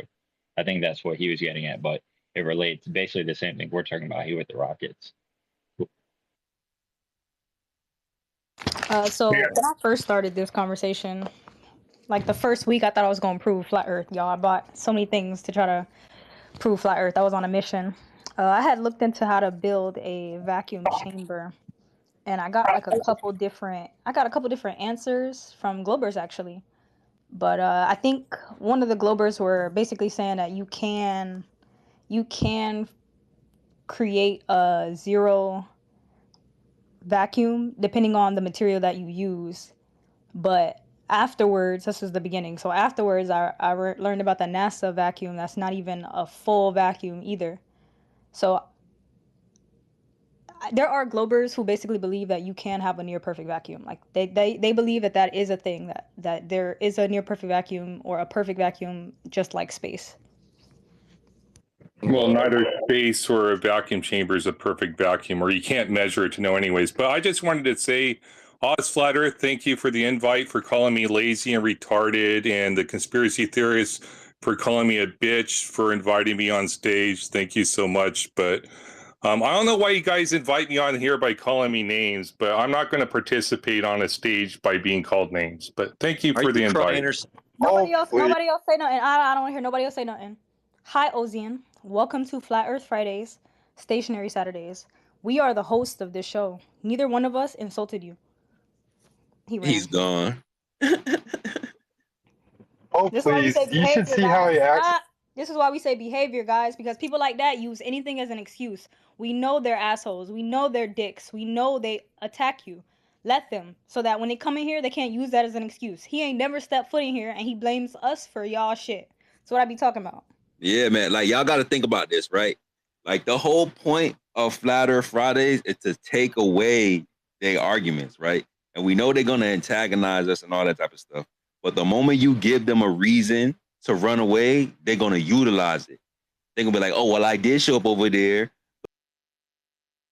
fun of me and talking shit to me, so I get to leave without feeling like a coward. You know what I'm saying? And it's like, I ain't never said nothing to Ozian. Like, he started tweeting at us, been running from us the whole time. So, like, give us the opportunity to cook these anti-flirts, y'all. Y'all got to figure out a better approach to get them over here. Because if y'all give them a reason to do this, we ain't never going to be able to get no content and show how fallacious they are. They just gonna use these same tactics to stay far away from Flat Earth Fridays. People who literally curate all their content around Flat Earth, they keep the furthest distance from Flat Earth Fridays. Why y'all think that I is? just let another troll up here. Let's see if he want to contribute to the conversation or just play soundboard. Why are you doing this? Like the second time you let another troll up here. Because this is all he does. This is all he has to contribute. This is all he has to contribute. Nothing of substance, tweeting at us constantly, and he get on here and he spam the soundboard because he know he can't refute us. He know he can't name a single thing that substantiates his model. It's pathetic. Yo, y'all globe earthers and anti-flirts should be embarrassed. Like, if you part of that squad, y'all should be ashamed. Y'all should be like trying to recruit somebody. Y'all should be doing some scientific warm-ups, reviewing some relative something, bro, because this is embarrassing, bro. I just needed that soundbite. I just need to be able to clip that up for later. That's all. Facts. And to touch on Ozian, he popped into Brian's space and then made the excuse that because the name of the space was Space is Fake and Gay, that we were trying to convert him to be gay, and then left the space, and then commented about it on the timeline. Bro, he be tweeting about how he like, you know what? Well, I mean, I ain't saying nothing. He be tweeting about how he like transsexuals and stuff like that. Don't Yo, he? and then FTFE jumped in on it too. Actually, no, it was FTFE's comment, and then Ozian jumped in on it. I personally invited don't be Ozian. mean. I personally invited him myself. No disrespect, no hatred, no vitriol, because he tried to call us scammers or grifters, and I told him like, yo, you sound dumb. You know that Sacred sent you a super chat to your platform, my nigga? Like, what are you talking about? Just incoherency, yo. Well, it was towards his debate, modern day debate. But yeah, like, you know, I sent a super chat saying, hey, yo, shout out to Ozian for not getting completely bodied. You know what I'm saying? You did all right. Type shit. So yeah, I don't know why he's like got all this energy, but it's just an excuse because they know what's gonna happen. If you ever get him, get him in here though, you can't make him co-host because he's got everybody blocked. Oh no, I would never co-host Ozian at all. I was just about to ask him if he wanted to come a co-host. You can't run from co-host. No, he like half the room would drop if you made him co-host. Half the Flat Earth Fridays would disappear. Andy, you came back. You came back. You found the refutation. Go I've ahead, Brother posted a Dan. Jump photo. in. Jump I've in, Brother posted Dan, before I let the troll back up.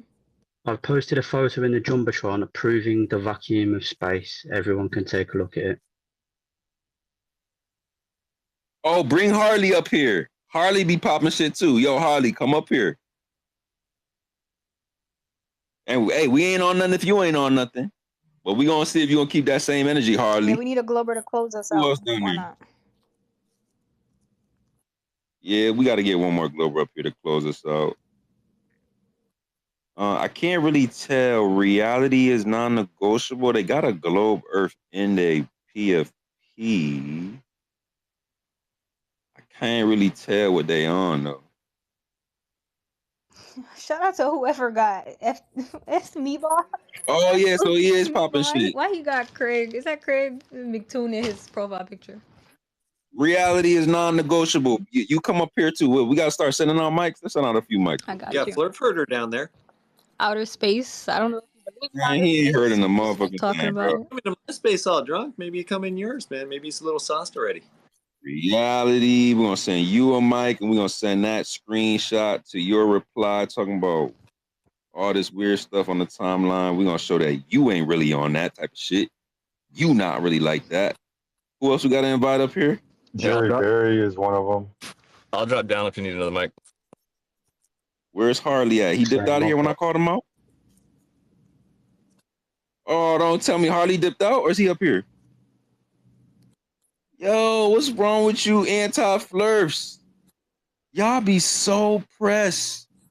Sacred said my name. Uh-oh. No, they're just Let me get up out of Flat Earth they're Fridays. just scared because they don't have arguments and they use their quote unquote participation in this debate because they're not participating. And then going to their profiles and saying weird shit about us. Just like the Uvaldi guy earlier. 'Cause his profile is full of anti-flat earth vitriol. They see all the smoke. They don't want to know. But you know what, though? You know what? That's okay. Because the first time he came in here, it was a completely different attitude, completely different energy. I felt Uvaldi was making an effort Oh to yeah. be civil. Yeah, he was. You know what I'm saying? So I can't really hate on the fact that he may still be a little bit, passionate or aggressive on the timeline. If he come in here and show the respect, because that's a transit. That's some type of transition, right? That's moving in the right direction. We rather just have regular civil conversations, no matter if it's on the mic or on the keyboard. But we'll take what we can get, inch by inch. Pause. No Diddy. But the rest of y'all should be embarrassed. Y'all got Coffee up here doing everything he could do. Every tactic in the book. You got Keon. Defending this globe Earth. And y'all can't even come up here and help this man. You got Keon. Hey, did you get my message last night, y'all two? Dude, you know about Keon?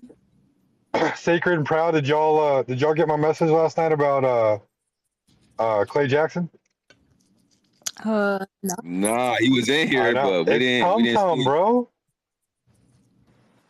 Oh yeah, I think that is It Tom. is. I asked him. He said, "Yeah, that was one of my other accounts."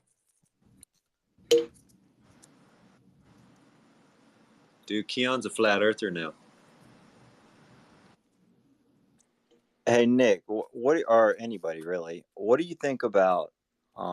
Let's say hypothetically there is a space and we have a sort of ether up there. Do you think space travel would be possible with some sort of like electrogravitics or some other way, if we were able to get up there, just hypothetically? Man, that sounds like a wizard question. Nope. Yeah, I'm just trying to maybe for the conversation. I got to defer that to one of the wizard guys. Yo, I asked the Glober on TikTok about quantum locking. I love how we got to resort to. So hypothetically, if we had alien technology, would you maybe be able to do something close approaching rocketry? That's the listen, can you hear Proud? Assuming aliens. Oh no, sorry. Why are you assuming aliens? I can't Proud either. I hear Proud. I hear you, Proud. I'm gonna drop down. Y'all drop down and come back up. Y'all got 30 seconds to come back up because I'm not going to be up here for another 5 hours talking about last call I had asked. Come on, troll. Say something of substance. We're waiting. Sacred's gonna turn into an elephant in a tree. You got the entire floor. Surprise us with your wisdom. Or as they like to say, educate us.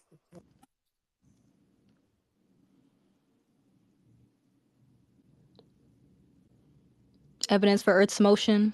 I don't care what you say. That was a funny ass joke. I know.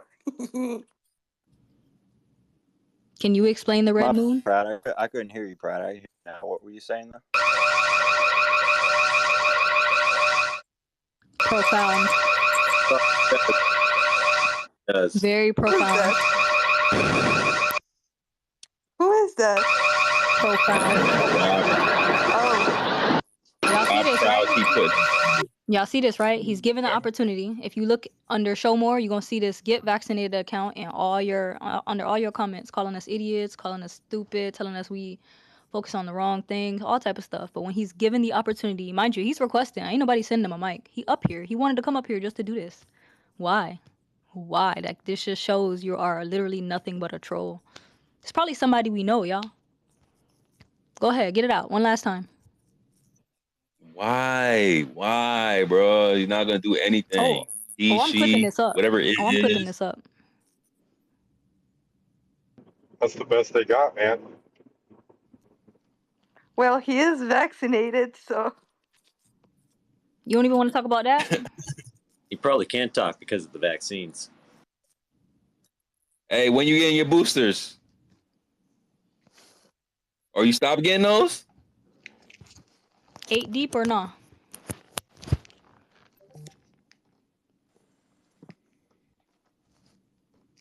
Interesting. Whole floor on you and you don't got nothing to say.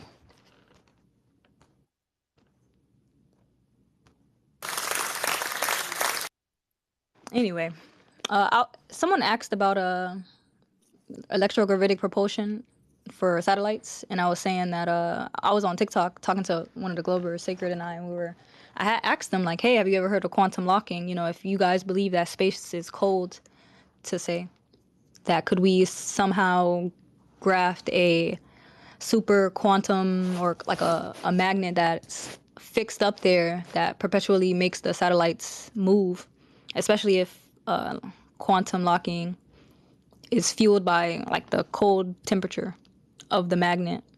So the Glober actually said that was a good idea, and it made him think like that would be a possibility to explain like how satellites orbit or how they are held up in space. Yep, in our torus field. But that doesn't mean space exists. Well, not the space that they want to believe in. That doesn't exist. Right. Every time we admit that we could believe in a satellite or that they could exist, they literally always like spiral out. Like, oh, you guys proved Earth is a globe because you believe in satellites. Flat Earth debunked. It's like, bro, relax. Like, you guys told us that we don't believe in satellites and that they don't exist. But if we do have like a torus field, because that's what everything in our realm proves, and if it is a toroidal field, then we can have leaps in technology like flying cars. Why don't you people want flying cars? What's wrong with you? Why don't you want free electricity? What's wrong with you? Why do you want to believe you're on a ball just so you can watch Star Trek? Isn't Star Trek fun in of itself? Can't you watch it without believing the shit? It's sci-fi. I've been waiting on flying cars since 2002, Chrissy. No, I don't want. Yeah, I have a friend who created a little flying thing with like magnets that was self-charging. So they're studying this in university. It's feasible. It's just not working on mass because they say it doesn't work with the science, quote unquote, backed by the quote unquote experts. So let's get rid of the experts. No, Let's you can create make a new flying car. experts. There's just other issues. I had a class assignment years ago where we were basically supposed to design flying cars and how would we go about doing that. I think my example was to create a magnetic type of tar, like the tar that would be on the ground, like the concrete. If you mixed like a magnetic ferrofluid with it, you would be able to levitate cars if you put that at the bottom of the cars or somehow put that in the making of the car, steel. I don't remember what my teacher said to that, actually. Now that I think about it, I don't know why I didn't pass, but yeah, my idea was always like, yo, put some magnet on the ground and put the other magnet on the other side of the car and maybe they'll fucking fly. Like, how hard is that? You can make a car fly, but there's a lot more to consider. Yeah, I keep telling them you just gotta like just get anything with wheels and a fishing pole and a magnet and a helmet with a piece of metal on it, and that's all you need.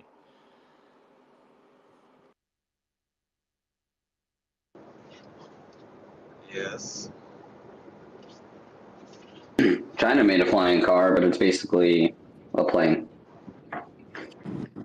Jerry, were you about to say something? I think you're like driving or something, so it's a little noise in the background. Yeah, I'm driving. There's just too many other factors involved. Just because you can make a car lift off the ground, there's several other factors to consider. So it's not as simple as, hey, we can make a car and yada yada, right? We can hardly control traffic on the ground. No, I agree with that. The logistics of it, I don't know if it's necessarily the brightest idea to make flying cars. Next thing you know, you have cars crashing in the sky. Right. So people usually invest their time and energy in more practical things. That's all I'm saying. Do you at least agree, though, that the idea that we had as a society is that advancement in technology would manifest itself in flying cars and things of that nature?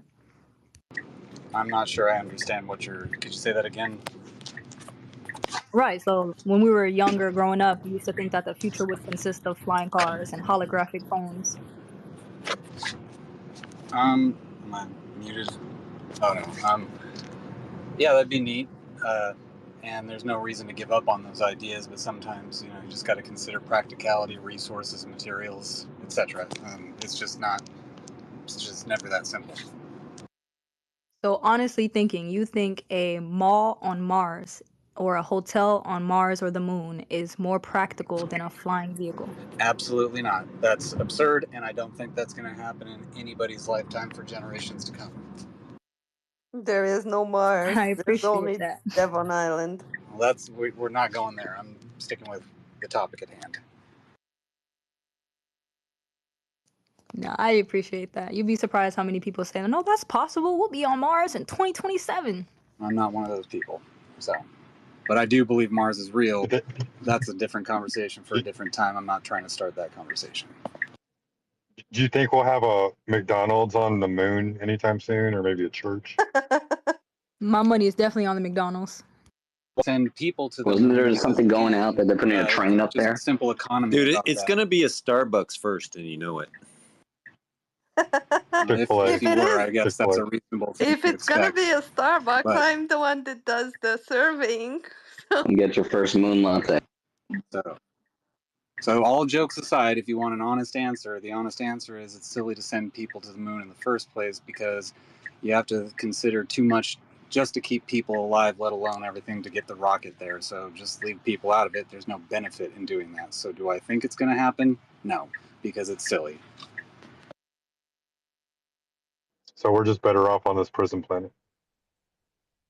We're better off where we have water and oxygen, the things we need to survive. And they say that there's like remnants of water on the moon. Folks like Elon Musk sell a fake future to get your money. That's great. That doesn't mean what he's talking about is necessarily fake, but his ideas are garbage. They're not going to happen anytime because they're just not feasible. So it sells people on a fake future. So space agencies are capable of misleading the public. No, don't twist what I said. Elon Musk is a guy trying to get your money. He don't got SpaceX? He does, but his space agency is just putting satellites up there so he can charge money and make more money. He's a businessman making money. Hey, one thing I will say about Elon, he get a lot more active than NASA. Well, when you're not constrained by the government, it's easier to do what you want as long as you can convince people to throw money at you.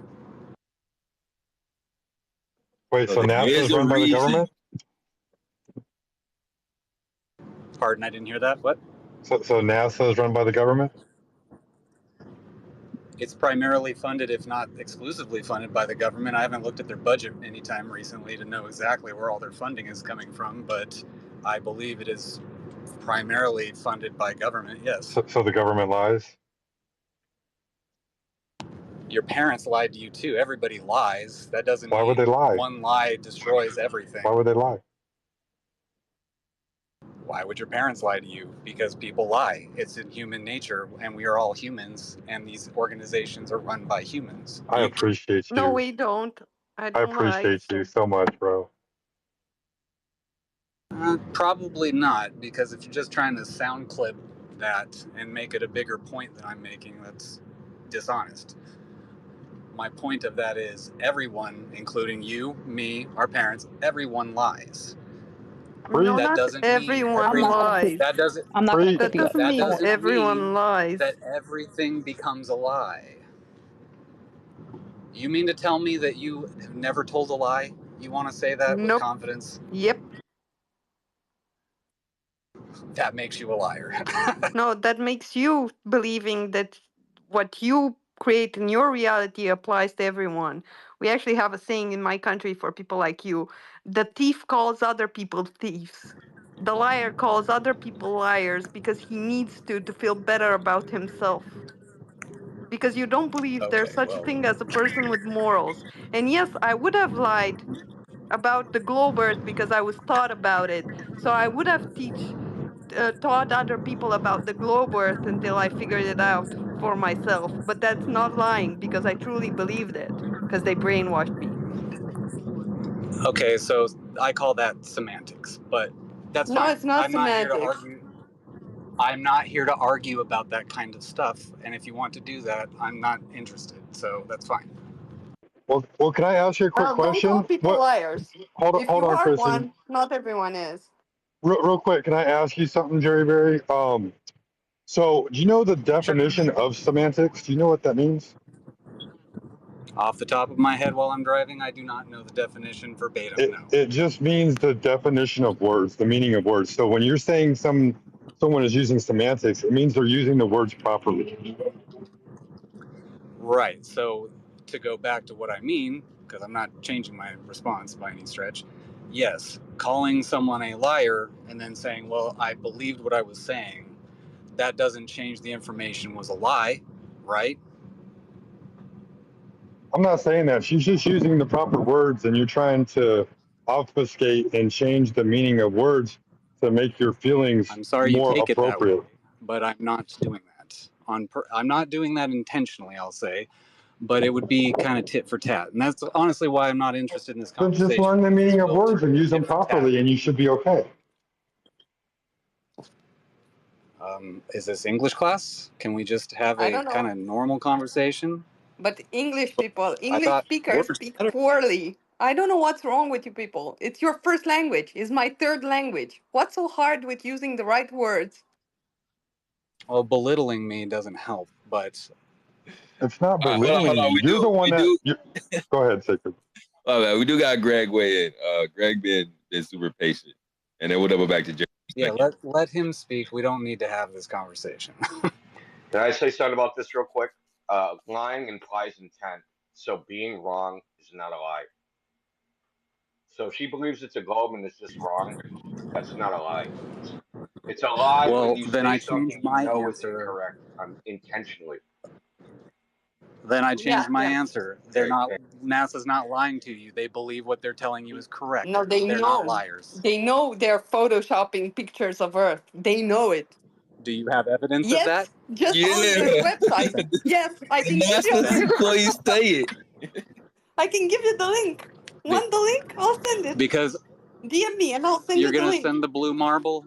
Are you gonna send me the blue marble? No, I'm gonna send you the link to the It's NASA not only the webpage blue where marble. its creator said that he did it in Photoshop. That's what I'm gonna send you. Yes. The .gov NASA site. They take digital information and make composites using computer gen. And how do they take it? Do they take it from like a plane that photographs a flat surface and then they wrap it on a ball like I do in 3ds Max? Because I can create for you a ball that's prettier than the balls at NASA. And if people are gonna pay me for my week's worth, I will make it. So if any flat earther wants to pay me for my time, I will create you the perfect globe with no mistakes, no repeated clouds, no bullshit. I'll even throw in chemtrails to make it seem legit. Oh, the chemtrail bonus? Y'all better get on that. Yep. If they pay me for my time, I'm doing it. I'm taking a week off work and I'll do it. Hey, those duplicated clouds, that's a problem for y'all. Hey, drop that in the purple pill before we close this out. Just so I can show Jerry what's going on. Yo, there should not be no duplicated clouds, those Yeah, clone tool is like yeah, a the tool for clone lazy cloud people. between 2 decades of globe Earth images. Like, nah, bro. I'm not going for that. And if you going for that, you got a serious reality issue, bro. Yeah, and they claim they use the Mercator for mapping, but they don't because every ball Earth has different size continents that don't fit on the Mercator once you unwrap it. They're so dumb. They don't even know how to use the 3D software. They're not professionals because a professional like me cannot lie. You can't give me enough money to make me lie to people. Some people will sell out for that dollar. No, no, only incapable people will. Capable people will never do. So they have to find adequate, I don't know, normal people, not the tops of any profession, and put them there. And of course, they won't do quality work. That's a fact. Hey, Greg, you wanted to say something? Yes, sir. Thank you, sir.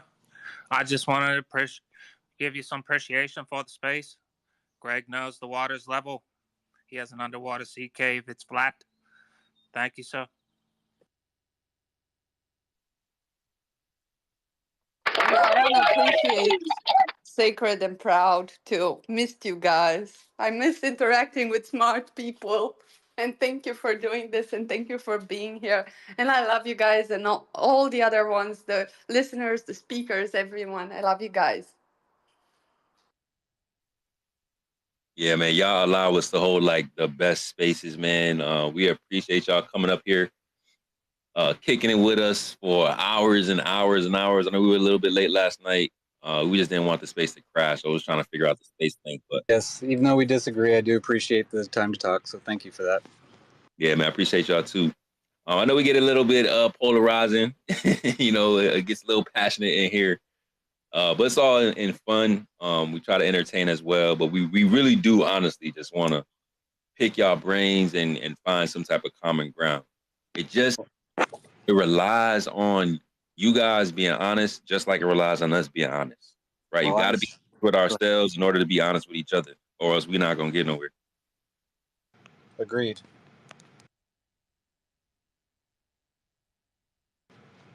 So I have to get going and reach my destination, but just again wanted to thank you for the time to speak, and see you next time. God bless you. Have a wonderful weekend. You pulling up next week, Jerry?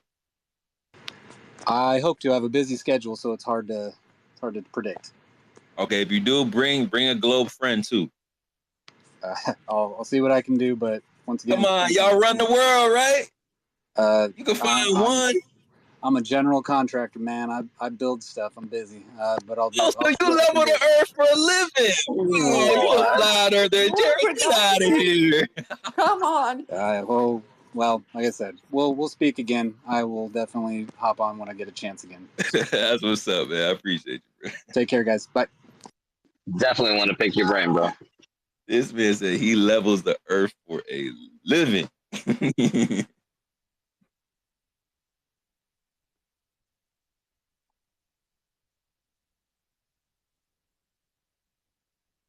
Hey, man, if Keon can acknowledge the transition, it's possible for anybody. Wait, Keon, did I miss Keon becoming a flat earther? What? Dude.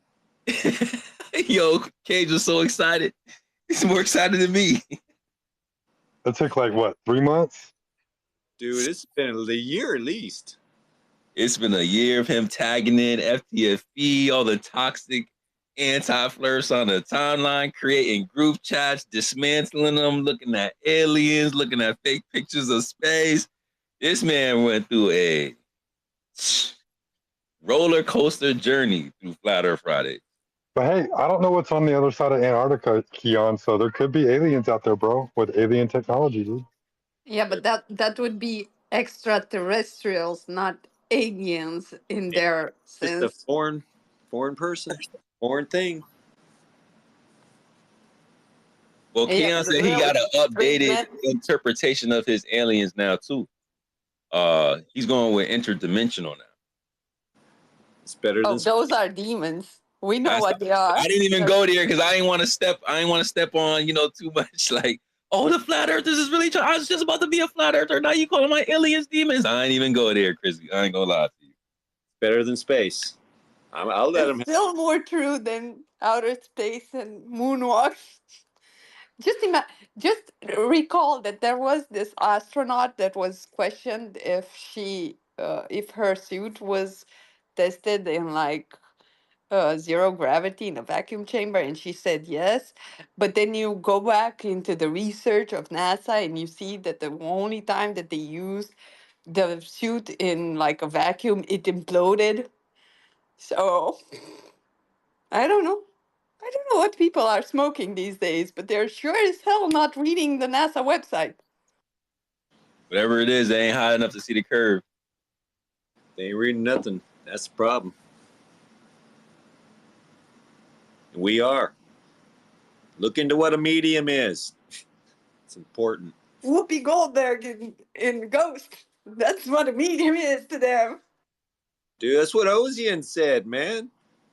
Straight up said, I don't want to talk to ghosts. He doesn't have a clue what a medium is. I talk about logic and stuff.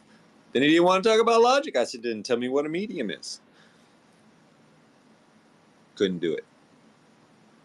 How did they finish high school? Don't you guys in the US study physics? Isn't that a mandatory course or something? Because it's mandatory here and it beats us over the head with it. See, they do physics, but when they go into space, they get into math.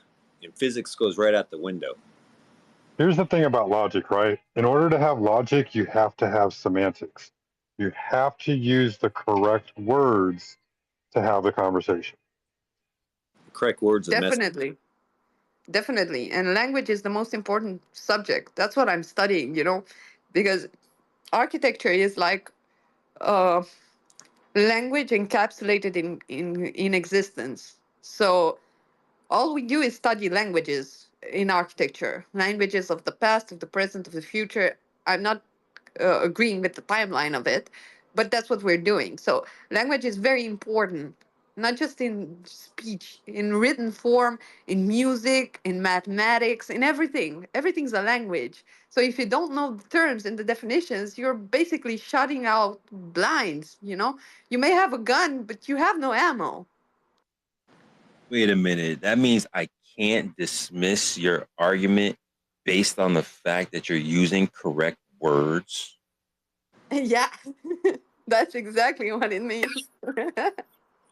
Dude, that's crazy. Oh, you're not going to be using logic and correct words on it. That's why it cuts so deep is they hear the words and are like, oh, that was the right word. Oh, that was the right word. Oh, that was the right word. Oh, why are you using all the right words? This is not fair.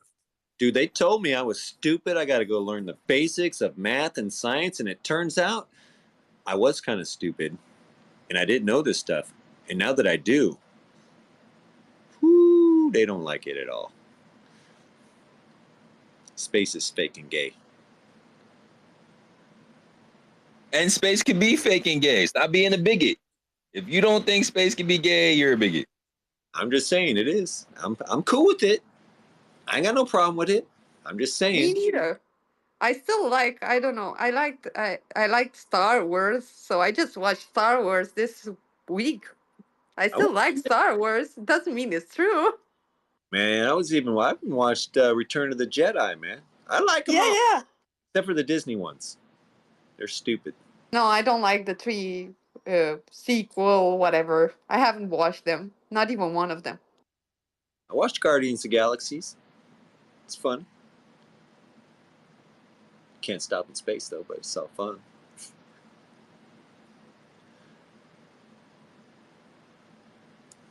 Hey, I see Cosmological up here.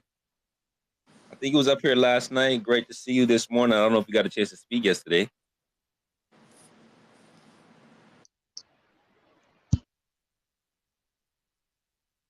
Howard. I think that's it. I was just gonna say that's the funny thing about space. They spend all this money to quote unquote go to space, but there's no money to be made. If you did like a balance sheet of like how much money they spent versus how much money they made, they'd be so far in the red it would be embarrassing. The only money to be made are off of science fiction. Things like Star Wars. Star Wars is made in trillions of dollars in between the action figures, the movies, all the gear, Comic-Con and all the other things. That's the only place you can make money with outer space. You can't go to outer space and make any money. So what makes you wonder, like, what other human activity do we just like waste money? We just keep dumping money into it, and there's never ever going to be a return on the investment. Yep. That to me is the biggest red flag about the whole thing. I don't That understand. there's no money to be made, and human beings we just don't do that. We just don't do that.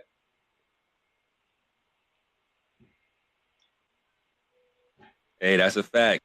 That's crazy, right? It's like, have you believing in space with space agencies and then run up a check on you guys through the entertainment industry using fake space agencies to perpetuate a narrative in the movies? It's like they double dipping on us.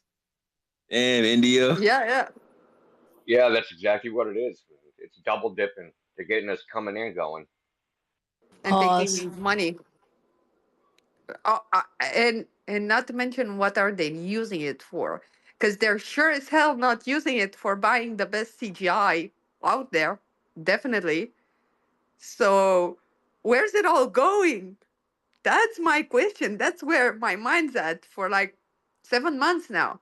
I keep thinking, where's all that money going? Because it's definitely not going on rockets. It's definitely not going on CGI. It's not going on giving us blue marbles every day. So where is it going? No? That's my question. I can tell you. Please tell me. Right, so it's deep rooted in the education system, and it's not just in the sciences department of the education system, it's the maths department as well. And the reason I say that is because, right, so everything that I've learned, I've tried to learn on a simple fundamental basis. When I was at school, I didn't do very well at science, but I was always good at quickfire maths. Always was, always have been. Right, and the thing that I learned is that the deep-seated and deep-rooted lie within the education system is how the maths is taught and the difference between the maths. So the globe earthers try and baffle and confuse the flat earthers with algebra, but you have to learn basic arithmetic to be able to understand algebra, and that is what they don't realize, that the first step of learning algebra is fundamental basic arithmetic, basic 2D and 3D shapes. So I can say that X times L equals Y plus J, but if I can't count 1, 2, 3, 4, 5, 6, 7, 8, 9, 10, 10, 9, 8, 7, 6, 5, 4, 3, 2, 1, then what use am I to the education system, or what use am I to someone like yourself? If I'm trying to teach someone and you come and ask me a question, but I can give you X times Y equals L over J, but I can't tell you what 2 add 2 is, then what use am I to you? And that's what they don't realise. They do not know how to separate algebra and the fundament and the higher education of algebra from basic arithmetic. And that is how deep-seated and deep-rooted it actually is. But that's sad. For instance, we had algebra, like superior algebra from like 10th grade. I don't know how the system works in the US. So we've learned everything by this point. We know equations, we know everything in 10th grade. And then we go to superior algebra and we do the type of mathematics that Einstein used. It's nothing to it, really. It's not, they're not hard concepts, and you can always break them down to like elementary level mathematics if you want to. That's how they taught us. No, you So, are correct. You are 100% correct. And just because I've been an Olympic at mathematics and algebra, but I never studied the formulas. I always did it my way, and it always got me to the right answer. So everything is scalable in math, just like everything is scalable in physics, right? So, but in their mathematics, it's not. That's why mathematicians debunk Einstein, because he didn't use math correctly. He didn't use the language of mathematics the way it's supposed to be used. Just like we were discussing earlier, they don't know the semantics, they're using words. It doesn't make sense. And it's not even supposed to make sense. It's supposed to confuse the person reading the book into believing that he's an idiot and he doesn't get it. But when in fact the person writing the book was the idiot. The village idiot, really. Yeah, right. So I've got a question to ask either Sacred or Proud. Do you have a calculator to hand currently? Just want to run something through with you quickly. Because I'm not sure if I'm 100% correct on it or not yet.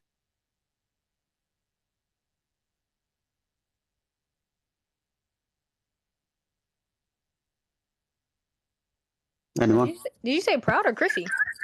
Either Sacred or Proud. Doesn't matter. I don't have one, I'm sorry. I'm working right now. So.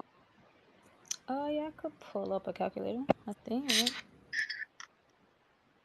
Well, all of academia is about to change. Soon as this flat Earth, true Earth science becomes mainstream. Yeah.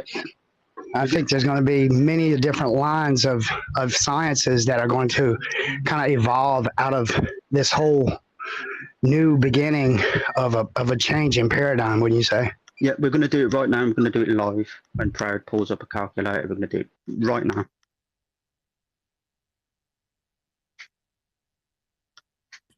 Yeah, go ahead. Right, so type in 24901.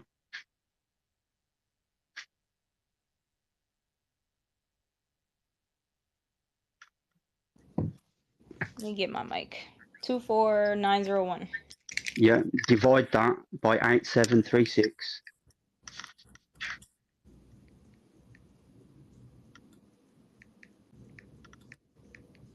$2.8050, whole bunch of numbers. Right, then divide that by 60. 0.47. Divide that by 60 again. 0.007. Right, so what I would like you to do, not now, you can do it in your own time. So I've done the calculations and I've done the research that the Michelson-Morley experiment proved one thing with the final results that they had, not the expected results, but the results that actually came to be. So if you, with those calculations, the Michelson-Morley experiment showed that we are on a stationary plane. I will 100% agree with that, right? But the Michelson-Morley experiment with the calculations prove that the Earth actually rotates only once every year.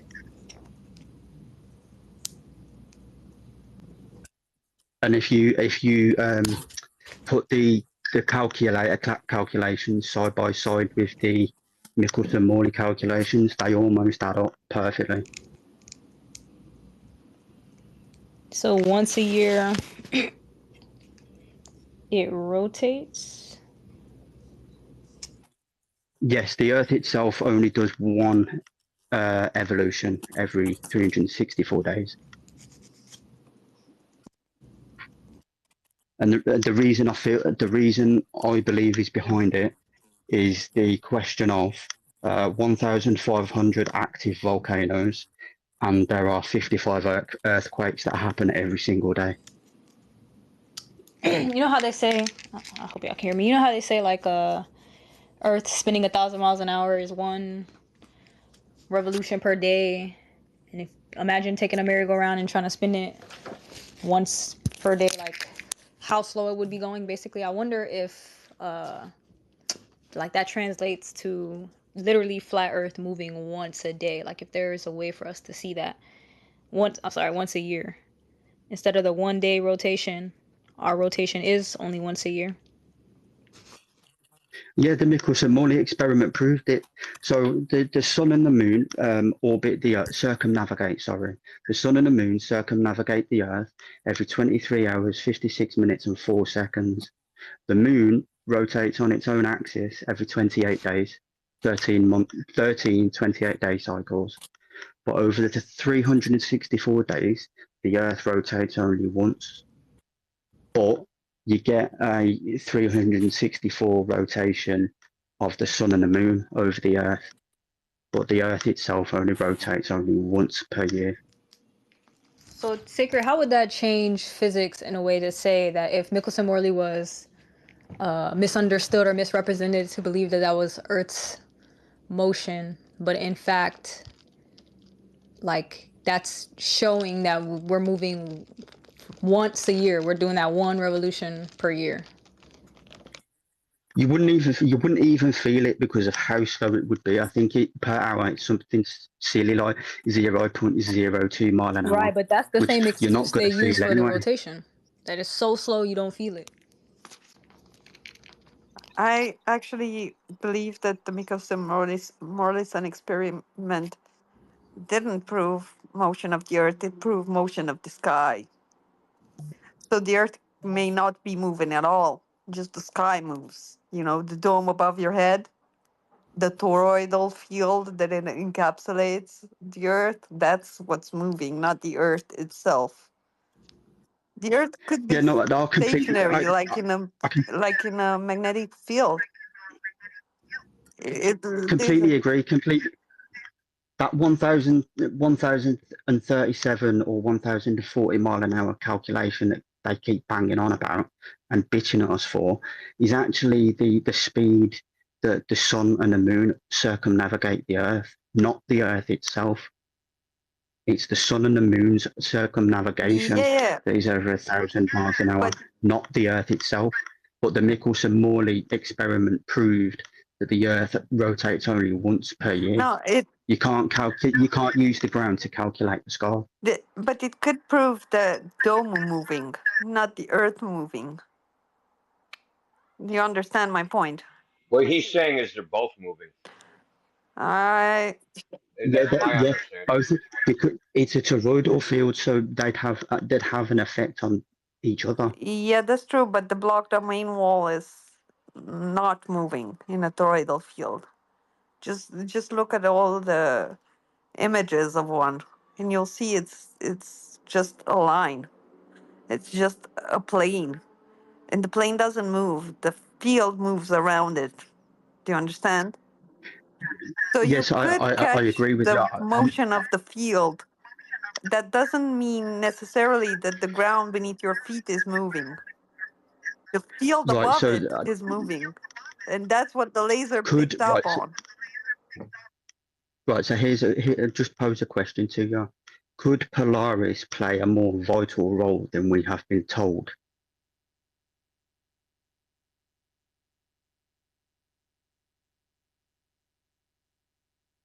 I'll bite. What?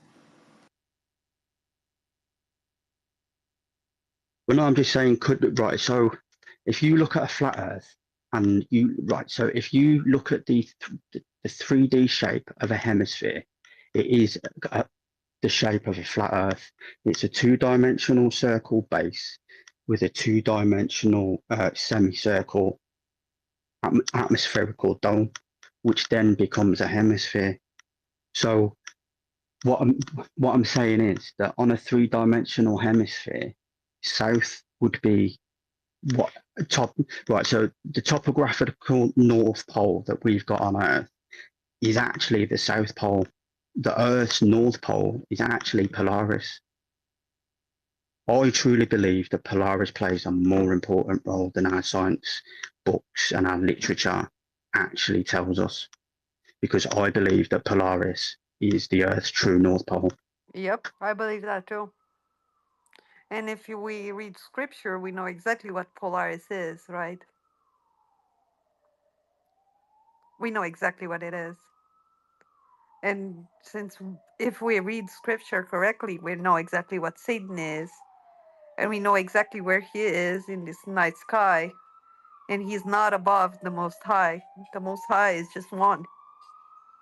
And we can get a glimpse of him through that North Pole star, right?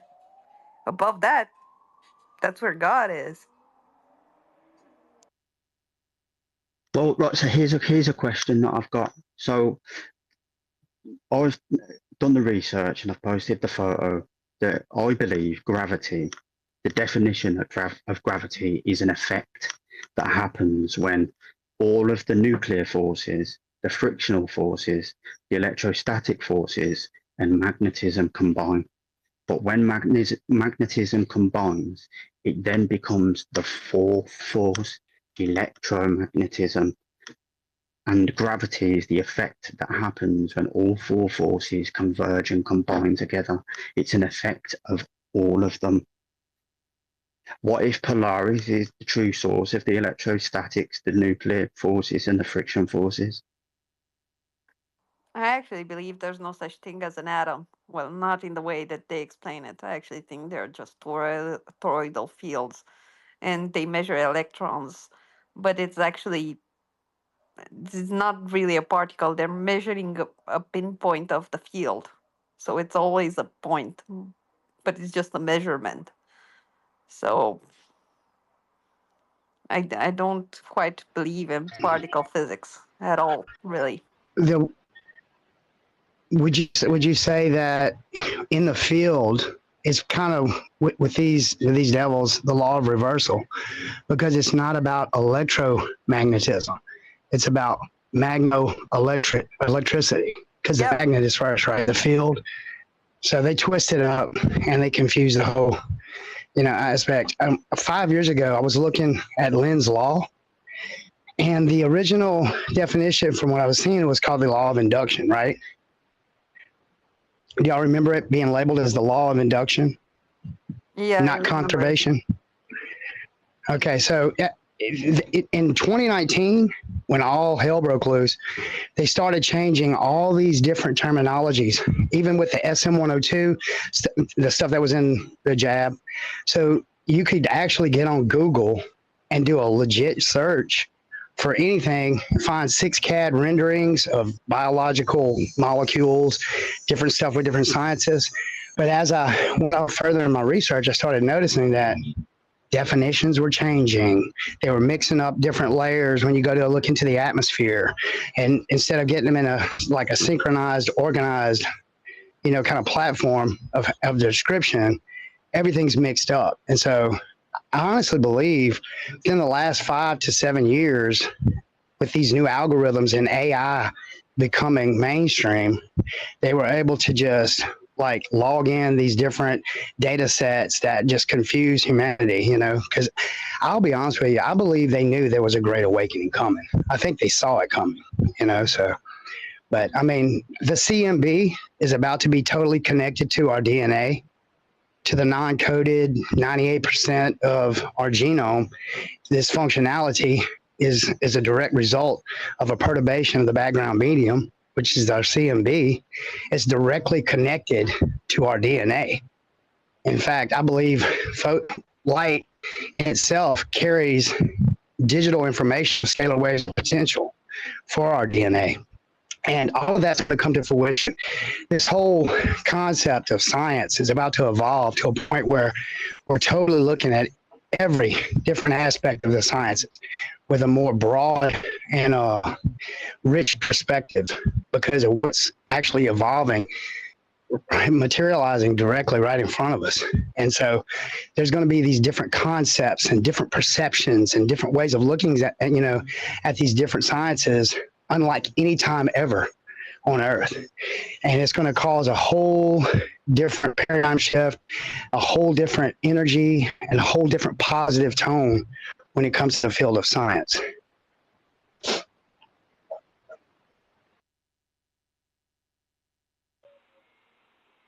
I'd say science is at a philosophical dead end, and it has been for a long time. Once it became like basically mathematics. So like we can use mathematical physics and make predictions about the natural world, but there's no increased understanding there. We don't know more because we modeled the world mathematically in a purely descriptive way. There's no understanding there. We don't know nothing more about the world than we did before. And that's why I have like a problem with like Globers going, oh, explain this, explain that, explain this other thing. What does that even mean? When you say explain, what does that actually mean? You want a just so story about some natural phenomenon?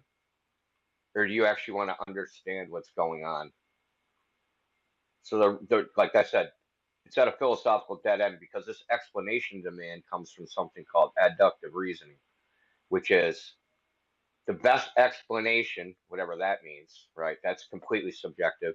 The best explanation based upon the available evidence, which there's no truth there, right? That's just like, yes, this story makes me feel good based upon the evidence I know exists. That's not science. That's just like lying to yourself as far as I'm concerned. From my point of view, science is just a religion at this point. Yeah, It's 100%. and That's all it it's is. not even a Dog. good religion. It's like the ancient Egyptian view, and not even the correct ancient Egyptian view on reality, because they picked and choose out of it. So they picked Apophis for the everything that's not on Earth, so outer space, right? Chaos and darkness and blah blah blah with dark matter and dark energy. So Apophis shit. But they don't acknowledge, I don't know, Mother Newt or Maat's laws, because Maat's laws were way more than the Ten Commandments. Actually, they were more strict if you look at it from a moral standpoint. So they picked and chose basically shit out of a religion that was uh, a pillar of a society and used it to hammer us over the head for us to consider ourselves dumb for not understanding their stupid model, then drilling in our heads that our senses are useless because you feel it's not moving, but it is, and you see the sun moving, but it's not, and all the other stupid fallacies, just for us to be, I don't know, more malleable. But that doesn't quite work. But because I know even uh, sheepish people, people who believe all the narratives, who go against some of the stuff. So even the most indoctrinated people will say no at one point. So why are they doing this? They're doing this just to keep us on the status quo, for us not to have good technology, to be dependent and subservient. That's what I think it is. It's not about control because they can't really control, not everything. Yeah, I mean, this is like a multifaceted domain. Like the scientific dogma, if you drill down to it, I mean, why do you think like we have conversations with globe earthers and it's like all they do is spit out logical fallacies. Like their whole basis of thinking is completely irrational. If you dig down into like their presuppositions, there's nothing there, right? There's no rational basis. There's no reason. There's no logic. There's like to like their epistemology or ontology or anything like that. They have nothing. There's nothing down there. when you dig. The only argument that they can ever make is, well, we use this model and it works. That's it. And that doesn't mean really anything because we can make mathematical models that have no basis, no actual ultimate reality in them, and they'll work. They'll quote unquote work, meaning we can make these predictions. And I actually think AI is actually going to reveal the problems of modern physics because they're just going to take these huge data sets, they're going to feed them into a machine learning algorithm, and it's going to spit out the answer, and no one's going to know why, right? Like, we can't look in the guts of the neural network and see why it did what it did or why it reached its conclusions, right? But it's going to give the same answers. So this is one I use all the time. You can feed like all the parameters to firing projectiles, right? A cannon, the angle, how much gunpowder was in it, all the variables. We'll feed it into machine learning program, fire the cannon millions of times, right? And then the machine learning program is gonna tell you exactly where the next round is gonna land, but it isn't gonna spit out the laws of motion. So we're going to have no better understanding. And I think it's going to reveal that there's no difference between what so-called mathematical physics has been doing for the last 100 years, that it's spitting out the right answers and we have no more understanding. And it's going to be revealed by this AI doing basically the exact same thing.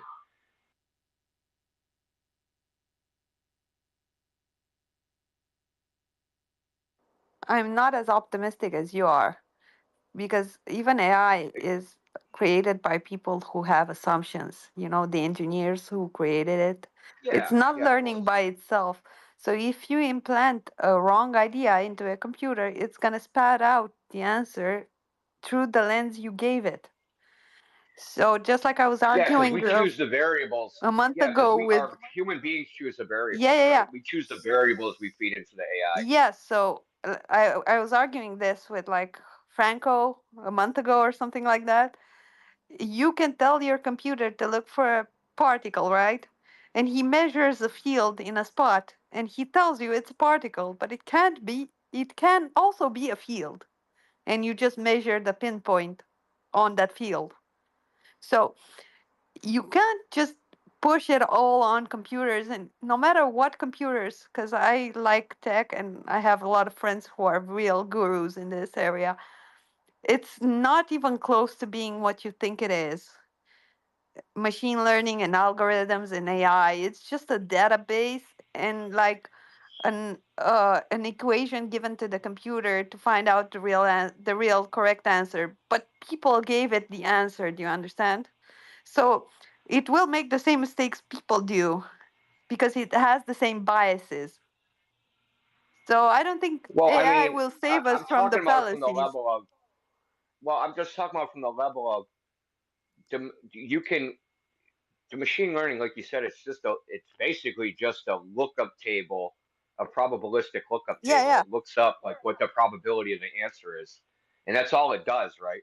So when it starts spitting out the same answers that physicists have with the so-called explanations and theories and all this other stuff, and the thing spits out the same answer, and it doesn't use any of the so-called laws of physics, and it doesn't use, theories, and it doesn't use hypothesis, and it doesn't use any of those things, these human constructs, but it spits out the same answer.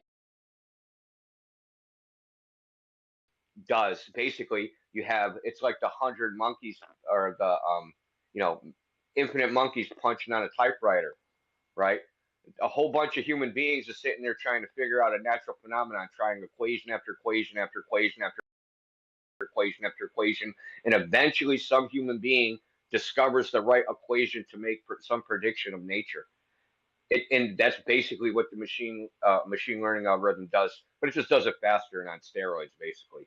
But it's the same thing, that we're just basically monkeys pounding on a freaking typewriter, and occasionally we get the right answer. I think actually humans will be the ones who make the leap forward. Because if we do get rid of all the indoctrination and we start to cultivate our imaginations, we all are far more capable than we've been led to believe. So instantly a whole generation that could be raised without the indoctrination, without the vaccines, without the shit, could make a leap far greater than any machine learning computer than we can create, because the machine learning computer is still encoded with the biases we give it. It will answer your questions with the same equations that the physicists would use. If anything, it will confirm their hypothesis. So the majority of I don't think people it'll give who the same believe, answers. well, That's my point. they I don't think do. it'll give the They same do, answer. actually. If you ask Gork right now if men can be women, he's going to give you the politically correct answer, period. Well, that's because it's already like a chat GPT, it's already gotten, it's basically the collective works that have been written down by human beings Yeah. run through but I'm talking about ab initio, right? So all you do is just feed the machine learning algorithm data, right? Well, you Taken feed from it. sensors or this, that, and the other thing. Yeah, but the Thing data is, comes Garbage from in, garbage humans. out. She's right. It's garbage Yeah, in, garbage out. that's what I'm trying to tell you. It's still from humans. yeah, So I humans will understand that. have to do the leap, and the humans are the humans that we will raise, our generation will raise. Because we're at the cutting point. We either take control and raise our kids, like literally raise them, or they'll go with the communist view on raising children. It takes a village, and then everyone in like 2 generations is gonna be a functioning moron.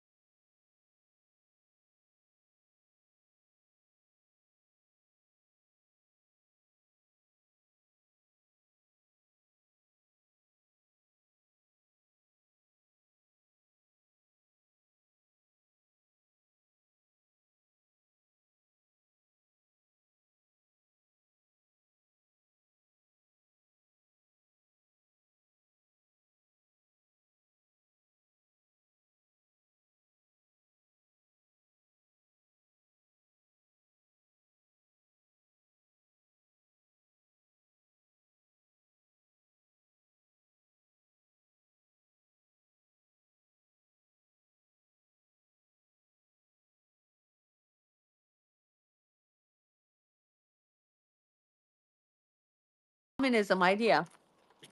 Hey, And Proud's they're got her hand implementing raised, it just so y'all know. softly in the West. Proud's got her hand That's raised, what just I so y'all said. know. Have you guys watched Chernobyl? You know, it's not really a real rendition of what happened. It's very romanticized, but some of the stuff are really spot on. Like how the shoemaker becomes the president of a country and he knows nothing. That's what they value. They don't value smart, talented, hardworking people. They value snitching. They value mediocrity. They value people who can be bought. Oh, you're a peasant? Come on to Bucharest. We'll give you an apartment and a shitty job, and you won't have your land, your cows, your chicken. They were idiots, really.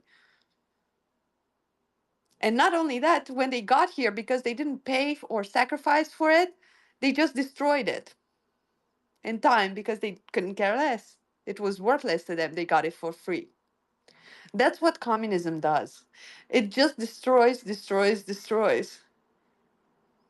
Even China, with the separation of state from commerce, it's not working there either. They created something to control the masses, like literally control them. They're literally in a live prison. They're living in the Hunger Games. And they're happy about it just because they see skyscrapers and they imagine themselves in living in New York City, but they're not. I mean, the history of China is just crazy oppression. I mean, they've been oppressing, the rulers of that country have been oppressing their people for 2,000 years. So that's not like anything new. I mean, remember, you couldn't even look at the emperor or it was off with your head. So, I mean, China's just used to it. They don't value human life the way we value human life in the West. Yeah, but because they never make leaps in anything really. They don't innovate anything. Innovation comes from the West. They just implement it. Chrissy, I've got a quick question for you. Yeah, sure. Sorry, I talk too much. No, it's okay. Right, so I've had a look into it, and all of the research that I've looked into is telling me that the EEC, the original creation of the European Economic Community, and the issues that now face Europe and the eastern part of Europe, is largely because Franklin D. Roosevelt and Winston Churchill in 1945 had a meeting with Joseph Stalin, and the UK and the US broke the Yalta Accords. And the Yalta Accords directly created the premise for the Cold War and all of the stuff that happened after that. Yes.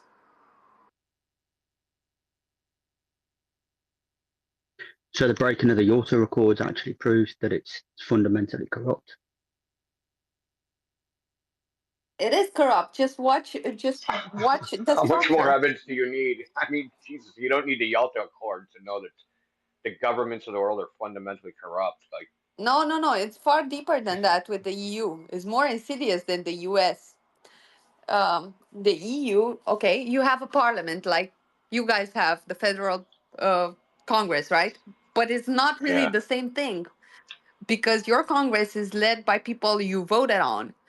But the parliament is just half a vote. The whole parliament is half a vote, and the other two votes come from the commission. The commission is not voted by anyone. They're named by whom? Because no one knows who named them. Do you understand? It's in my face. yeah. I'm aware of the structure and how messed up it is. So it's It's basically worse a than the technocracy. USSR, because at least in the USSR you knew Troshkin or Stalin or Khrushchev or Gorbachev was in charge. But here, you don't even know who the fuck is in charge. Well, yeah. Plus, Stalin made no pretenses about I'm in charge. If you don't like it, I'll kill you. In the EU, they pretend like somehow it's a democracy or it's people have a choice. Yep. That's. I think that's the most insidious thing is the lie that like it's a democracy. Like, no, it's nothing like a democracy. And we are not democracies. Our country is a constitutional republic. So we're not a democracy. When are people gonna wake the fuck up? I have no idea. No idea. None whatsoever. Well, we never had like the founding fathers, and we don't have safeguards like you guys do, but at least we have a constitution, and they're shitting on that too. The EU is shitting on it. Literally, daily. Who's going to leave the EU next? I hear Hungary. I don't know, but I want Romania to be next. I'll vote for Roxit any day. Hey, I have a question for I didn't catch your name, the British guy. So you were talking about the Earth rotating once a year.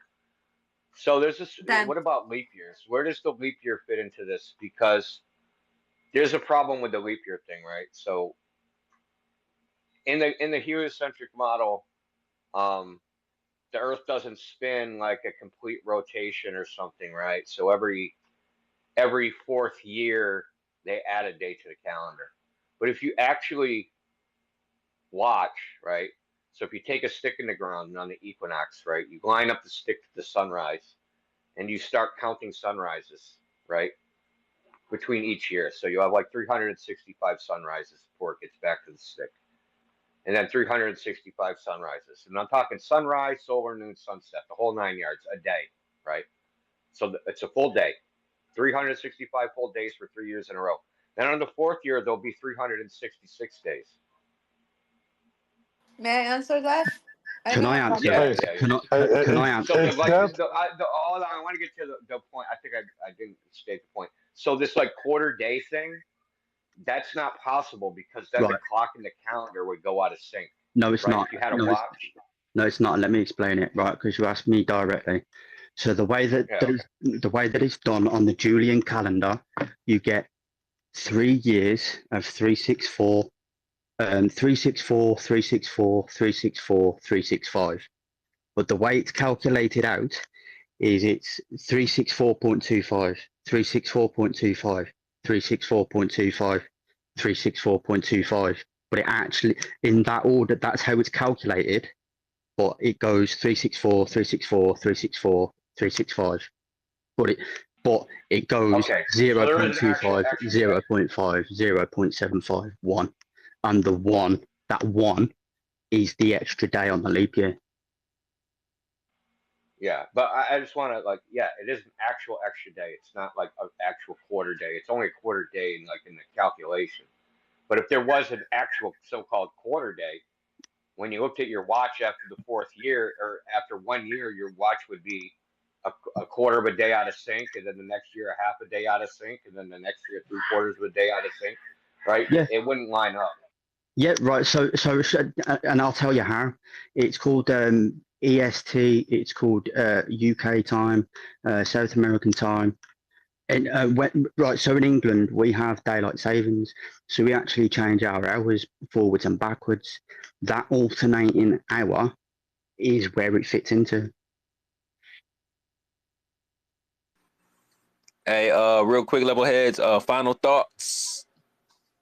Give y'all a couple more minutes to get out your final thoughts. Wrap it up. I wanted to say about this leap year idea. Just have you ever seen the Fibonacci sequence expressed mathematically by a computer? Just creating a spiral shape, like a torus field shape? Well, depending on how many variables you give it, you'll see that when the flower ends and the new flower begins, there's a bit of a split, right? So even if it's perfect, the shape is perfect, it never starts in the exact same point. They never overlap precisely. That's where the difference is. So they created a system to compensate for that difference, but it's not a quantifiable difference in reality. But they need it to explain their concept of reality. But if you limit yourself to what God told you, that you will have days and nights and seasons, you will see that the seasons are the same. The seasons are cyclical, but they don't actually match up with any sort of mathematical human construct. Because the way God keeps time is different than we keep time. You understand? Yeah, I get it. I agree with that 100%. I don't think math is reality. I'm not really one of those people. Yep. But you can get pretty close with math. Just look at the Fibonacci created in geometry and you'll see that little split. And that happens every year, every moment, every day, right? So they compounded and created a day. But actually, I'm far younger than I am because they are lying about the years too. They steal months from us. And you can actually see the remnants in some countries like mine where some people have their 13 wage. They get paid for an extra month.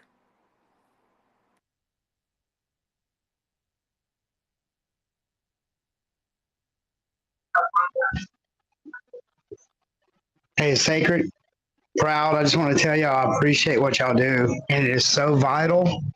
Y'all don't burn yourselves out and keep doing this because this is one of the most monumental times on this earth. And what y'all are a part of with Ether Cosmology and the Ether Roundtable and just the Flatheads,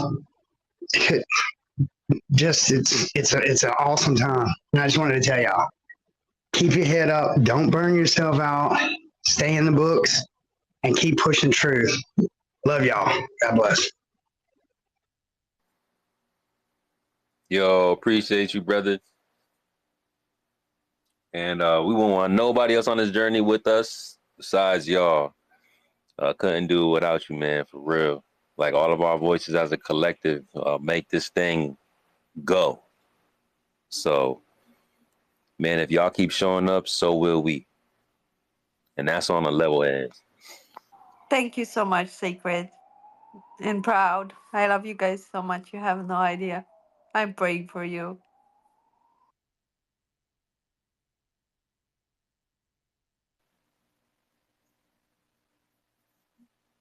Thank you so much, Chrissy. Appreciate you too. Definitely a up and down roller coaster. This Flat Earth Fridays episode 102. We started out like kind of super serious, addressing a lot of things that are relevant to our community and staying safe while engaging in the community. And then we got into some sciences, got some back and forth with some incoherent anti-flirts. Then we had some dope conversations with some globe earthers, and we even have a globe earther on the verge of becoming a flat earther. I mean, there's a lot of stuff that went on today, this evening, last night, this morning. Sorry, y'all. Everything's dilating at this point. Y'all know how it is. You're a cyborg, that's why. Yeah, I need to charge. But yeah, man, it's been great. I learned a lot. I hope you guys did too. But Every again, day from you. yeah, I just want to again say, like, you know, we need to protect this community as much as possible. Again, I don't care, you know, what your background is, what you believe in. You know, I don't really. There's no room for abusing each other. Again, I know we're adults. We're gonna have fun. We're gonna troll. We're gonna do this, that, and third. But there's just so much going on, y'all. There's so much going on, and we just need to treat each other better. We need to treat each other better. We need to take care of each other and protect each other because there's a lot of weird stuff going on. So I see Cage with his hand up. I let him go before I close out. Go ahead, Cage. No, I just wanted to give you all a shout out. You pull them down like always. Y'all are awesome, but Keon, proud of you, man. I That's love the it. highlight of the night, bruh. Keon, I love I missed that. What did he do? He's a flat earther, bruh. He came out? What? Yo, y'all missed this. See what happens when y'all miss? Yo, you missed a minute of Flat Earth Fridays. You never know what's gonna happen. Man, I fell asleep. I was so exhausted. Dude, it was early in the morning, man. You had to get up early for that one, man. But yeah, it happened. I heard it. I was like, wait a minute. What? I'll catch the record. Oh, it's not recorded. I think you got this on I YouTube. say, yeah, you know we live on YouTube. I say this, right? It's Keon's preliminary flirf day. Because the moment when the globe earther says, yo, it could be flat. That's it. Y'all know that moment. Y'all know, all of y'all know that moment. We always there, right? Say I'm lying. Telling you. And that's what's up, Keon, if that's the case. Welcome. I never had that moment. I was like watching the first video on Flat Earth. I don't even know what channel it was on X for the first time in my life. And he was talking like perspective and shit I knew from school, from my line of work. And I was like, bam, mind open. It's flat 100%. I never had like the moment of me questioning it could be flat. I was like, oh my effing god, it's always been flat. My man Keon. I gave him a follow, man. I ain't even lying. I followed him. And that's a big deal. Cage following Keon? What is happening? Yo, this is really the Matrix. Telling you, man.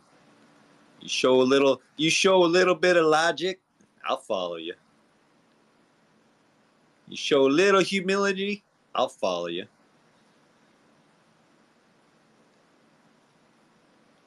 Your alien thing, I'll go with your dimension. I don't know where those Shin came from either. It could be that. I ain't even saying that could be wrong. But yeah, space is fake and gay, man. Just remember, medium's important as well. Yeah, I love it when you speak media. Death blow. Fight on. Trojans. And Keon won't be the last, man. There's one of y'all that's in here for the first time. Y'all may not be resonating with everything we're saying, but something's clicking.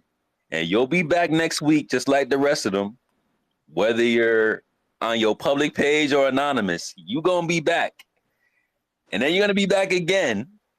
And then you're going to talk about it in real life. And then you're going to come back again. Then you're going to start asking questions. Then you're going to come back again. Be like, nah. And then you'll have answers. And then you'll understand how it works. And then you'll use real words that make real sense. And then you'll know that you weren't dumb and Einstein was dumb, not you. And space is fake and gay. Definitely. You'll end up with level heads in your bio.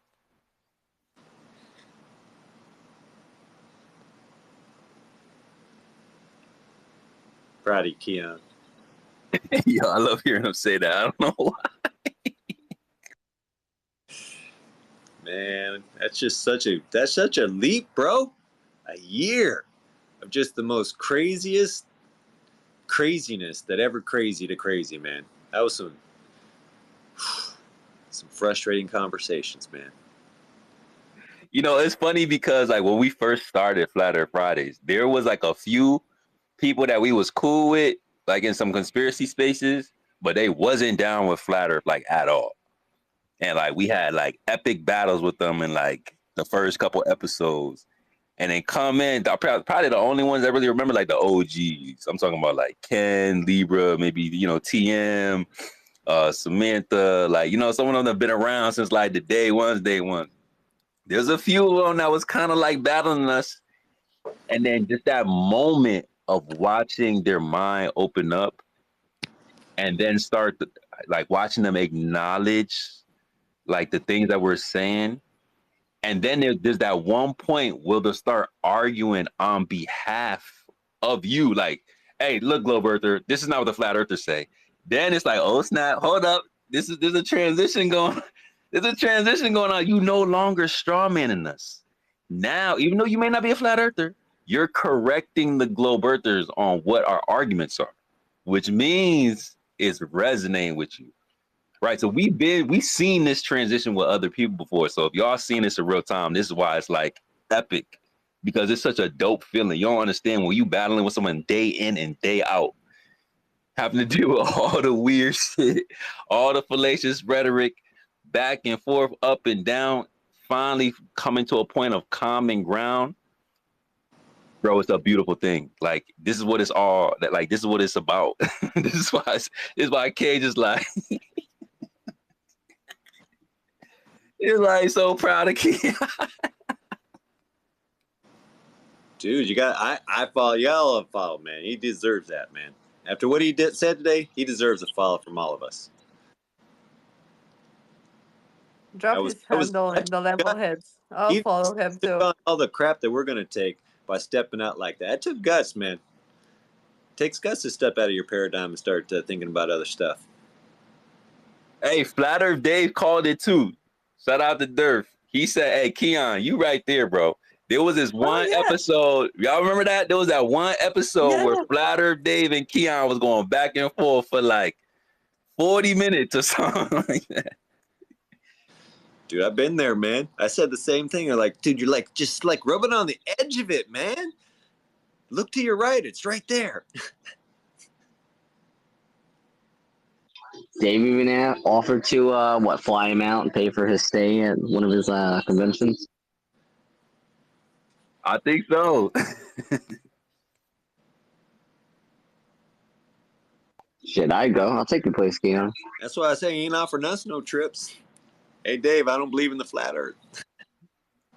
Got to be a transitioning globe earther to get that voucher. Damn it. Damn it. Was that a trans globey? Anyway. There's plenty of those. Proud of you, Keon. I ain't lying. Shout out to Keon, Gleon, Gruton, Kluon, Muon.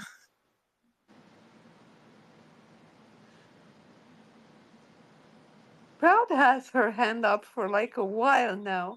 Oh, I can't see Proud's hand. Proud, you wanted to say something? I know we about to close out anyway, but My bad. I actually went on a rabbit hole. I put my hand up so I wouldn't forget. But I had to go down this rabbit hole. I don't know if you remember, Sacred, but it's officially 33 days until Flat Earth is destroyed per life. I don't know how long ago, how many years that was ago. If that was in 24/7 or that was the beginning of Flat Earth Fridays. But Life came in here and he told us that by 2024 August, we would all be obsolete because we're going to be sending people to space. I just looked at my calendar. I still have it in my calendar. It's 33 days away. We got 33 days away, and I can't wait to clip that shit up.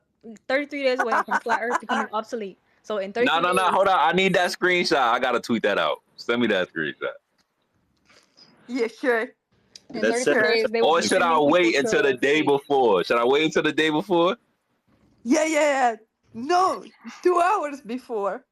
How long do you think it's going to take them to get to space? That was the stipulation that by this time in August, people are going to be able to independently go to space. Yeah, sure. Nope. And people will independently go to Antarctica too. So when we started this in 2022, they was like, look, y'all ain't going nowhere. Y'all know we about to go back to the moon. Y'all know we about to have space flights by 2024. Flat Earth Fridays ain't going nowhere. This will be done in a year. Sacred, all them W's with those debates, that don't mean nothing. Because SpaceX and NASA, Blue Origin and Virgin, they gonna take over. You silly level heads. Hey, guess who made sure we remembered that date? The cyborgs. Shout out, Proud. Shout out to Proud. Be proud. Legit. Is he even still active on here? I haven't seen him. Once he knew those space flights was that. Go ahead, bro. He had crashed out on us. That's what he waiting for. He ain't gonna come back until they announce that them space flights going up. Who's going up on him? Betcha it's gonna be some military personnel. Betcha they're gonna be Masons too. And we all know they speak truth, right? Because if they speak the truth, they'll have their tongues cut out and their hearts ripped out. So they must be speaking truth, right?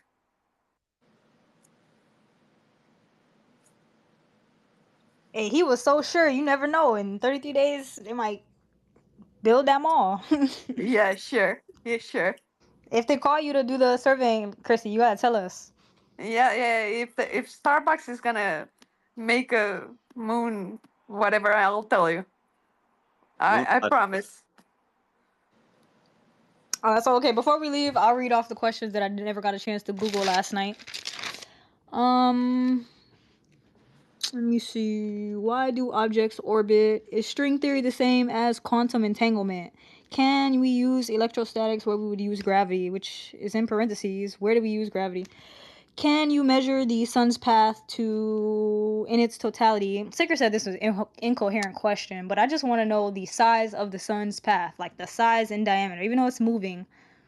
What is the technical number for that is covering the Earth, the light itself? Why can't we have ether on a moving Earth? ChatGPT would not entertain me. Why don't... Damn. Oh, why don't the signal that they send to the moon to bounce off the reflectors get stopped by the ionosphere? And if the speed of light is expanding... if the universe is expanding slower than the speed of light, where do protons, photons, quarks, and Faster than the neutrinos speed of light. It's faster than the moving speed of light? faster than the speed of light. Where That's the do oxymoron. photons, protons, quarks, and neutrinos fit into that? And So yeah, that was don't all the forget questions I the couldn't. gluons. The gluons also. Oh, that's a real thing. Okay, I'll write it None down. of that Yeah. exists. None of that exists. Everything's little vortices. Yep. It's all made up bullshit. It's all made And up. I There's no studied the it. atomic theory matters crap. It's literally it's garbage. Pure wizardry. Yeah, and I studied it, so I'm fluent in gibberish too. So if you want, Sprout, I can give you what you need to figure it out or to have uh, eloquent answers for people They like mean Franco. aether. They mean aether when they say all that He stuff. never Quantum answered. I asked him foam. a question about that medium thing, and he never got back to me. Of He course. did and asked me about electromagnetism. I'm like, bro, that's a bad look for a teacher when I asked you a question. Yeah, but he's not a teacher. He's a mouthpiece. He says he's a teacher. He's just like the communist people. Just watch Chernobyl. You'll figure it out how they do it. If you Physicist, right? regurgitate the crap that they teach you, they'll give you a bright star and make you a professor and kiss your ass. Do you understand? So that's what he is. He's a mouthpiece. He's gonna repeat what he's been taught to think. He'll never think outside the box. He'll never answer your question because he needs to acknowledge that you're a smart, capable human being. But he can't because he sees us as functioning morons. That's exactly how he sees us at. We're we're under his level, do you understand? So how can he stoop to your level if he's a professor? He's an idiot. He Because said he good didn't. professors don't see themselves as that. We see ourselves as our students' friends and mentors, not like above them. They're our coworkers. He said he ain't leave because he rage quit. He said he left because he was bored. Yeah, sure. Yeah, sure. You never answered And my question. You never answered my question, Franco. You ran away, and that's a bad look, bro. yeah, sure. And a 3-year-old, when he gets grounded, he goes to his room because he's not upset. Right. Right. Yeah, sure.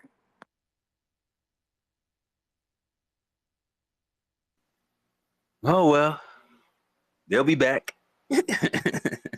Of course, because they need content for their pseudo whatever following cult that they're having. And they need their little goblins on the typewriters to give them attention so that they can feel important.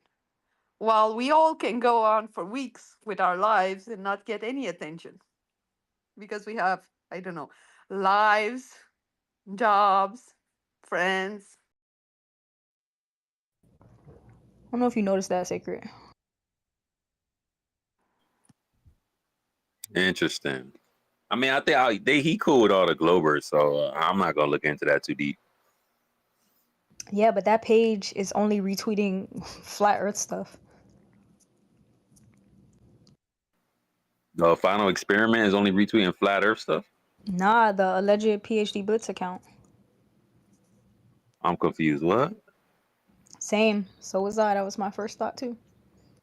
You said PhD Blitz is retweeting flat Earth stuff? Right, on the fake PhD Blitz account. We don't know if it's him or not, but the final experiment account follows the PhD account. So that's what's weird. I didn't even know there was a PhD Blitz on Twitter. Yeah, I was telling you followed me, but I wasn't sure if it was legitimately him. You seen it. You was like, oh, I don't think it's him because he retweeted with it. Interesting. The plot thickens.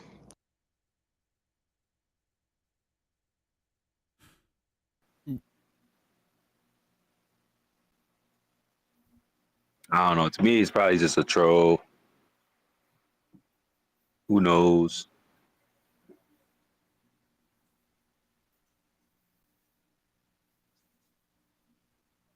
But those are the wrong accounts that I would clone if I was y'all. I wouldn't be I wouldn't be cloning no Nixie, no Peterson, and no Blitz right now.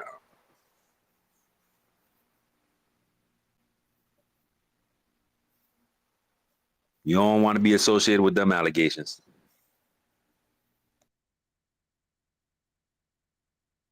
Man, because of the time difference, I never get the start of the Flat Earth Fridays. Now I'm started getting, I don't know, sad. It was a little triggering. You might have lucked out, but I'll send you the deets, Chrissy, so you Thank could you. catch up to speed. But trigger warning, just so you know. Oh, I don't get mad. I know I've been brainwashed too. And Oh, I it's the know. one thing you will get mad at. Everybody gets Oh, mad at it. oh, okay. I'll try to be Christian like. Yeah, just to generalize it real quick, just so y'all know, like we found some prominent speakers, quote unquote, in the globe Earth community. I rather put them more towards anti-flat earther community because I don't really even want to do the globers like that. But I don't know if y'all support them and then y'all all group together. But anyway, there's been at least 2 people that's been accused of abusing women and children, and a possible third that was kind of defending the situation, which wasn't cool. So yeah, y'all be aware of Professor Nixie and Planet Peterson. Well, that's where my Christian belief comes in with a notch. Make how are they called? Yeah, uh, windmill stones great again. That's the way to fix it. Jesus said it. Rock, river, go.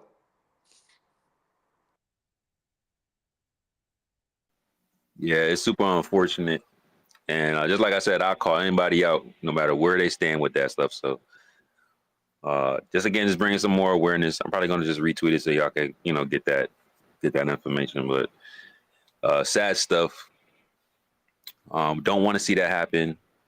It probably will happen because we live in a terrible world, but it don't got to be like that, right? We can make that change. We can make sure that we hold each other accountable. And hopefully the anti-flat earthers and the globe earthers will hold them accountable as well. But all we can do is control what we do and make sure that we're all aware of who we interacting with. Because I'll be damned if I put anybody in harm's way in this Also conversation. pray. Also pray.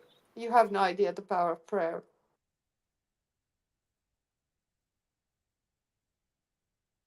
Yeah, for real.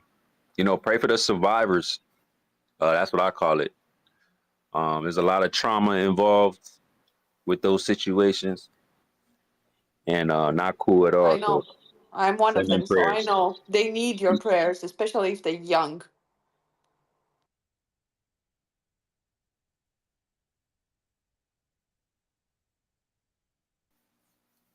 But yeah, other than that, I mean, it was pretty lit space. Uh, don't know if we got any refutations. Did a lot of teaching today, that's for sure, and that's cool too.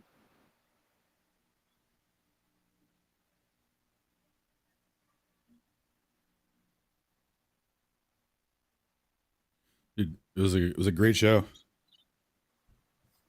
Yep, another great Saturday. Thank you guys. I missed you a lot. You have no idea how much I missed you guys. We back.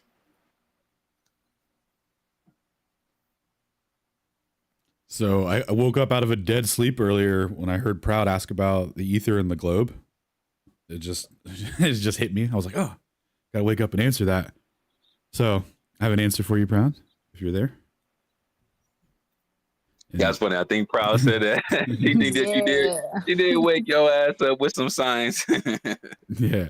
So the reason that they don't, or can't allow it, right, is the primary reason would be that all motion would be relative to it. So you would be able to figure out if the Earth had a velocity through the ether.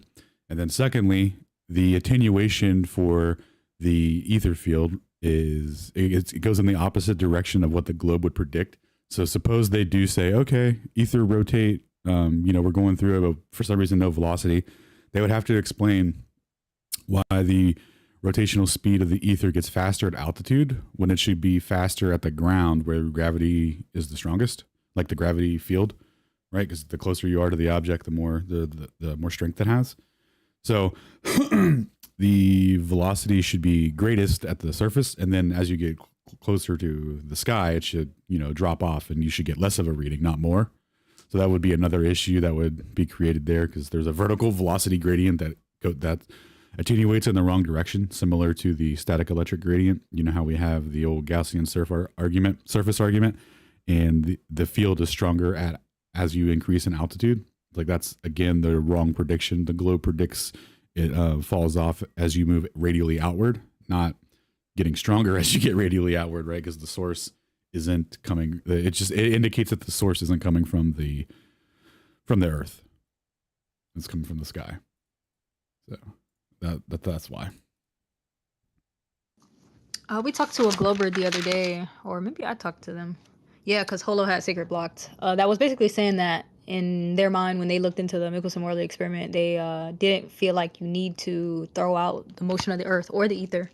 So they were fully willing to accept we live in a heliocentric model with an ether, and their idea of the ether was less dense than I think ours is. We kind of have some viscosity to what we consider the potential background. But yeah, he said it's just it's resonant, it's so empty that it's barely there, but it's there. So it's not something that you need to throw it away, basically. Yeah, it's hold on one second. I can't wait to talk to him if he comes in here. I actually don't remember if I sent him the invite last night. Let's see. Yeah, so that's not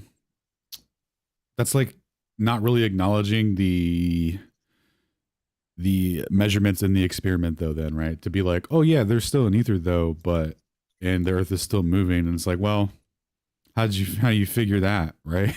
There's a velocity measurement. One doesn't say that it's as fast, the measurement doesn't say that it's as fast as the Earth movement model predicts, and and it's definitive, right? Because it's with respect to an absolute frame, with respect to the ether, so it would be absolute. So it's just one of those weird things where it's they have this equation that makes the prediction. It's the same equation that they use right now in ring laser gyros.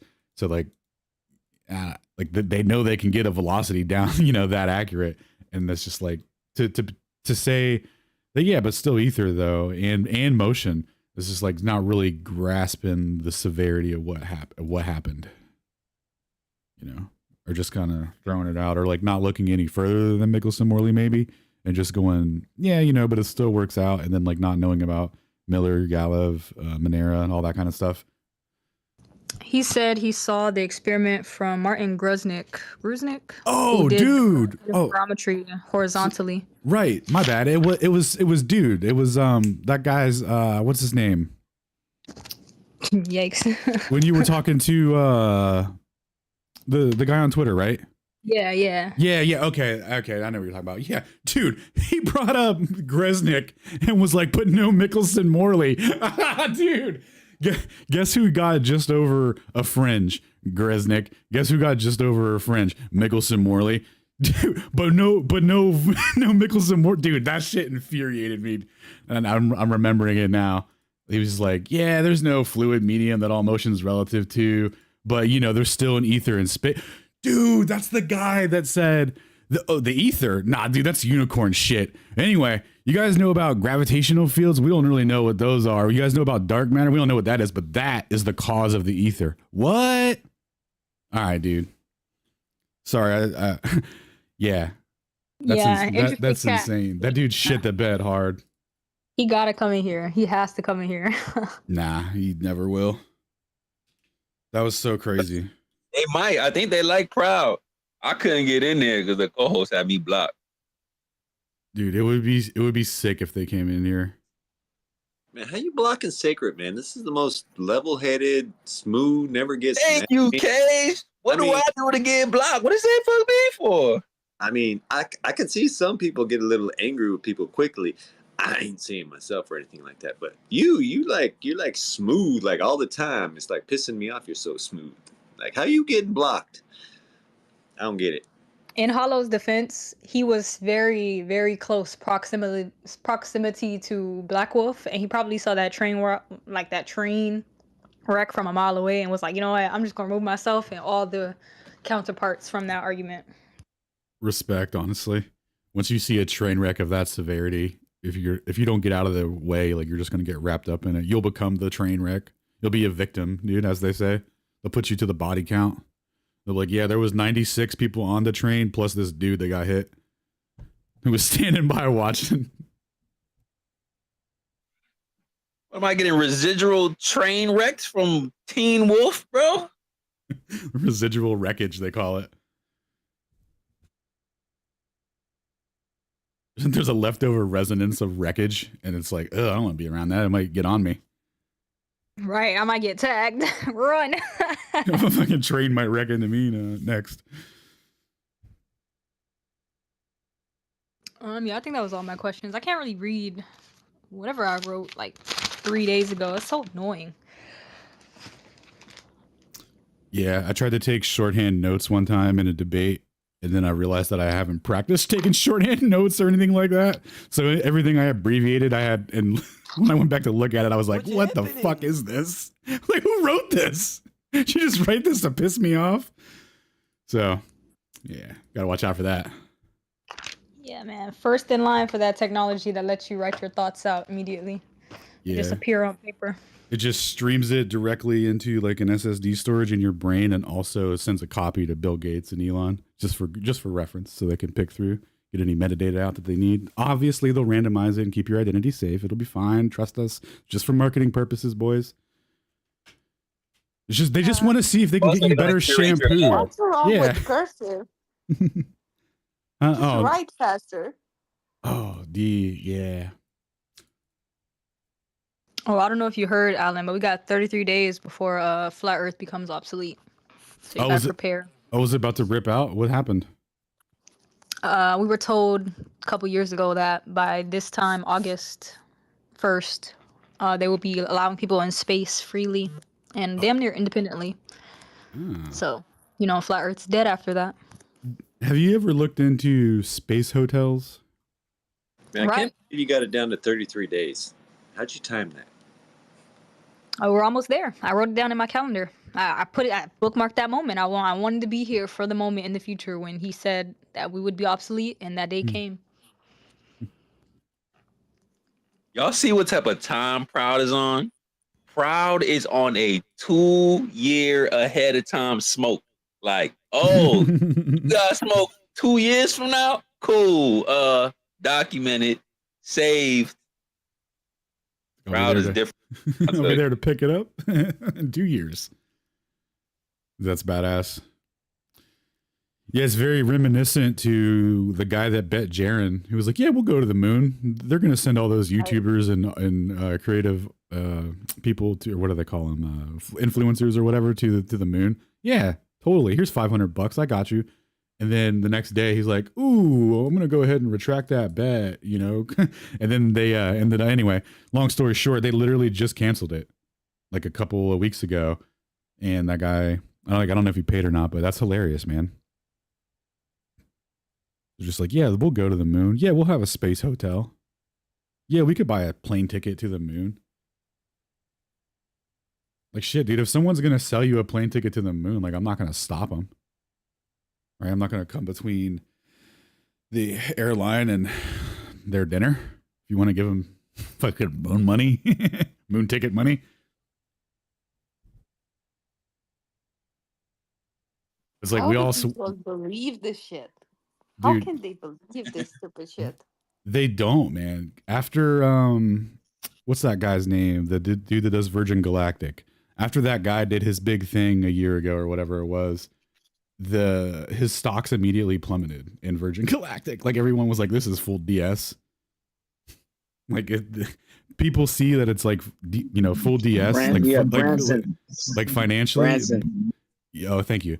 But then monetarily, like through the media, they're like, "Oh, dude, look, they're doing it. It's not. You could be one of these on this plane. You could go up there with who's that guy that went up and cried or whatever from Star Trek? You could be the star. You could go up there too and cry with Star Trek guy. Yeah, and it's like what?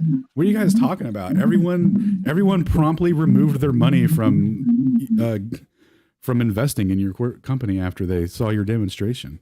But like none of the news agencies were like, "Ooh, after this great demo, their stocks really shit the bed." Everyone was like, "Yeah, dude, keep believing, keep it going.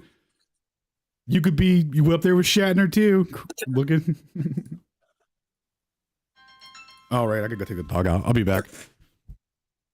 Oh, we might not be here.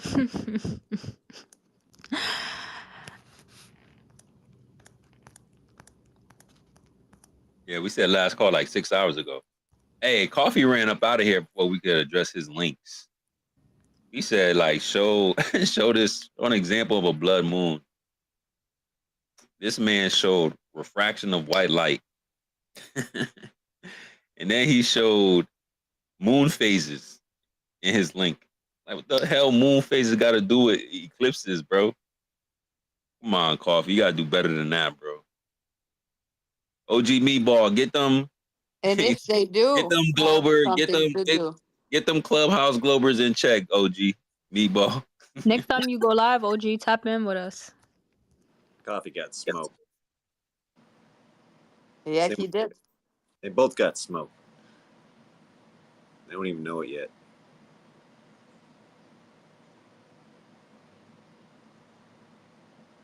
That's what happens when they're too dumb to understand the concept of a medium.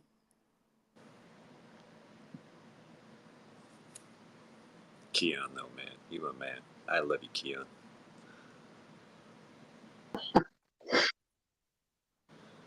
Gives me hope, man. That's why I do this right there. For that moment right there. Likewise.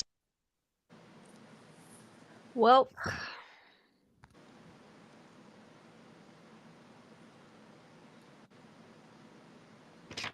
Slow down, sir.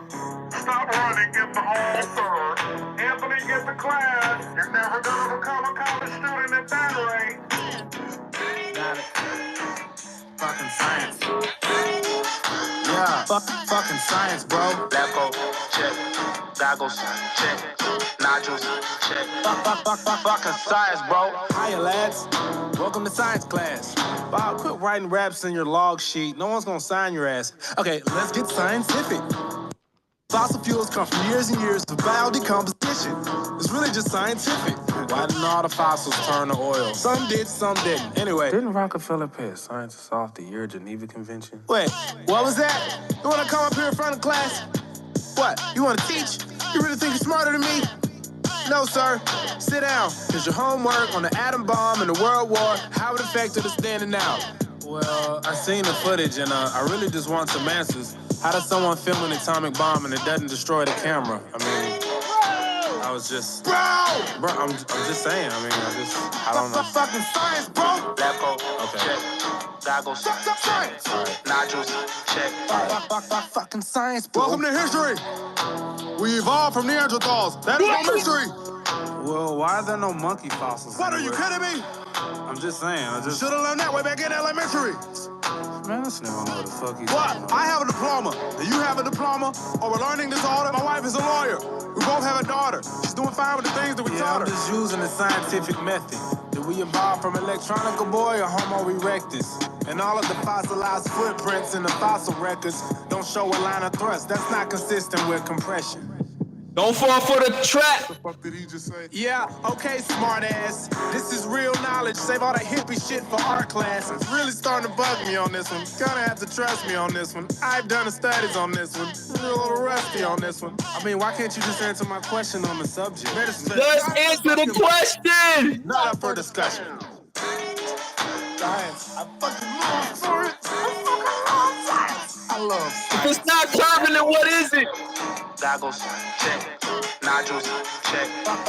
Fucking science, bro. Damn, must have been a hell of them Stegosaurus. It's over century burning fossil fuel. Still ain't no shortages. I ain't saying I'm Neo, but I'm nothing short of a Morpheus. Fuck, thought this was a globe. I gotta check my coordinates. You could blame my disorderly conduct on my subordinates. If it ain't no Coriolis, who's to blame for New Orleans? Why the poorest people always get extorted by corporate giants? We don't boycott, we buy in, and I find it unfortunate, yeah. Me plus you plus her plus her, that's four.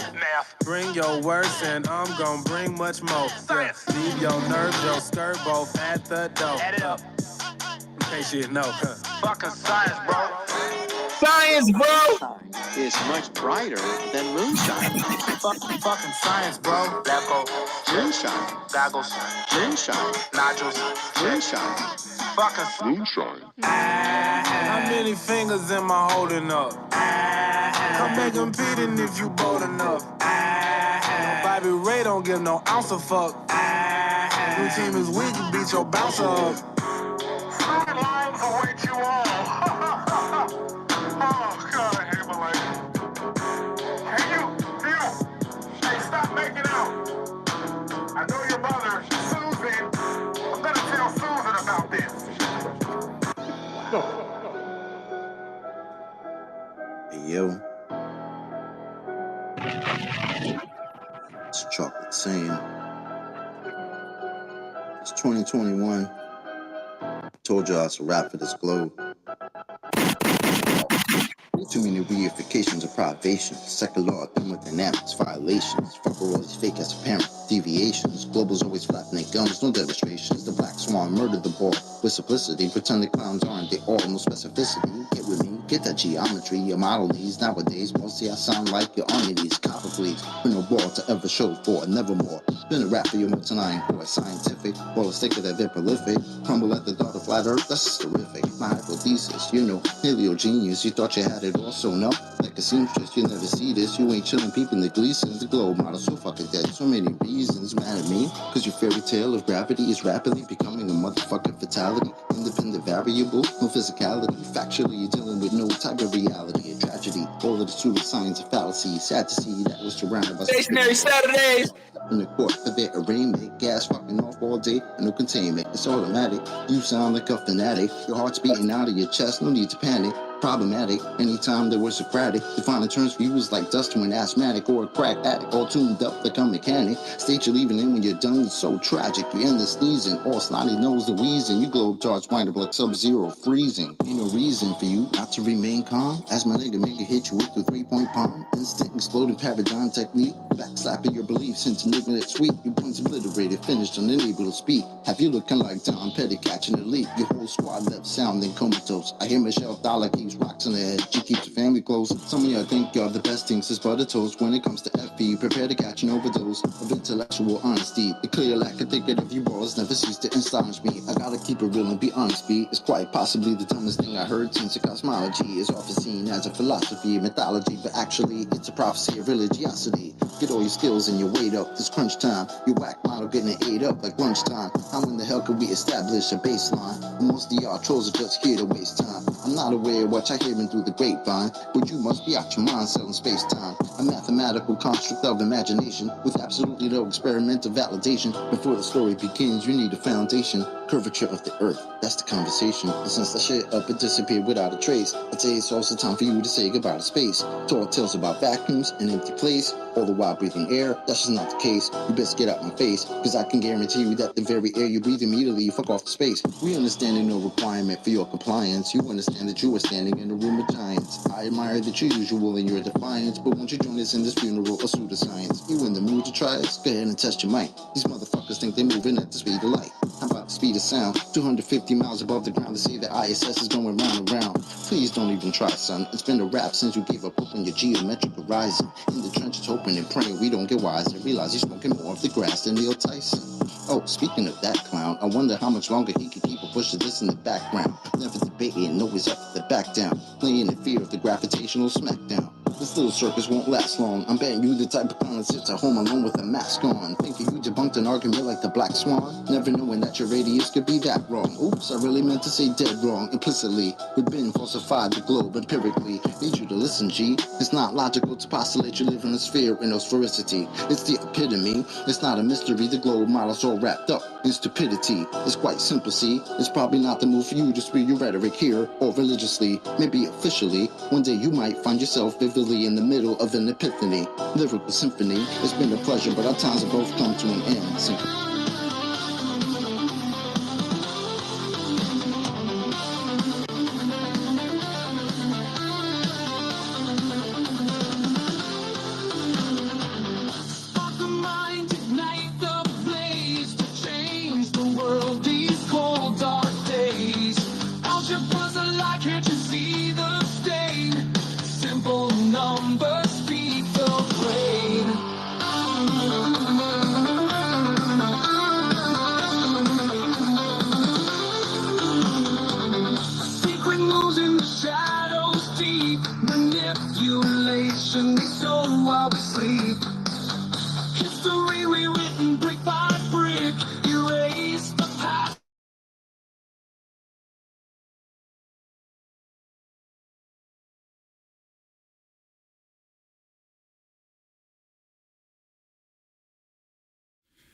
All right, lads and lasses, that concludes episode 102 of Flat Earth Fridays / Stationary Saturdays. Have a good week and catch us on Monday where we start it all over again, boys. We're going to intro with a little reading night. Then we're going to get into Tuesday where Shane will be presenting on meteors. And then Thursday we will do actually, I think we're going to take a break on Thursday because it'll be the 4th of July. Little holiday weekend there. So we'll probably take a break on that. And then Friday, again, will be Flat Earth Fridays, episode 103. So check us out.